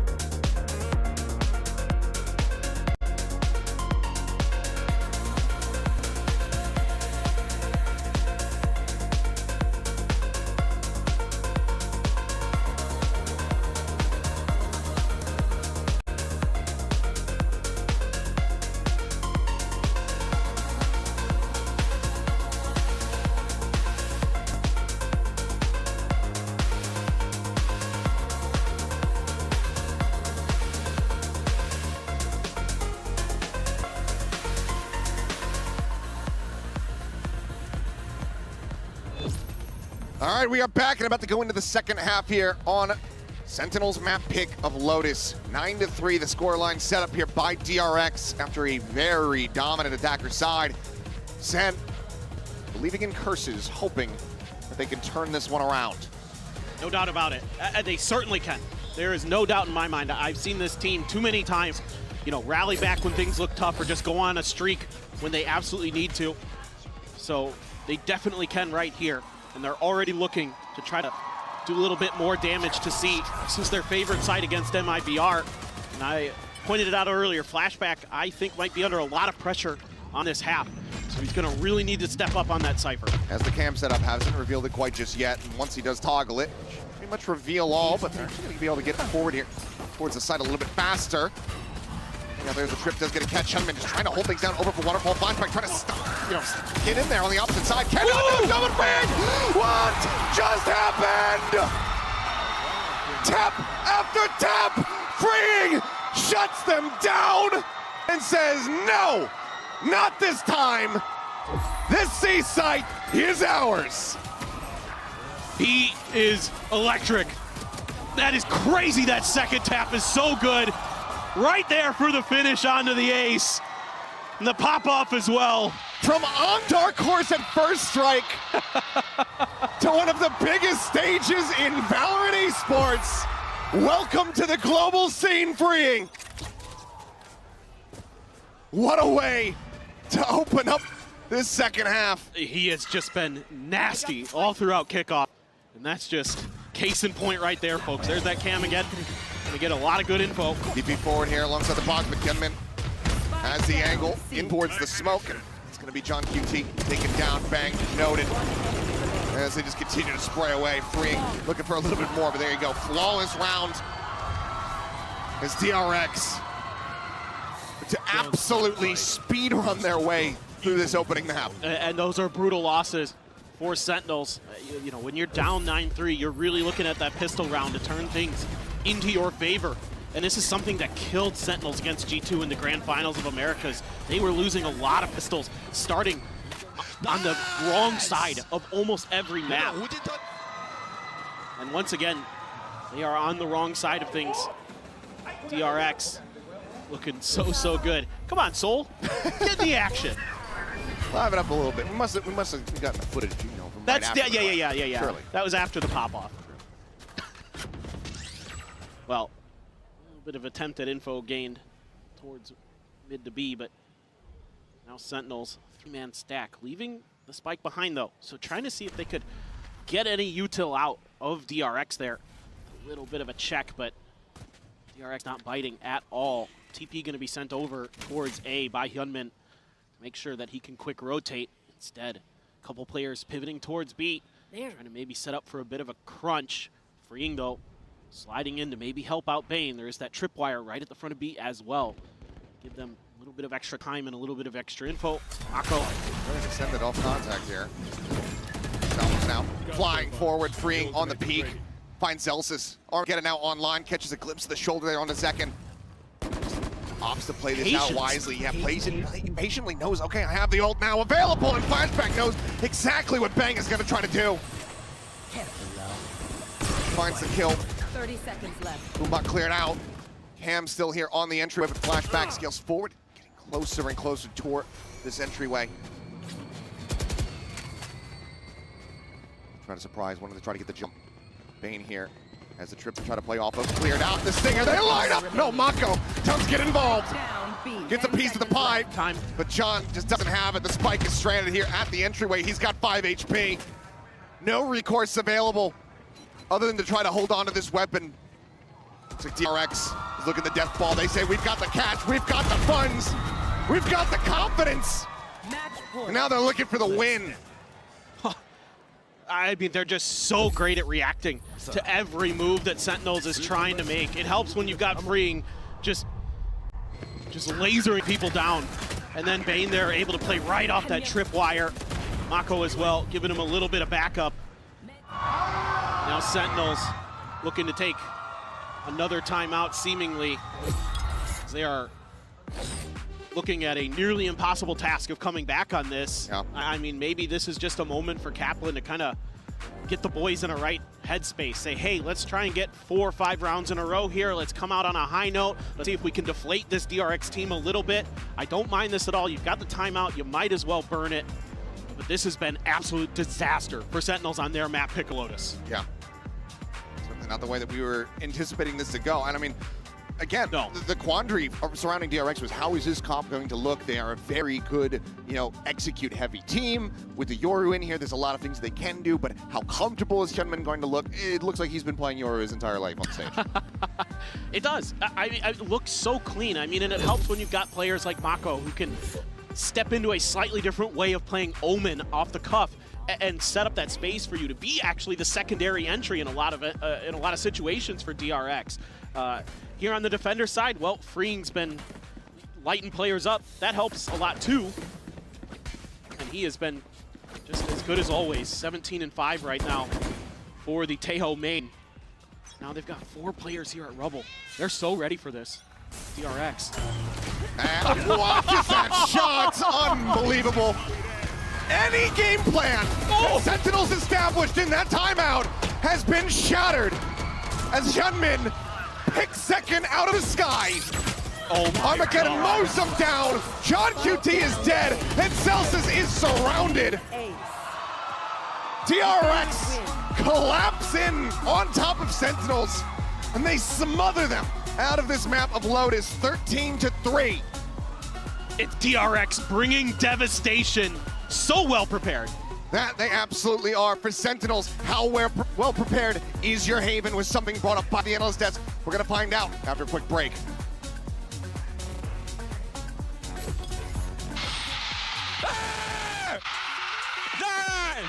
Oh, what?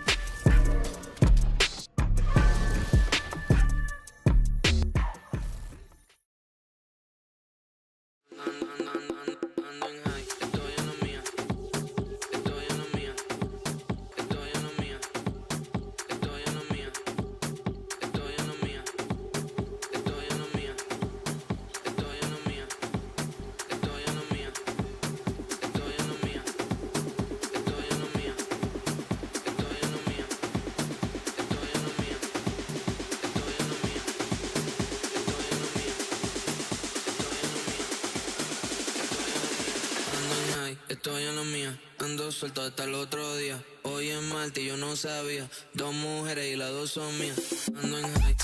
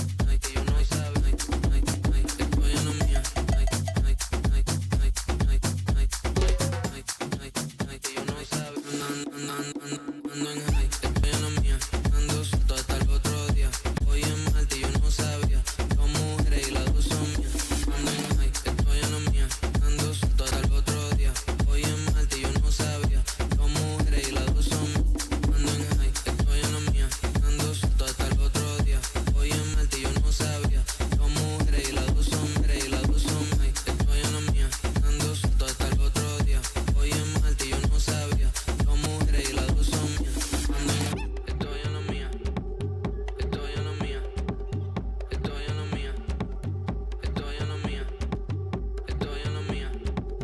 Estoy en la mía. Estoy en la mía. Estoy en la mía. Estoy en la mía. Estoy en la mía. Estoy en la mía. Estoy en la mía. Estoy en la mía. Estoy en la mía. Then face your death, cause you play a roulette with each step I progress, no less. Go ahead and place your bets, cause we know where we at, we know we top tier. Cause all the hate that you bring, we know it stops here. I'm taking off like a rocket here, ain't stopping here. It's strange how they cannot see the future, but see profit here. Wait up, we gon' always win. Promise that that's not a promise, yeah, that is a threat. You know that I promise to bring the team commas. When the whole team win, that's when you flex. Win, and I'ma do it again. Watch me win, then watch me do it again.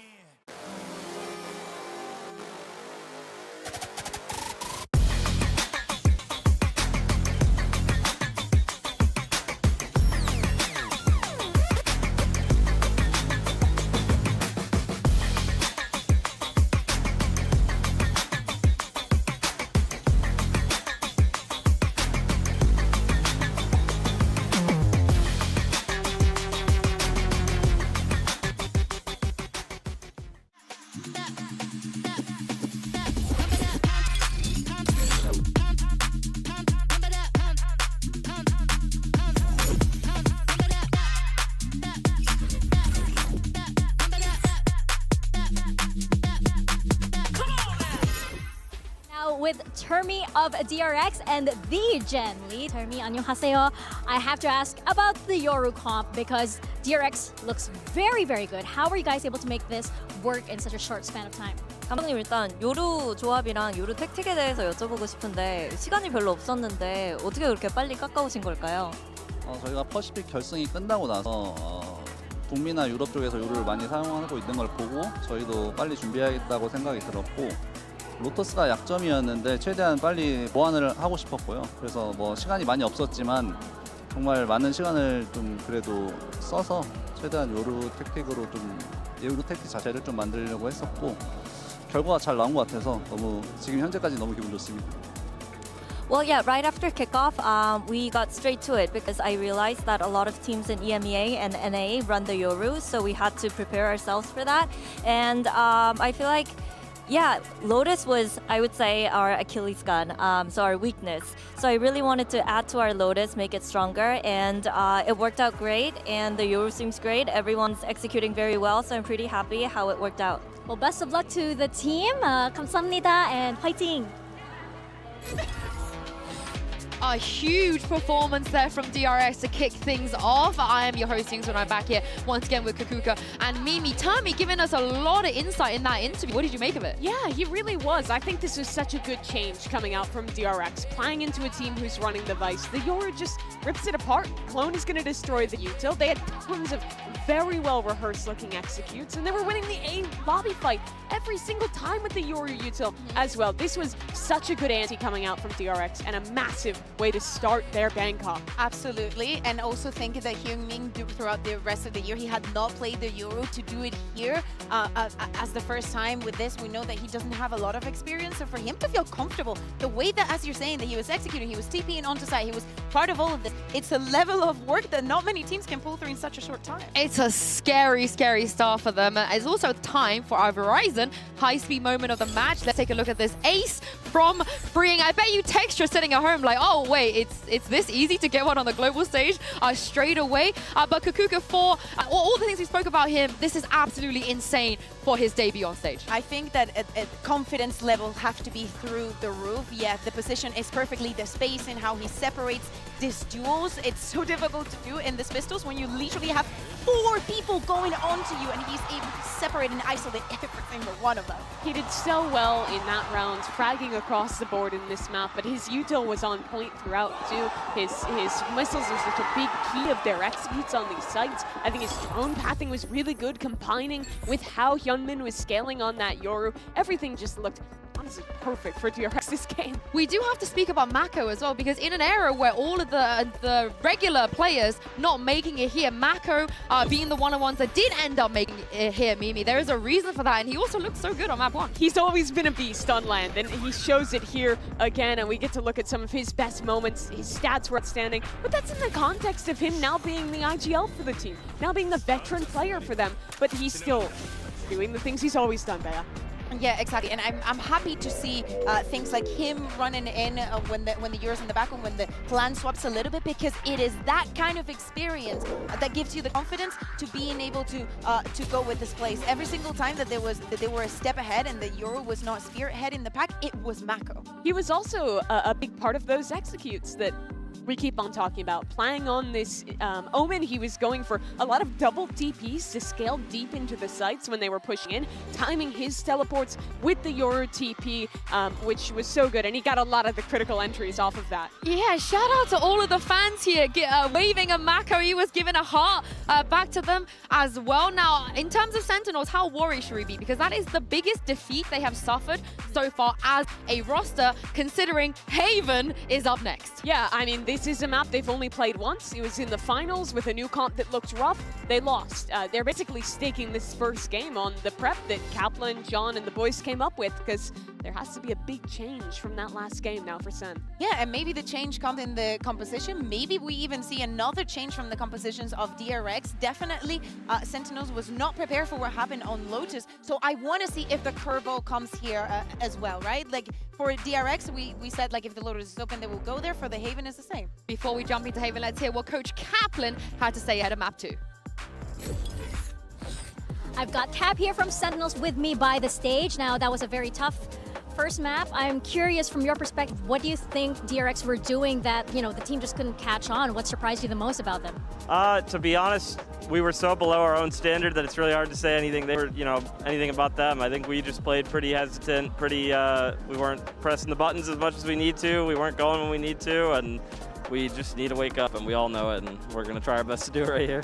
Well, I mean, it could just be a slow start, right? Yeah, exactly. It's maybe I'm pretty sick of those, but still, it happens. We can still win this. Well, thank you very much and good luck.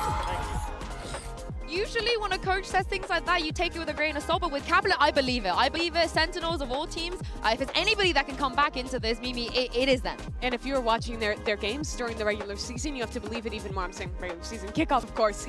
Kaplan's been such a good job of building his boys up when they were in tough spots like this. Sen released some comms videos and some behind-the-scenes content of the way that he's not just acting as a strategic leader, but an emotional leader, especially with 2 new players, with Bang, with Narrate, entering into the fold, of making those guys comfortable and really helping to remind them who they are in positions like this. So it has to be a real rally from him and the boys to come back now. I love the honesty as well of just being like, yeah, they were great. We did not perform even to our own standards. We just have to forget about that and focus on the next map that is going to be Haven, as we're saying. It didn't look the best, but it did look absolutely terrible. Haven is a map that has been in the pool for such a long time, not received changes. So I expect them to be able to come here. Yeah, and we just saw Zelsus for a moment there. I want to see him stand up, give it, have some more confidence, give some more energy as well. But let's take a look at the agent select and see if both teams, or maybe either of the teams, made some changes coming into this. And it does look like they're going to double down with this Yoru. And this is what Termin was talking about, right? He's seen what teams in EMEA, in Americas are doing, thinks this is good, and this is ahead of the curve, because Sen have changed into a Vise comp, and they have the counter ready to go on DRX. Yeah, they have the counter ready to go, but DRX with the Euro, if it works as good as he was working on that first map on Lotus, I feel like Min is going to skyrocket into some of the best duelists or the best Euros in the tournament. The strength of picking the Jet instead of the Yoru here is how much agency Zekken is going to have. You have to be rather selfless on the Yoru, TPing in, prioritizing your utility. Here he has a chance to just frag out with the ultimate trio of supportive utility with the Astra, the Breach, and the Teo. You're going to have to see a lot from Zekken in this one, but he was the hero for them. Masters won last year. The Madrid MVP has to show up. Well, let's see if Sentinels can force a map 3 out of this and find out by sending it back to your casters, Achilleos and Paperthin. Thank you very much. Here we go. The turning point that is necessary for Sentinels to get themselves back into this. As Kaplan was saying, he's tired of those slow starts. He still, at this point, is going to be begging that is what that first map tees up. As we get ready to go into this, changes abound for both teams. Pretty big ones here as well. For the side of DRX, continuing to lean on this Yoru from Hyunmin. Now, third game that he's going to be playing on this pick, but also the pivot of Bane moving over onto this breach, not having that Sova. Yeah, he looked great though with that util. Finding a bunch of aftershock kills, really clutch stuns and flashes to set things up for his team. So a little bit more breach for Bane. He has really looked at his best so far. Let's see DRX can continue, or Sentinels have something in store with us with a little bit of a change-up of their own. Only the single duelist this time, and look at this. They are so stalled up, so ready for this DRX, and this is going to allow all these rotations to come through. SEN needs to pull off, and they do. This is really, really smart from them. They were read like a book. Backpedaling away, Zels is going to linger in garage here. Mako just there at window. His salvos clear out either side of these connecting halls. Freeing able to find one. Second's going to be taken down. Hyunmin noted there on that flank as Freeing also falls. 2 kills found. Mako just not quite fast enough to find the punish here, but they know that they have Zelsis widely surrounded, so they really want to try to flush him out, but he gets the headshot. Puts Mako on the floor. They're not going to be able to come through on this B site. They once again do get ushered across now in towards A. 2v3. This one gets ready to be planted. Should be really defendable. They're getting aggressive towards short. Now, but Bane just draws it down. Doesn't take a lick of damage there. It already been whittled away at 62. What a reaction from Bane. Thought narrate. Spotting, flashback. Maybe getting a caught here on timing as John QT is able to find one to swing around the corner. And yes, this will be Sentinels. Getting started. It gets a little iffy there for a moment, but Sentinels will find their first pistol round win. This is just really good decision making from Sentinels this time around. Leaving Zelsis as a lurk, even though Hyunmin somewhat ready for it, not really able to adjust in time. And then Zelsis is a real nuisance on that flank. Buys them so much time to get this rotate over to A, get the plant down, get a much needed pistol win, and get some confidence, get some security, and maybe see if they can string this into a really successful attack side on Haven. With big changes on both teams, it's really hard to anticipate because, you know, looking into this, I thought, well, Sentinels plays what T1 plays, so DRX has some experience, but it's a completely different comp. They're changing theirs up. A lot of the ideas you have widely out the window. Attempt at taking space here by DRX. Triple push up into mid. Bang, trained in on the doorway. The swing forward, they're nearly alive for him, and he's able to collect both. Solid shutdown. Plants his feet, freeing. Gene across the other way, about to make contact here, and cannot quite make it happen. Second quick to shut down the shenanigans. As DRX now widely just going to be looking to see if they can stop this from being a flawless round. Seems highly unlikely. Hyunmin can deliver some heroics here. Just the classic in hand is here at the site, in correct position. It's right down a little bit low there on the HP, but Paul Line holds him at bay. John QT swings out, and that's going to be SEN flawlessly getting themselves up to 2-0. Yeah, really clean stuff here from SEN, and I like what I'm seeing early, anticipating some aggressive push-outs. One of the things that caused Sentinels some difficulty against G2 was lack of flank control. And good awareness early here by Bang that DRX might try to push, see if they can claim some real estate of their own, and try to get some freebies. SEN not having any of it. Good awareness, good anticipation. Guns in hand, though, for DRX. Sentinels, however, carrying over 4 Bulldogs and a Phantom. They're looking to roll this into a bonus win of their own. See if they can really turn this around. I was frankly surprised this map got picked by either team when we were coming into the map draft today. But DRX feeling comfortable enough. A lot of pressure, though. Beyond flashback, has to pop. Couple smokes, try to hide, does get the kill on his second. Second going to be taken down, getting that reveal. Away here towards that back site. Goes back over onto the camera. Nothing really able to be seen quite just yet.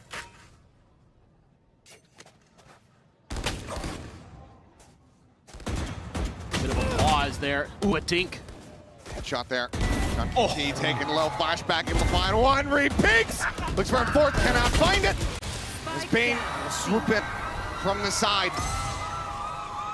solid enough here on the antiponus for the side of DRX to get themselves online, losing 2 players out. Something we didn't get to see much of on the previous map on Lotus is how well Flashback is going to be able to anchor on the Cypher and how much he's going to be able to handle some of these high tempo executes, some of these big, really well drawn up plans that Sentinels can bring. This time around, of course, against a slightly weaker weaponry that Sentinels is going to be bringing that round. He holds up quite nicely, able to use his smokes to tuck himself in, find that first kill. Gunman, though, caught up in the Razor Vines. Has to wait those out. Big Four now is going to be in a bad spot. Does barely manage to keep Crash out of there in time. Chipped away at. Still breathing. Sentinels, though, applying some pressure over towards this C site. Again, doesn't matter whether it's Lotus or Haven, C site is something that they're going to be usually interested in. Second going to be spotted. There's the reveal. Mako playing off of that beautifully. Oh, and that camera again. It gets pinged immediately by the Sentinels players. After it gets that freebie, now they're going to try to shift over towards A. All 4 of the remaining players here. Swings, instantly finds a headshot. Snapping is all help. Salvos similarly sent out to just try to go ahead and further delay this approach. And from here, very committed. Back, stuck, connecting. Gunman going to be flushed out, taken down. However, able to get another pick in. Zelsis will hit the floor. 2v4 now. Left. Just trying to get into the site to get that spike planted, but the readjust from Fring is clean. Main swings out from back site. We're tied up at 2-2. Yeah, and it's just little things for the Sentinels that go awry. It's not recognizing that camera is going to be there again. Maybe they just never saw it in the previous round, I'm not sure. But it cost them their entry duelist, and then they're just kind of caught walking up a ramp. I mean, it's so hard because what do you do at that point? You don't have much other way to break through except for pure gunfire. Maybe a little bit of Tejo and breach utility, sure. But DRX, pretty wise to those plans. Able to dodge a lot of it. Hyunmin playing right around that corner really nicely there, using his body to get the info, quick flash, has his crosshair right where it needs to be to catch the escaping player and bang. And yeah, DRX already forcing another early timeout out of Sentinels.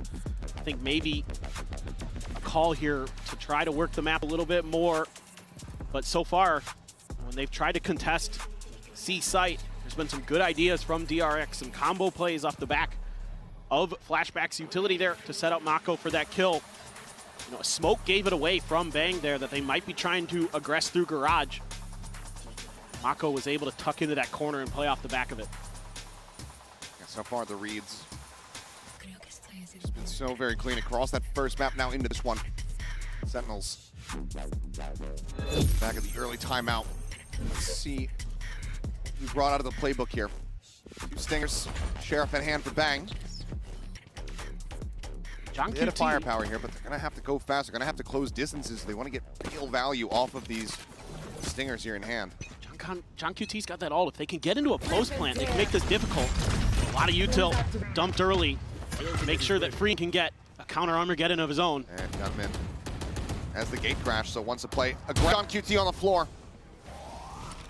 Armageddon not going to be able to come into play here. Free along the side, sending out for the concuss, the chase into the back. Second going to be fully flashed up, tries to stay hidden inside of the cloudburst, but ends up getting flushed out.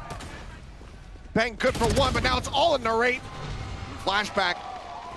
Swat him to side. DRX take the lead 3-2. And the proactivity from DRX now, showing something we haven't seen from them yet in this half. Get really aggressive to make sure they can take that orb. And then Hyunmin just taking a page out of some other teams' book that I've seen where they get really aggressive against ecos. Just want to try to shut it down. And of course the risk reward there is you drop a gun over, but it's a great escape by Bane and he got that kill. Unbelievable. Minor shrugs and okay. I guess that worked out. Had he not had the flash set up, would have certainly been dead, but another pacey start here from the side of DRX, looking to just chase forward. Gunman into a very aggressive position once more. Like that Zelsis is sticking around. Making sure that This flank is accounted for. Try to make a bit of a pivot towards B, but this time around DRX has changed their Cypher utility. There's a tripwire right at the front of B. John QT stealth drone, I don't think saw anything. I think Mako was able to avoid it. Dodge it. Another gate crash set up. Oh, in the open, but yeah, second. A very solid peek into the B site, catches Bane across over by that C-Link. Anticipating someone to try to play contact off that trip. Nice heads-up play from Zekken. Looking for some spam, but pops inside of the smoke. Cosmic Divide now could be called through. Armageddon trying to roll out the red carpet, but John QT is able to find Hyunmin. And in the end, this is just going to be an exec here onto the A site. Gets himself entry, potential flank, and yep, Mako not reading that at all. Spring trying to hold his ground. He's only able to find a singular kill. His flashback peeks out, manages to interrupt. He's back behind the wall, utilizing it against him, but as it does fall, Celsius is ready. Subdues him, prevents further damage taken, gets us tied up at 3-3. A really creative utilization of the space that they're able to take. Getting Zekken up on top of those boxes and just holding the position and using this Cosmic Divide across 2 different sites. Really, really intelligent stuff from the Sentinels players. Like that they're digging into the playbook here, show us something really interesting with the way that they're able to layer. And again, the reaction from Zekken to take down Bane to kind of open up the round. Those first kills, something that Sentinels at times have struggled with. They're usually able to bounce back in some of those 4v5 situations. Their sheer ability to fight back is impressive. Hyman hasn't been going for an operator. Didn't see it even once there on Lotus. Brings it out, catches them completely off guard. Stealth drone going to be able to confirm that forward presence here from Zelsis. Suppress not going to be found. They're on Armageddon now, going to be called out. The Seal Guard as well, going to be layered in on top. 2 players losing out of their weapons here, trying to hold things down. Over on this sewer side, Hyunmin will find one. Sentinels continue to storm their way forward. Get themselves now into a 3v3. Stealth drone to go ahead and check out the rest of the site. Nothing going to be spotted. Hyunmin throws on the Master Dimensional Drift now here in play. As Thorns get popped. The player's going to be held out. I'm back. Setting up a flash, nothing going to be found there. Mako eliminated. He still just has this operator.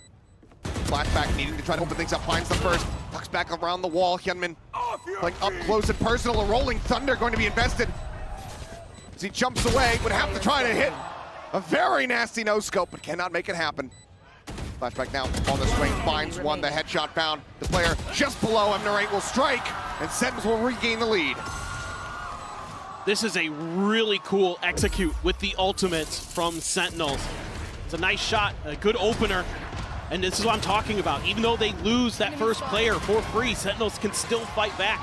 And this time, it's using the Armageddon to force the players in that corner. They've been noticing that Freeing is really liking to play at the top of short A, and then they can use the Steel Garden. It catches 2, and that's basically 2 free kills. So they're able to take the 4v3 man advantage on their way into the site. Really good stuff from Sentinels. Curious now, another round drops for DRX. Termi's gonna go for that timeout. This time around, grabbing the orb. Gunman though, try to play aggressive out of this smoke again. The push, but Zach can snap it and readjust and doesn't even take a lick of damage. Guardian now left stranded here at a long. With that stinger pushed up down into sewers. He's very much considering the swing. Being here alongside him, they do it to stay stagnant. It's a Sheriff and a Stinger in hand for those 2 players. Bane with a ghost. Shotgun all the way on the other side of the map for Freeing. Sentinels seem committed to this A hit. And when you use Paranoia, going to be sent out. Mako just trying to go ahead and blow up the flood. Push onto the corner. Freeing going to be good for 1. Tucks in around the back. Bane. Bit of an afterthought there. Ends up getting caught. He just swoop down into sewer. At least flashback now with just a Bucky slowly creeping his way in towards A lobby. Seems like, yep, oh well, it's absolutely confirmed from here. John QT will be the one to put him down. Just 1 casualty is SEN now, stretch the lead by 2 rounds. Yeah, just really good stuff from SEN. Coordination really starting to come into play. Zekken winning some of these early battles, anticipating that there's going to be a flash play and a player bouncing out of that smoke to try to cut him down. Reads it beautifully, and the up on top of the box, and the finish onto Freeing's poor trapped body. not much he could do in that position.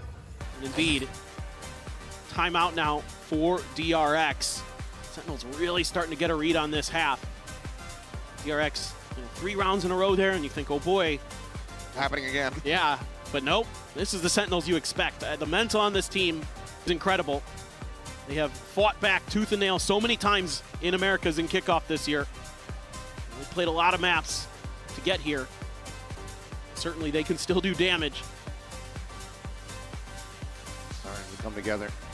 See though, with the intervention from Termi, turn the tides, as we saw, as soon as he pumped the brakes. The whole rest of the map, frankly, was just a win streak from DRX. They didn't drop anything after that last timeout. Sentinels to make sure that that is not going to be the case here whatsoever. Weapons back into the hands of DRX. Just the jet knives available for Sentinels. So those ultimates going to have to play catch up a little bit, but there's still time to at least get the Armageddon and Steel Guard and rotated back up before this half comes to a conclusion. You've got a Rolling Thunder and a Neural Theft. So this is what I was curious about. I was thinking maybe a little bit more A congestion here from DRX. That seems to be where they were able to really make life a nightmare for Sentinels. Sentinels trying to get through that garage towards C. Was really challenging. So instead now, they're going to be able to push out pretty early, get some info. Let's see if they want to aggress towards Sentinel spawn or not. Cam is heard. Gate crash set up. There's the back garage window there for Hyunmin. Get out of my way! Widely flashback, likely just going to have to concede the space and wait for everybody else to get clustered up. It's going to be an immediate TP. Mako rotating over as Tripwire. The stun there on the John QT will now be finished off. Oh, Hyunmin and Zelsis. Be sticking around, but as you say, the clash potentially about to take place, but no, Zelsis just plays it out quietly. Rolling Thunder now going to go across. This is dodged by absolutely everyone as they look to refill the space. There ain't going to be shoved away. Zekin, however, gets a reset on the knives. He finds a headshot, flashback put down on the floor. Gets himself over to coming, tucks away. Zelsis, though, spray a little bit too wild. Hyunmin able to collect. Forced further and further away from the site. Flash out over top, trying to stack up bodies, go for the defuse. They're blocking out the stars. The grab well is not getting the pull through, and DRX will just hold it to a victory in the round. Being the only one left standing, that does significant damage here, stopping DRX from accruing cash. But they shorten that gap by just 1 round. What a gutsy play call here by DRX. Down in numbers, time ticking short. They can't really push towards long to try to clear it. So you know that they've got the Astra. Just protect the diffuser as best as you can, and it comes just in time before John QT finds 2. Insane timing there by DRX. A bold call, one that is rewarded, but now into the action here in mid. Hyunmin does get shut down. Sentinel seemingly just trying to shrug off previous round loss. Flashback tucking away inside of the cyber cage, keeps himself protected. There's the Armageddon. Rains down, stem up this approach from Garage. And now play quietly. Drone, however, gets the spot on the multiple players. Tons of info. Continuing the push. This is ambitious, to say the least. You saw so many players in Garage. That's going to swing it. Okay, he does. And he's going to look to try to get scot-free. Reed peeks, finds second as well. Zelsis is eventually able to go ahead and peel one back, but now the Neural Theft tells all. 1 enemy remaining. It's like 3v2, but now Spike just down to down, 1. C. Zelsis, 43 seconds to try to play with the spike. Recoverable, yes, but where do you try to go? I don't know. This is very, very difficult. 30 seconds left. And the way that spike is around the corner makes it so hard to just grab it and leave, but he's able to do it just Grabs it, but barely. look at flashback. He's got himself up into window here. Footsteps are going to be heard. It's widely just a rotate to try to save it. Oh, flashback doesn't hold the angle. Spots him. Celsius now turns back. And a couple shots into the shoulder. Doesn't get the kill. Celsius, an opportunity. The fault line does not connect, but here comes the swoop in. And he will die before the spike can get planted. 5-5. We are tied up once more.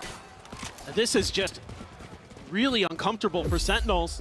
They use the Armageddon to try to find a way through, and right as they're about to make their move, they were watching that window like a hawk. Narrate was just staring at it for the longest time. And right as they're starting to try to creep their way forward towards the C site is when Freeing strikes. The doubles down on it. Absolutely incredible what Freeing is able to do. The Flashback is having a whale of a time over on C. Questions for me about his ability to anchor, he has answered the call. Absolutely. Well, immediate gate crash out towards B. Salvos get exchanged. Get tagged up, swing onto the corner before the stealth comes in. Mako finding one, now is going to be pinned here, but Bane comes to the rescue. Might not be able to save his captain's life, but he certainly has made up for it. As 2 kills fly in, the spike gets left there at the top of the sewer ramp. Covered now by Zekin, but just one moment. 3 players from SEN get snapped out of existence. 3 players ready for this on DRX. And then the flash at the ready to send it loose, pop up over the top of him and almost steps into his spray. Zekin will now get noted, fights back for 1. Got time.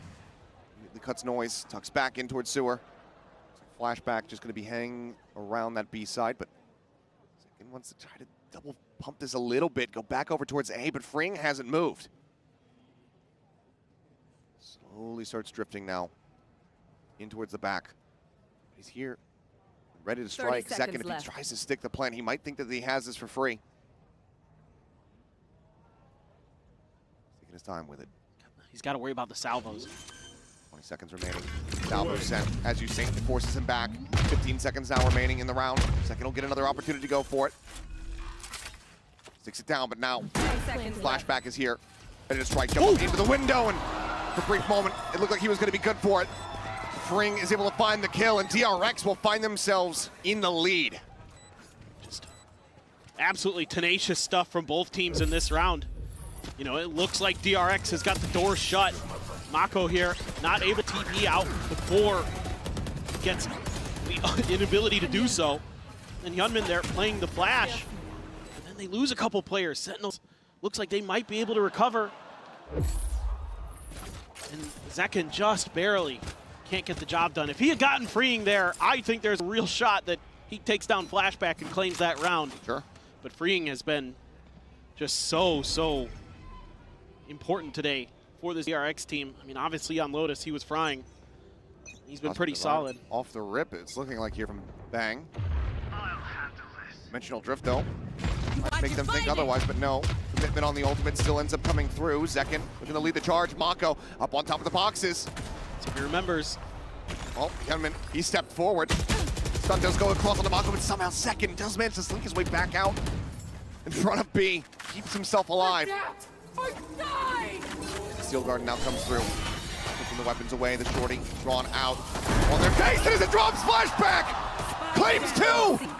Bang and Sean QT both gonna be shut down. Some kills here in reply, but Mako knows that he has the rate pinned. TP's on top of Plat. Oh! Is able to find it, but Hyunmin here at Lumber, he strikes. Zekin, however, the one at the start, the one that got away, is the one that brings this round to a conclusion and gets us tied at 6-6. I was thinking it right off the rip. This is one of those cosmic divides where they can pivot and plant from one site to another. Really nice stuff from Sentinels to close out the half. Absolutely, 6-6 neck and neck. A far cry from what we saw on Lotus. We'll see you guys on the other side though.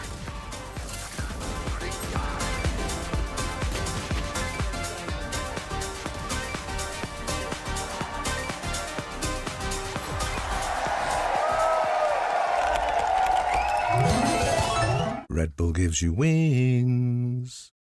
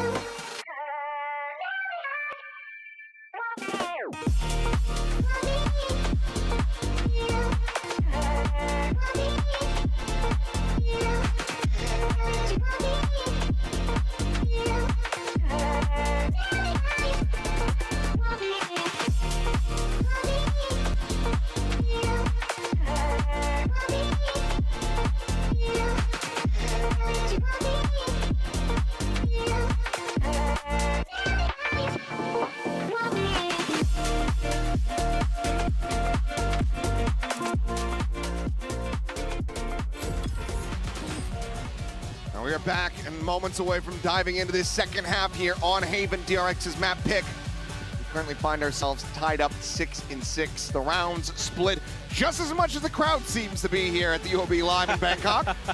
I mean, this is more what I was anticipating coming into this match today. I thought these two teams, on paper, were very evenly matched up, and that Lotus caught me completely off guard. I did not expect one team or the other to run away with any of these maps today. This Haven, much more what you would expect. Some good adjustments by Sentinels after DRX had won 3 in a row. They start putting a lot more pressure on A. They start kind of getting wise to some of the trickery that DRX is trying to employ on their defender side. But here on the Stacker side, you know, you have to imagine this is more what this comp is built for on this map. We saw it on Lotus. We saw the executes, the combos between the Breach, the Taeho, the Yoru, and Mako's Omen. And the way they were navigating that, is that going to be the style, the flavor of Haven as well? This is going to look a bit different. Using the decoy just to get a feel if anybody's going to be holding close on B.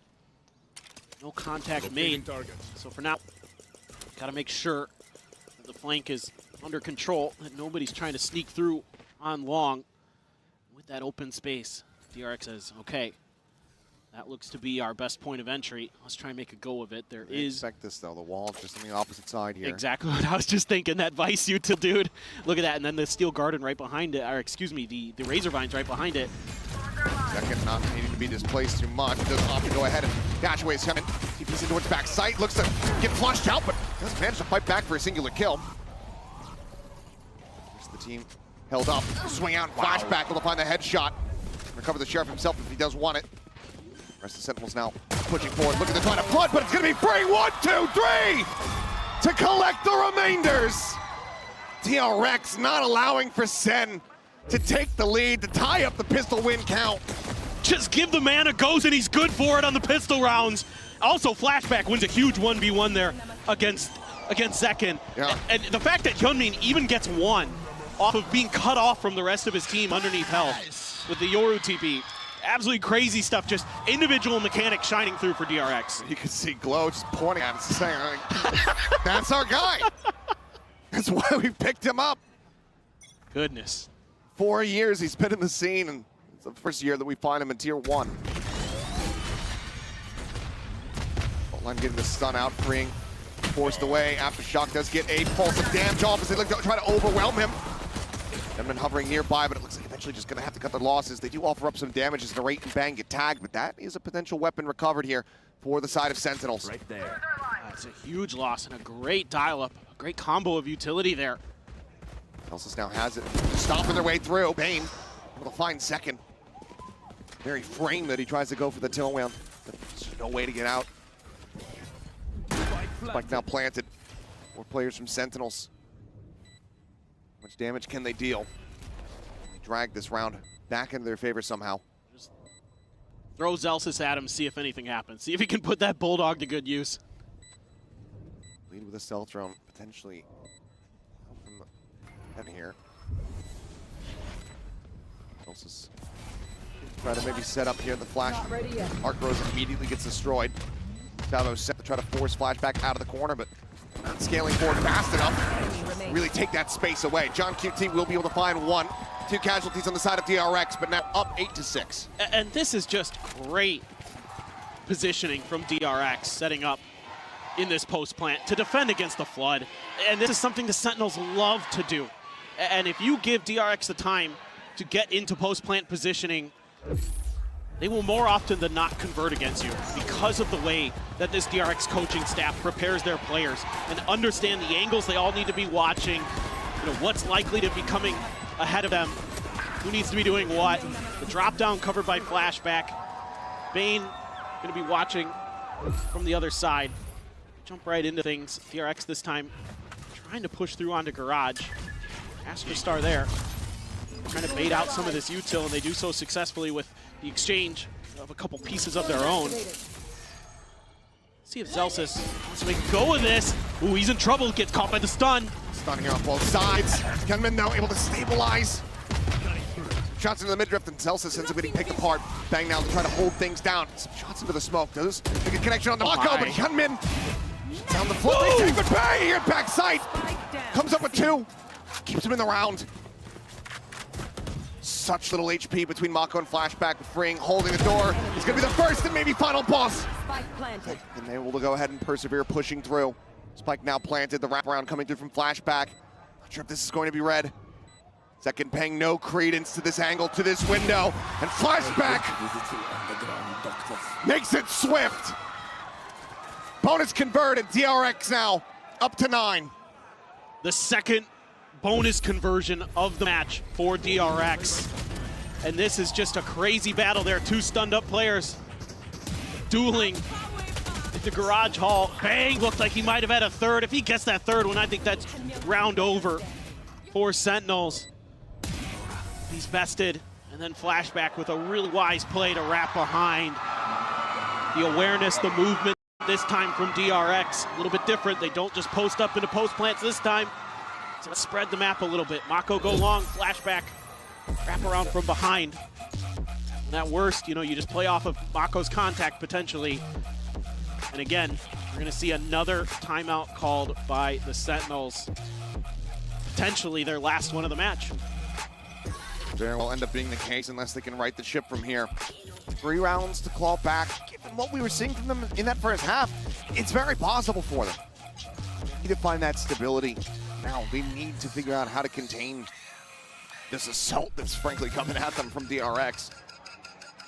They're just having a really hard time adjusting properly to the way that DRX is using some of their utility. And in this case, you know, you see the drone, you see the fake out come through into garage, and you wait it out a little bit, and you're like, okay, now I can re-clear the space, I can retake it. Instead, you know, Zelsis gets hit by a stun. There's another layer there for DRX. It looks, you know, DRX is so patient with it. It looks like it's just trying to bait for util, trying to bait for contact.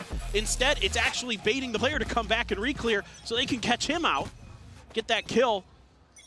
And then they're using these TPs like crazy. They're all over the place. They're so hard to read for Sen right now.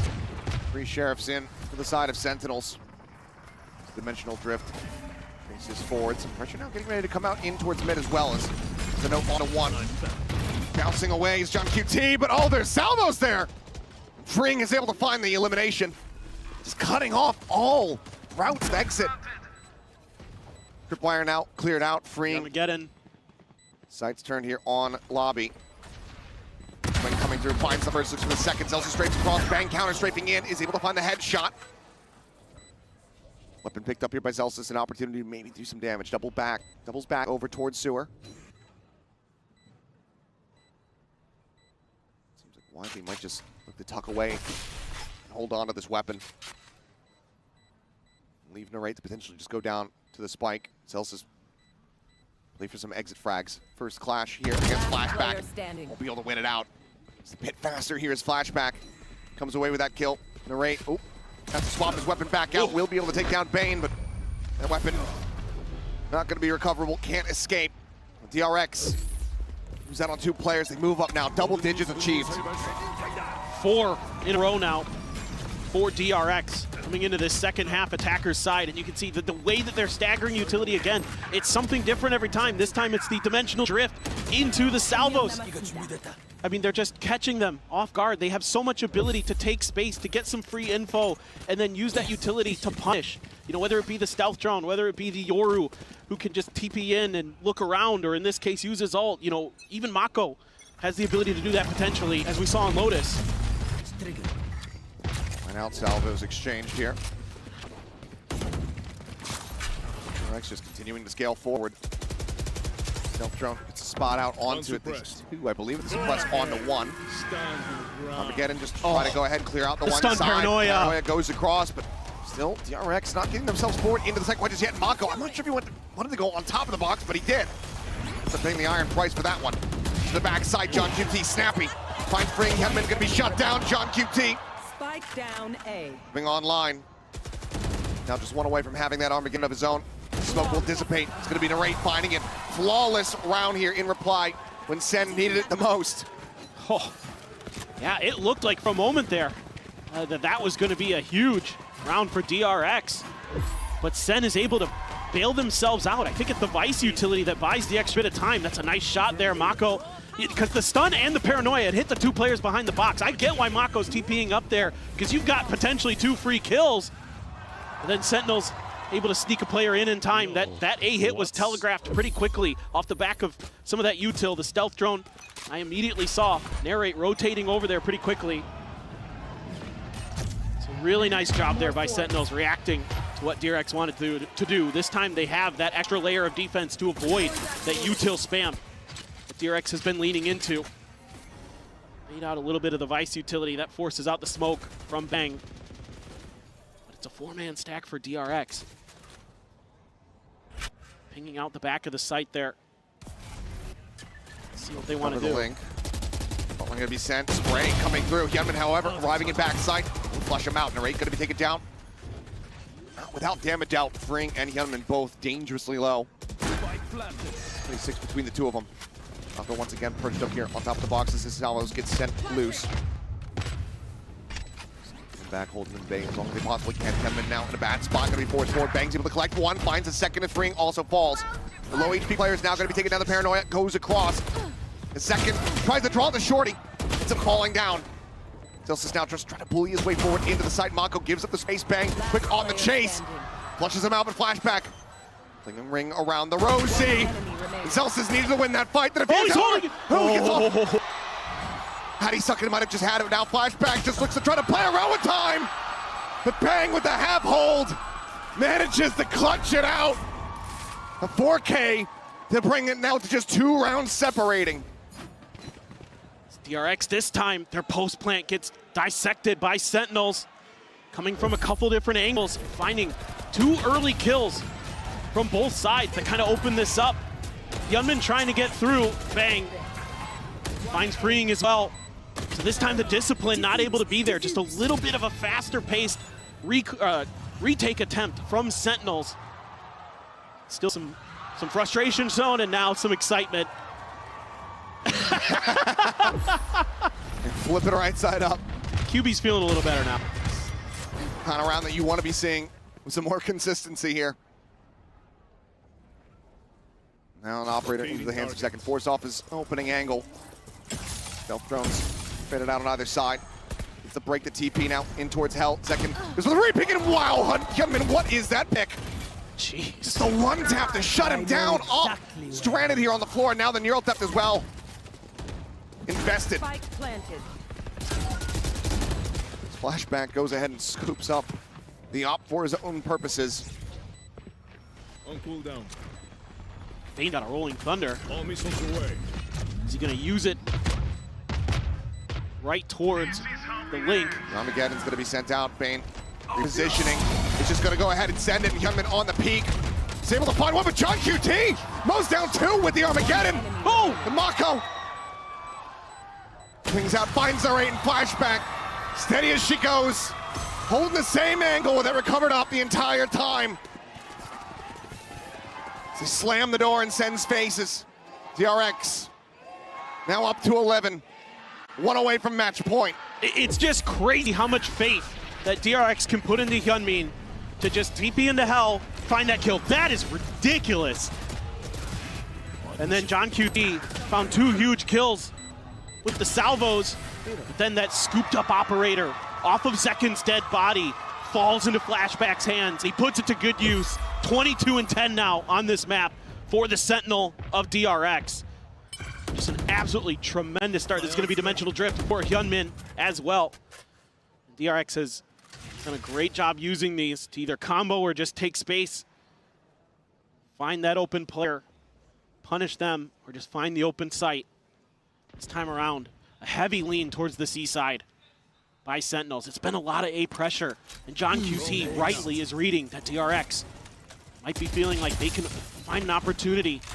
Sentinels might be feeling like they have to close the A long gap. This one spotted out, the fault line gonna be sent. John QT here in the corner of the salvos. He sees exactly where they're gonna be coming from. Looks for the kill, takes him down so very low, but it's still John QT coming away with 1. As Mako will fall to the salvo at the same time.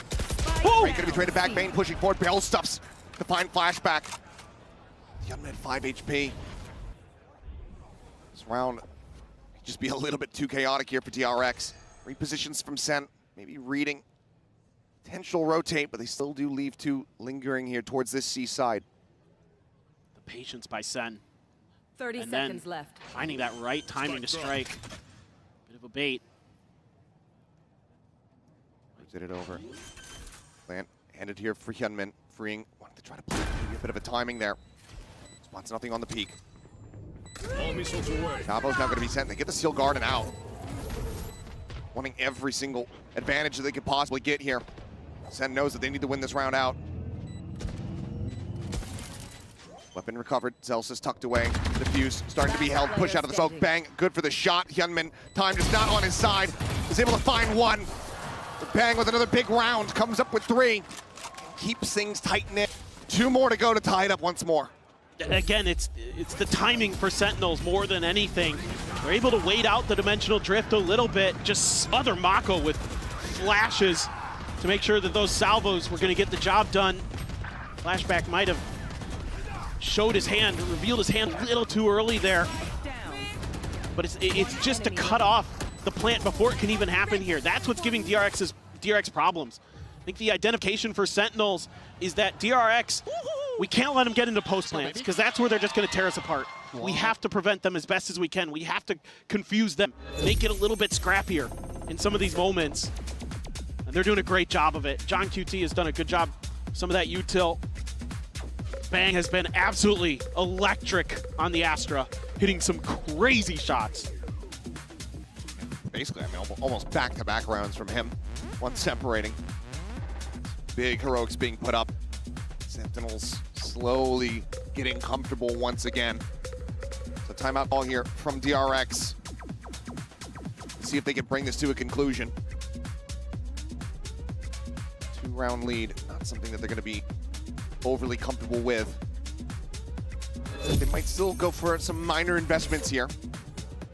And we haven't really seen much in the way of like fakes or that kind of thing from DRX. So obviously this is an eco round. This just might just be another fast hit, execute, try to just smother them with utility, get a plant down and see what happens. But after this, I'd like to see them work the map a little bit more. Mako offering up a weapon here. Getting that over into the hands of Hyunmin. So 2 rifles available to DRX. Once again, sight set over towards C. Stealth drone in towards the back. To be cleared out by Bang. Zelsis far forward, and Bang is absolutely ready for it. Gets the shutdown. Hyunmin on the floor. Shots into the smoke. Mako gets dropped.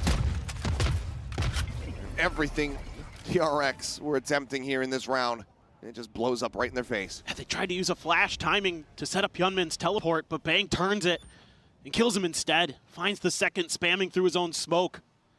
He has really stepped up for Sentinels to put him right back in this match. Now DRX gonna have to try plan B. Will that actually be the B site? Cage triggered. Flashback just trying to show a little bit of presence at long A. Cage fake, but Seward being watched there by Zekin. B site end up exactly where they're trying to go. Well, Salvo is going to be sent through. Thorns popped. John QT, however, still waiting, getting the spot out. Looks to just try to make the front of the site unassailable here for them. Aftershock similarly on the opposite side. Just locking them widely into this corner as the concuss goes through. Not going to be found. Freak swinging onto the corner. Down low, second now. Arriving over at A-Link. Finds one. Double swing. Force him away, but Bang still here, still being a hero. Another 3K.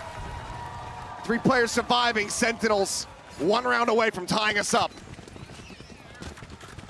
Starting to really get a feel for themselves now. Are these players? Yeah.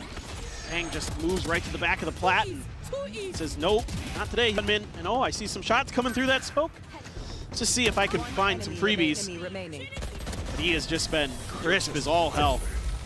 He is really starting to get the wind underneath him. Now he's got a Cosmic Divide to boot. Zekin's got the blades potentially, but see what they want to do is the crowd starting to get into it. It's hard to tell which team has the bigger support. Like you said earlier, man, it's pretty evenly divided. The moment that you hear a chant starting for one, it gets matched and drowned out by the other side. Here's that wall again. Bugle jump. Sheer wall gets popped. John QT lingering here in heaven. Stealth drone going to be sent through. Try to scout. Phone is down. And might not have gotten the vision on Hyunmin, but knows that there is a player in that spot. All missiles away. Attack now, getting ready to begin. Salvo's going to be sent. This is nice. You baited out quite a bit of utility. Sent the clone through. You're just taking your time. Trying to show that maybe you've rotated to another site, seeing if you can convince another Sentinel player to move off. Pushing up in towards B. Smoke there. Cage going to be popped. Trying to create some of that pressure. Right there alongside it. Oh, John. Meanwhile, here, in Heaven, John QT opens things up. Hyunmin going to be shut down. Gantry power widely taken away from DRX. The second continues to play forward, and they're right here backing him up. 20 seconds remaining. DRX going to have to try to ham fist this one, it would seem, but continue to bleed out. Members of Flashback comes with 2. John QT able to trade 1 back. Bane down to 5 HP. 10 seconds left. He's desperately trying to get himself forward here onto the site, but the up again is going to be called in. It cuts off the site. Does he find a tiny sliver? It looks like he has. Avoids the blast radius, the spike in play. This round, not over yet. John gonna look to try to drop out. No way. But he's only got 6 health. He has to reroute. And now the site is firmly in control of DRX.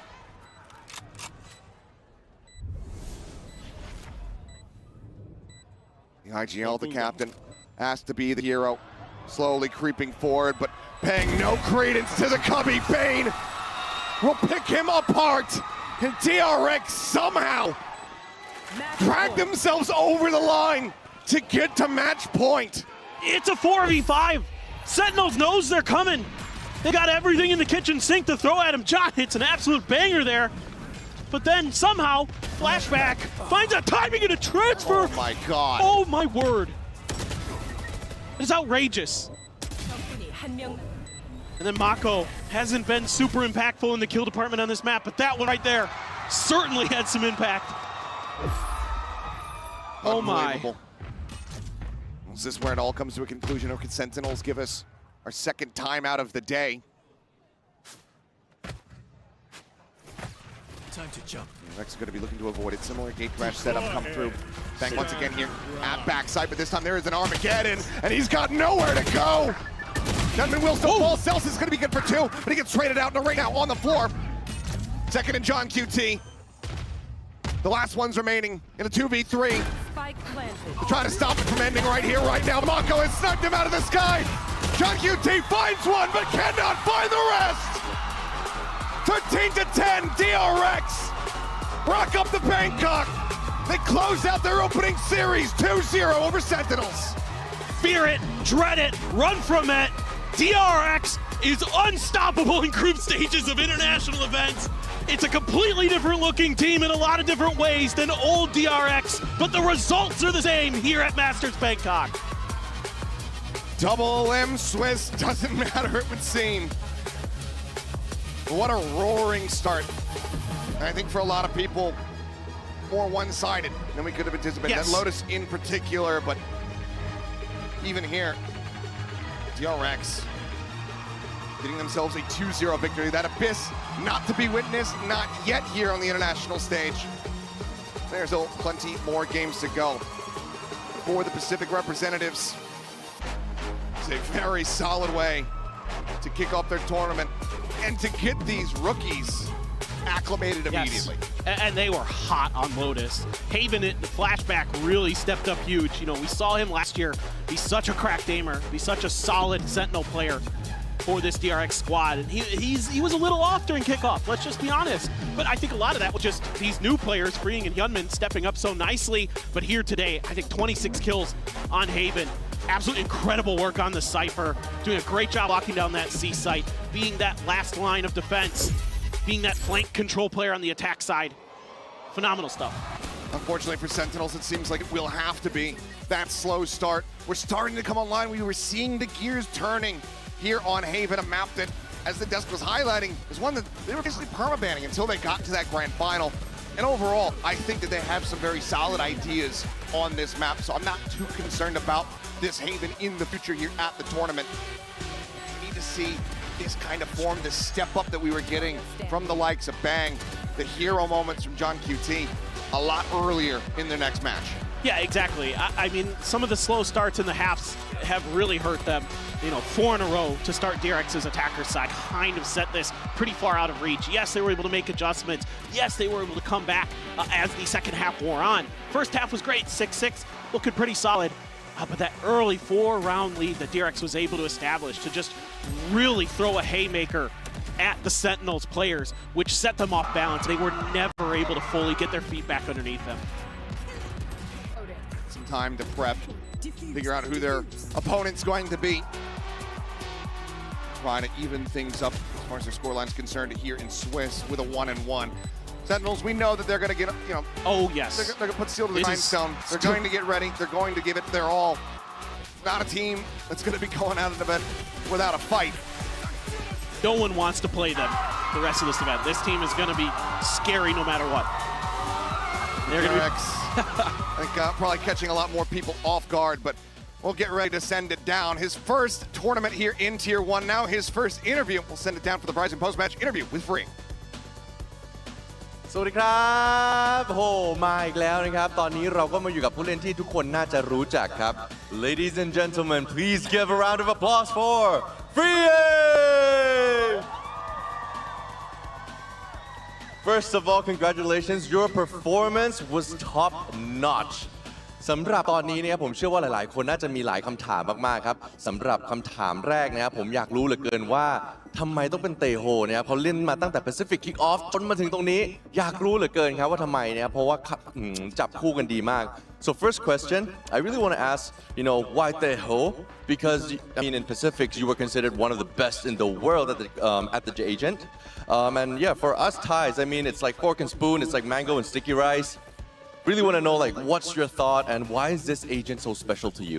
먼저 오늘 굉장히 좋은 활약을 보여주셨고 승리 축하드립니다. 먼저 태호에 대해서 여쭤보고 싶은데 워낙 킥오프 때부터 세계 최고의 태호다라는 말이 나오기도 했었잖아요. 왜 태호일까요? 왜 이렇게 태호를 잘할까요? 라고 물어봅니다. 왜냐면 바늘 가는데 실 가는다는 말이 있듯이 태국에서는 뭐 망고 있는데 밥 있다라는 말이 있거든요. 태호가 약간 프링 선수한테 그런 존재 같아요. 네, 일단은 태호라는 캐릭터 자체가 너무 좋기 때문에 일단 태호라는 캐릭터를 플레이를 하면은 저도 모르게 태호가 너무 좋으니까 뭔가 자신감이 생기고 그래서 잘하는 것 같습니다.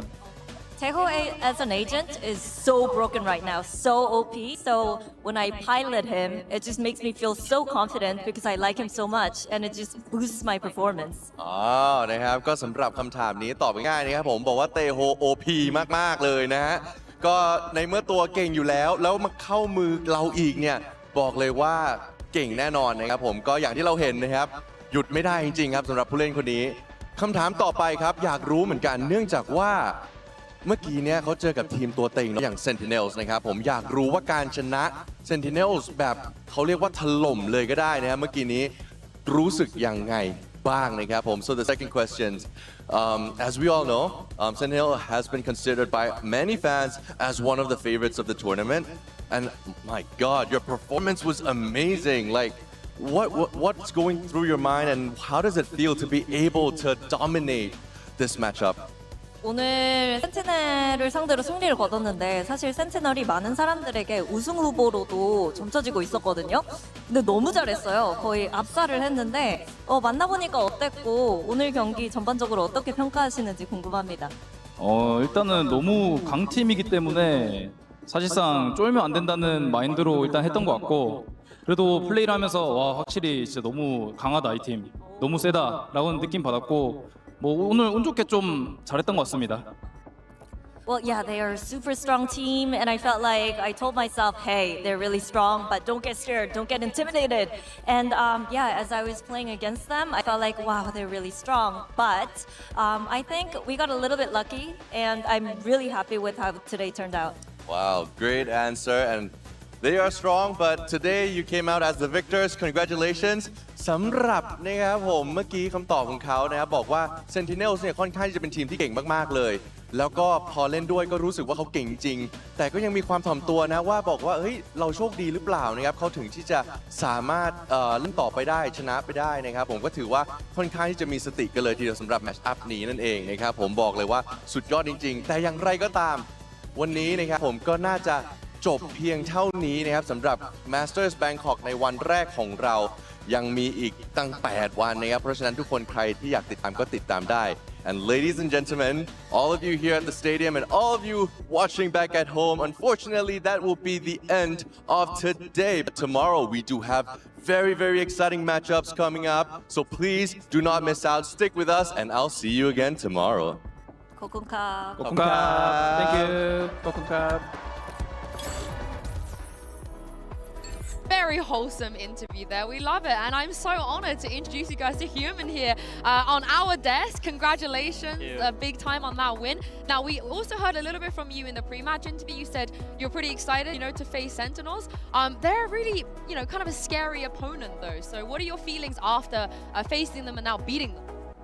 They're really, really strong team, and they have a lot of fans as well. So I was excited to play against them, and I'm just glad that we were able to win.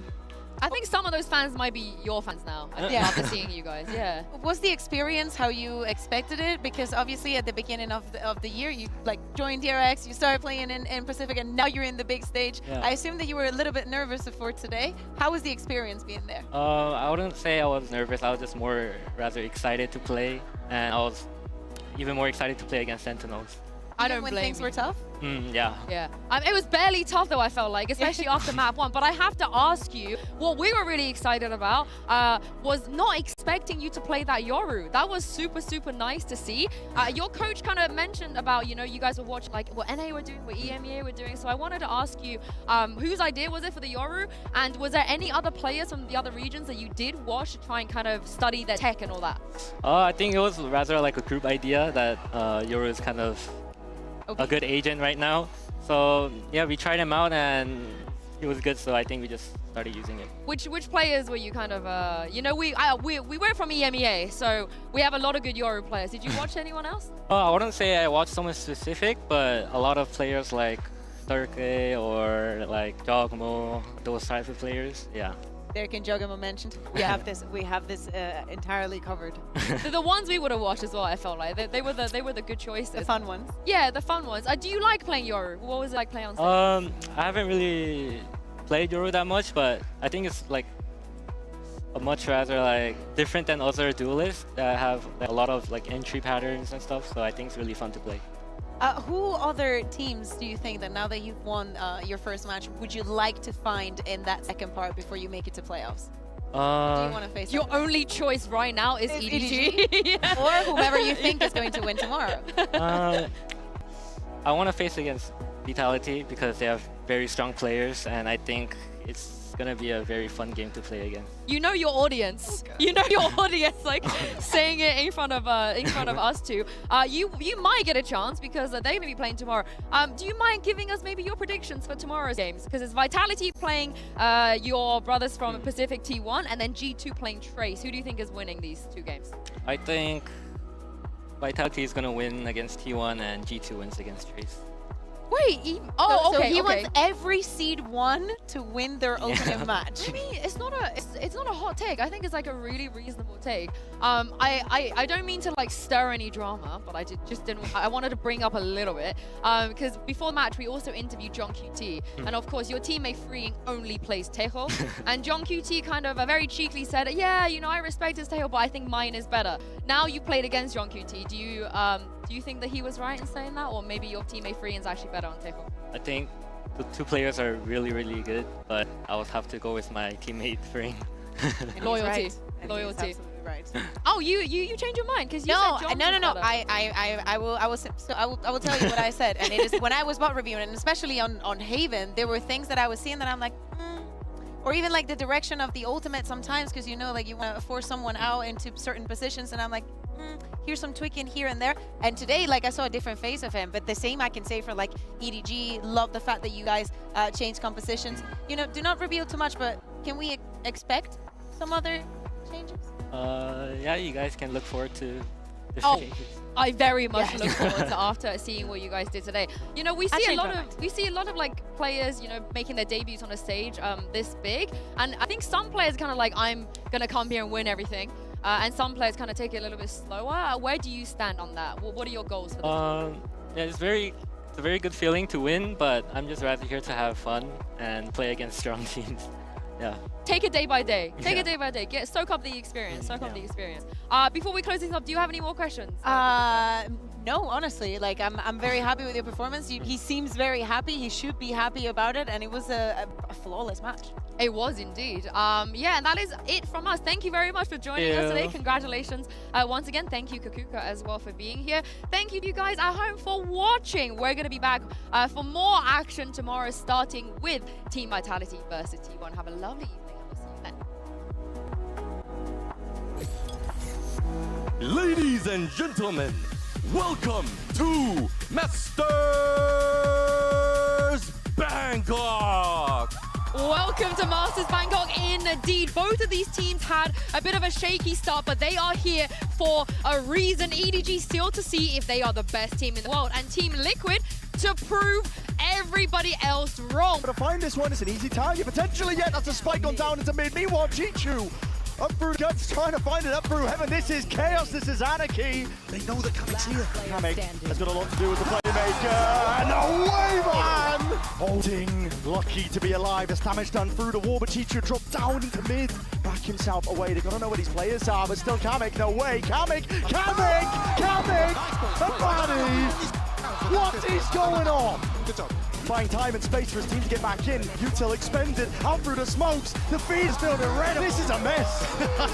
Kang finally puts an end to it and puts the map under their belt. Split goes their way. 18-16 finish. Off onto the flank, dodging, juking. Chichu can't see a bloody thing. Blind as anything, yet still wins that fight out. Dominates the angle. It's important to control A main. And Simon with the slam bloody dunk. And they're all blind as anything. Spamming away, vulnerable jump. Can the judge even save you here? It's nuts. Making a good goal. My God, they put him into a bloody blender. In EDG, shut it down before it just gets away. 13-6, 2-0 finish. What an opening here to Masters Bangkok. Sentinels are no stranger to this stage. They won the first global event last year. It'll be interesting to see if they can do it again. This is now going to be forced back away. The aftershock has been thrown towards them to try to stave them off. And Mako once again leads the charge, rushing forward, finding Junk UT, finding Narain. Oh, Celsius.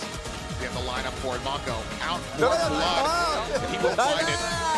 Shimon is trying to hold things down over for Waterfall. Flashback trying to stop, get in there on the opposite side. Cannot do it, coming freeing! What just happened? Tap after tap! Freeing! DRX collapse in on top of Sentinels, and they smother them out of this map of Lotus, 13-3.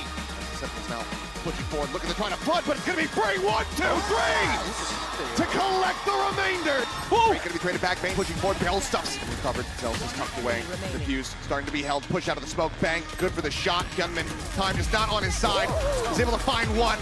Bang with another big round, comes up with 3. There is an Armageddon, and he's got nowhere to go. Gunman will still fall. Celsius is going to be good for 2, but he gets traded out right now on the floor. Trying to stop it from ending right here, right now, but Mako has snugged him out of the sky. Junk UT finds one, but cannot find the rest. 13-10, DRX rock up the Bangkok. They close out their opening series 2-0 over Sentinels.